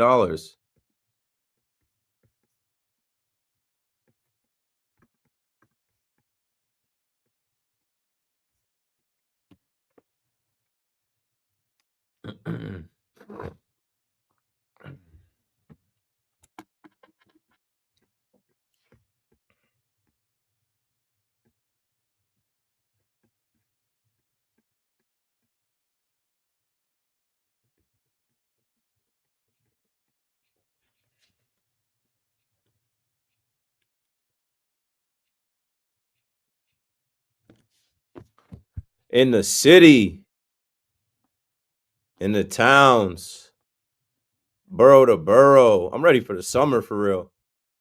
I'm ready for it to get warm and stay warm. Like today was another little flirtatious day with the warm weather. Let's see what the schedule looking like, what the weather schedule looking like, the weather forecast they call it. I think we might be there. We might be there. I know I'm going to the Yankee game Friday and Saturday. It's supposed to be 72 both of those days. It'd be nice if it was straight warm. You got to look at the low, though, because I think I came out of here last week. There was one night I came out of here last week. I'm like, damn, I was underdressed. I was like, we're right back to the winter. It was windy and cold. But, yeah, Sunday, the low of 48. I could deal with that. We almost there, man. Before you know it, right, we get through this draft week. We get through this, first round of the playoffs. Boom. It's May 1st, a week from tomorrow. And then it's Cinco de Mayo. And then before you know it, it's Memorial Day weekend, and we're in the clear. We're in the clear. We back outside. 888-808-1019 before I get to Mark in Brooklyn to talk more about the Giants draft. The Jets, man, I thought it was hilarious. that Darren Muji, right after Aaron Rodgers waits, because I think it was like February where we started to hear that they were going to move on from Aaron Rodgers or whatever. And here we are now, damn near May. The Jets knew that Aaron Rodgers was going to run to Pat McAfee and tell his side of the story at some point. The Jets, however it went or didn't go, because like Aaron Rodgers is 41 years old and he told the story verbatim. And our minds always play tricks on us, especially as time goes on, right? Something's going to happen and your recollection and your retelling of the story is not going to be exact, but whatever. It doesn't matter how he tried to make the Jets look because the Jets moved on from him. So say what you want about them making him fly across the country, how they handled it, according to Aaron Rodgers. It doesn't matter. They made a decision. And I told y'all they were making that decision. I'm sure if I could go back to my notes, I had a bunch of reasons, right? I had a bunch of reasons why they would move on from Aaron Rodgers. The only reason that we had for them to stick with Aaron Rodgers was that, okay, veteran quarterback, they got to win right out of the gate. And I also even leaned into the fact that Aaron Glenn, former player, might have some type of, empathy, might have some type of connection with Aaron Rodgers as like, okay, this is how you're going out. No. Quite the opposite. I think Aaron Glenn and Darren Muji are too confident. Or they're confident, but they might be too confident. Because they didn't even really entertain Aaron Rodgers. They better be right about Justin Fields. So when the question came up to Darren Muji, he refused to answer any question about Aaron Rodgers. He said, I understand the question, but I'm going to just talk about the draft and the current Jets players. So at least right now, they're presenting like we're all business, no distractions. And it's funny because Aaron Rodgers was the one who wanted all the distractions out of the building, right? Now you're starting over, and it seems you have a GM and a head coach that are no nonsense, all business, and their lips are sealed. You can't really remember months ago there was a rumor that the Jets wanted Cam Ward and we're going to trade up for Cam Ward. They're not trading up for Cam Ward. It's Justin Fields, it's Tyrod Taylor, and then we'll see what Jordan Travis is. And I still don't believe that, the rumor that, if Shedeur Sanders falls to 7, the Jets have to take him. No, they don't. For what? For why? They got to win this year. And I really do think Tyler Warren would help them win this year. But I also know that they're not looking for the sexy pick. They're not looking to impress the fan base with their first pick. They're looking to fill a spot. And Armand Membu, as your right tackle out of Missouri, is going to fill that spot. And there's some people that feel like he's the best tackle in the draft. Obviously, some people have Will Campbell, but they knocked his short arms, whatever. So there are other people that are saying Armand Membu is the best tackle in the draft. They'll get that offensive line right, and they're going to run the ball, and they'll be happy with that. Tankathon mock draft has them taking a corner second round, Siobhan Revel Jr. out of East Carolina, maybe, perhaps, with the departure of DJ Reed. But I just think the Jets they're gonna get some solid players, and they're gonna get a certain kind of player. That's the last thing I'll say before we take this next call. When Aaron Glenn was in Detroit, there was a certain kind of player that they were drafting that they were looking for. I'm sure they had a list of certain characteristics and intangibles of the type of guy that could come to Detroit, Michigan, buy into their program and succeed. And I think they'll have a similar type of process in selecting guys for this Jets team. Mark is in Brooklyn. Thanks for holding, Mark. You're live on the fan. Thanks, dude. Thanks, man. Crazy atmosphere. Everyone is waiting for Juan Soto to get a hit. Like, when is he gonna do something? I mean, the funny thing is when he does start killing it, that place is going to go crazy. But what a luxury to have this high-priced player that is so powerful, but not even need to use his powers. Like, how grand is it for Lindor and Alonso and guys like Luis Torrens and Jose Oscar? Like, you know what I'm saying? Like, it's crazy to go to the ballpark and you're waiting for Soto to do it, but he doesn't have to do it. And one day he will. He's not going anywhere. It's 15 years. Yeah, honestly, Torrens, like when Alvarez comes back, like Torrens is a way better arm. Yeah, they're not going to rush Torrens out. Yeah, the cannon. He's so much better than I knew he was. I didn't really know much of him with the Yankees. Also, this Giants, like, tomorrow night, like, I think, like, Travis Hunter or nothing, honestly. Like, we need both sides. If the Cleveland Browns take Abdul Carter, then yeah, take Travis Hunter. But if Travis Hunter is off the board, which like it would make sense, right? Like they went and got Kenny Pickett via trade. They got Joe Flacco to re-sign with them. So, they should be good on quarterbacks. And I don't think they're taking Shador Sanders at 2. Even if they do take Shador Sanders at 2, then you have the option of Abdul Carter or Travis Hunter.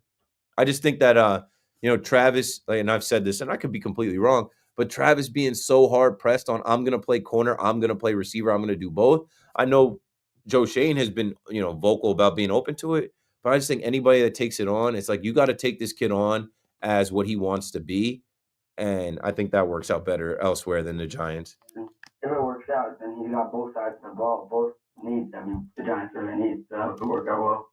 I mean, if it works out, he is such an attraction to any team. Everybody's going to want to watch just to see this kid stay on the field. Yeah, 100%.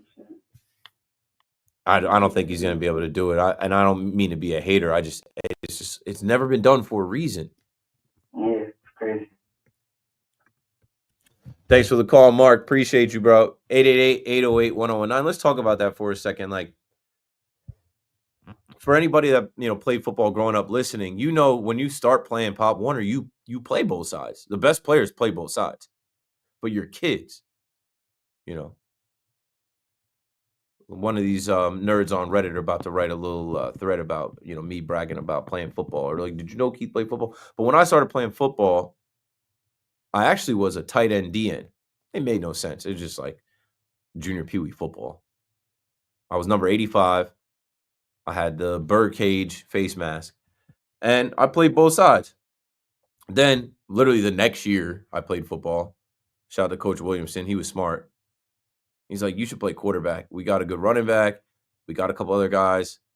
You can throw the ball. You can run the ball. And when you're 10, 11 years old, you're not really throwing the ball anyway. I was running bootlegs and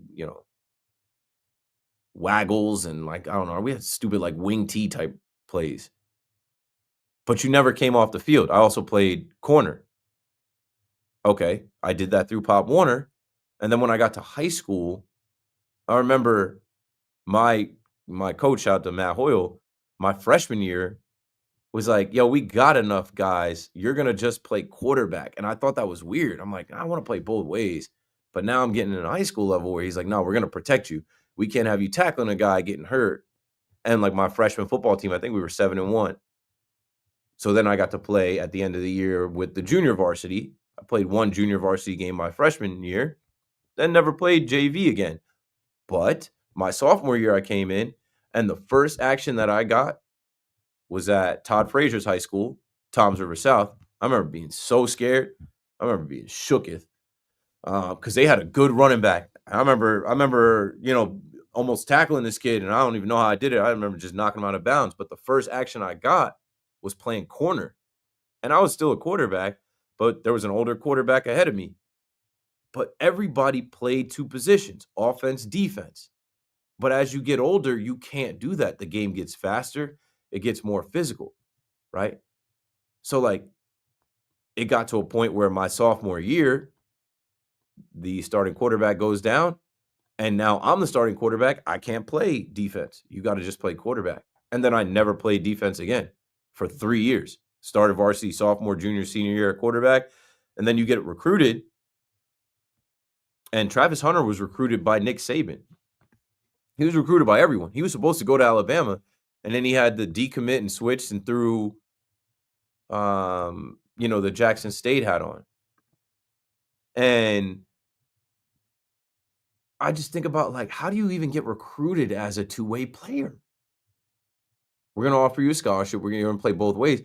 But, even in college, you've seen Darren Woodson and even Prime, Peppers coming out of Paramus Catholic. He went to Michigan, and he return kicks and play defense, and they had some plays for him, but it's just so hard to do. Jabril Peppers. If this kid is able to come into this NFL, play receiver, even if it's only in certain packages, because certain personnel, he's not going to be on the field. I think he should be a third receiver, maybe even the fourth receiver when you go 4 wide, so he's not on the field that much. For an offensive coordinator, what a distraction he is. Number 12 is in the game, Travis Hunter. The broadcaster's going to be announcing it. The fans, when he's coming in the game, like, okay, here, I'm not giving him the ball. He's a straight up decoy. I'm sending him deep, or I'm faking the ball to him. I'm not even giving him the ball. I wouldn't give him the ball for weeks. I just use him as like a fake gadget. I'm just everybody draw the defense attention. The whole defense, like, hey, 12's in the game. 12's in the game. 12's in the game. But if he's able to come into the NFL and flip, like, it is going to be a spectacle. Maybe the Giants want that. Maybe the Giants could. This is New York. Maybe the Giants want to try and facilitate it. Maybe they don't, though. I just don't think they want. They don't have any time for experiments. They don't have any time for games. Jay is up in the Bronx on the Fan. Go for it, Jay. You're in there. K-Mac, I had to call in before you went off tonight. I agree with you, man. It's like Travis Hunter, he to me, he's the best player in the draft. I watched every game that they played at Colorado, and it's the first time for everything. Just like we never saw. I know you're not big on Otani, but we saw 50-50 for the first time.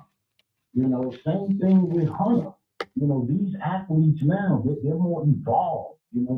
They're different. We can't just keep them in the nutshell of how the game has been played in the past. If this man is athletic enough and has the ability to play football, because remember, football is 3 phases to the game. It's defense, offense, and special teams.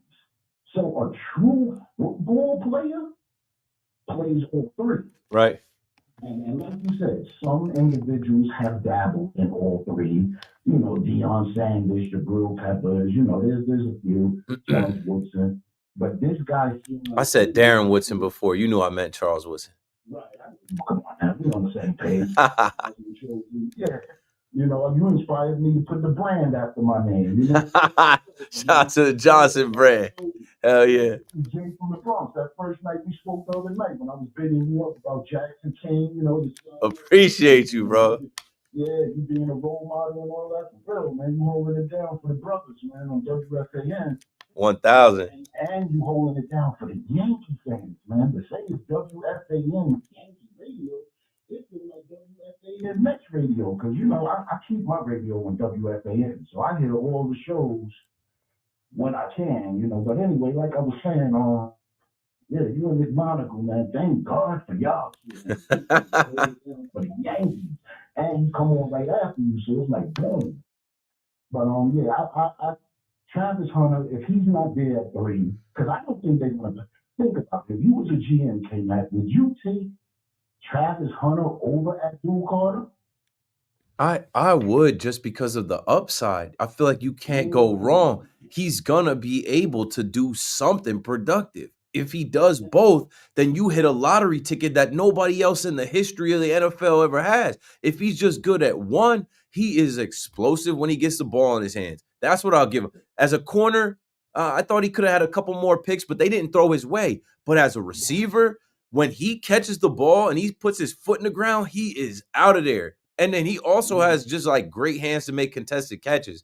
But what I also wonder about him, his size, as far as like when you get to the NFL, all these dudes are strong as hell. All these dudes, like he. They list him at 6'1.5", 188. Oh man, yeah, he's gonna have to put on at least 15 or 20 pounds of muscle. Yeah, because you're gonna get bullied, you can get pushed, you can get punched, and be on the ground. So much of you playing both ways, like that's. Imagine him having to go up against AJ Brown, and then flip around and go up against Quinyon Mitchell, or Devontae Smith, and then flip around and have to go against Cooper DeJean. No, it's too and he's gonna be tired at some point and overmatched at some point as well. Jay, you the man. Appreciate the call and interacting on the live chat. We didn't get to 2,000 in the live chat. We're at 91963. Appreciate everybody that watched. Appreciate everybody that called. Everybody that said, I don't need to watch. I don't need to call. I just listen. And I appreciate the people that are like, I'm listening, waiting for you to go. Can you get out already? Are you done? Yeah, I'm done. C-Mac is coming up next. We'll be back to do this again tomorrow. Another KM to AM. Keith McPherson on the Fan. Thanks for listening. I'm out. Good night. All right, y'all. I got to go home and go to sleep. Again, appreciate y'all. The chat was lit, and I appreciate my guy Jay coming through and calling as well. Everybody be good. And make sure you're subscribed on YouTube if you're not subscribed. And yeah, we'll do this again tomorrow night on the late night. Peace.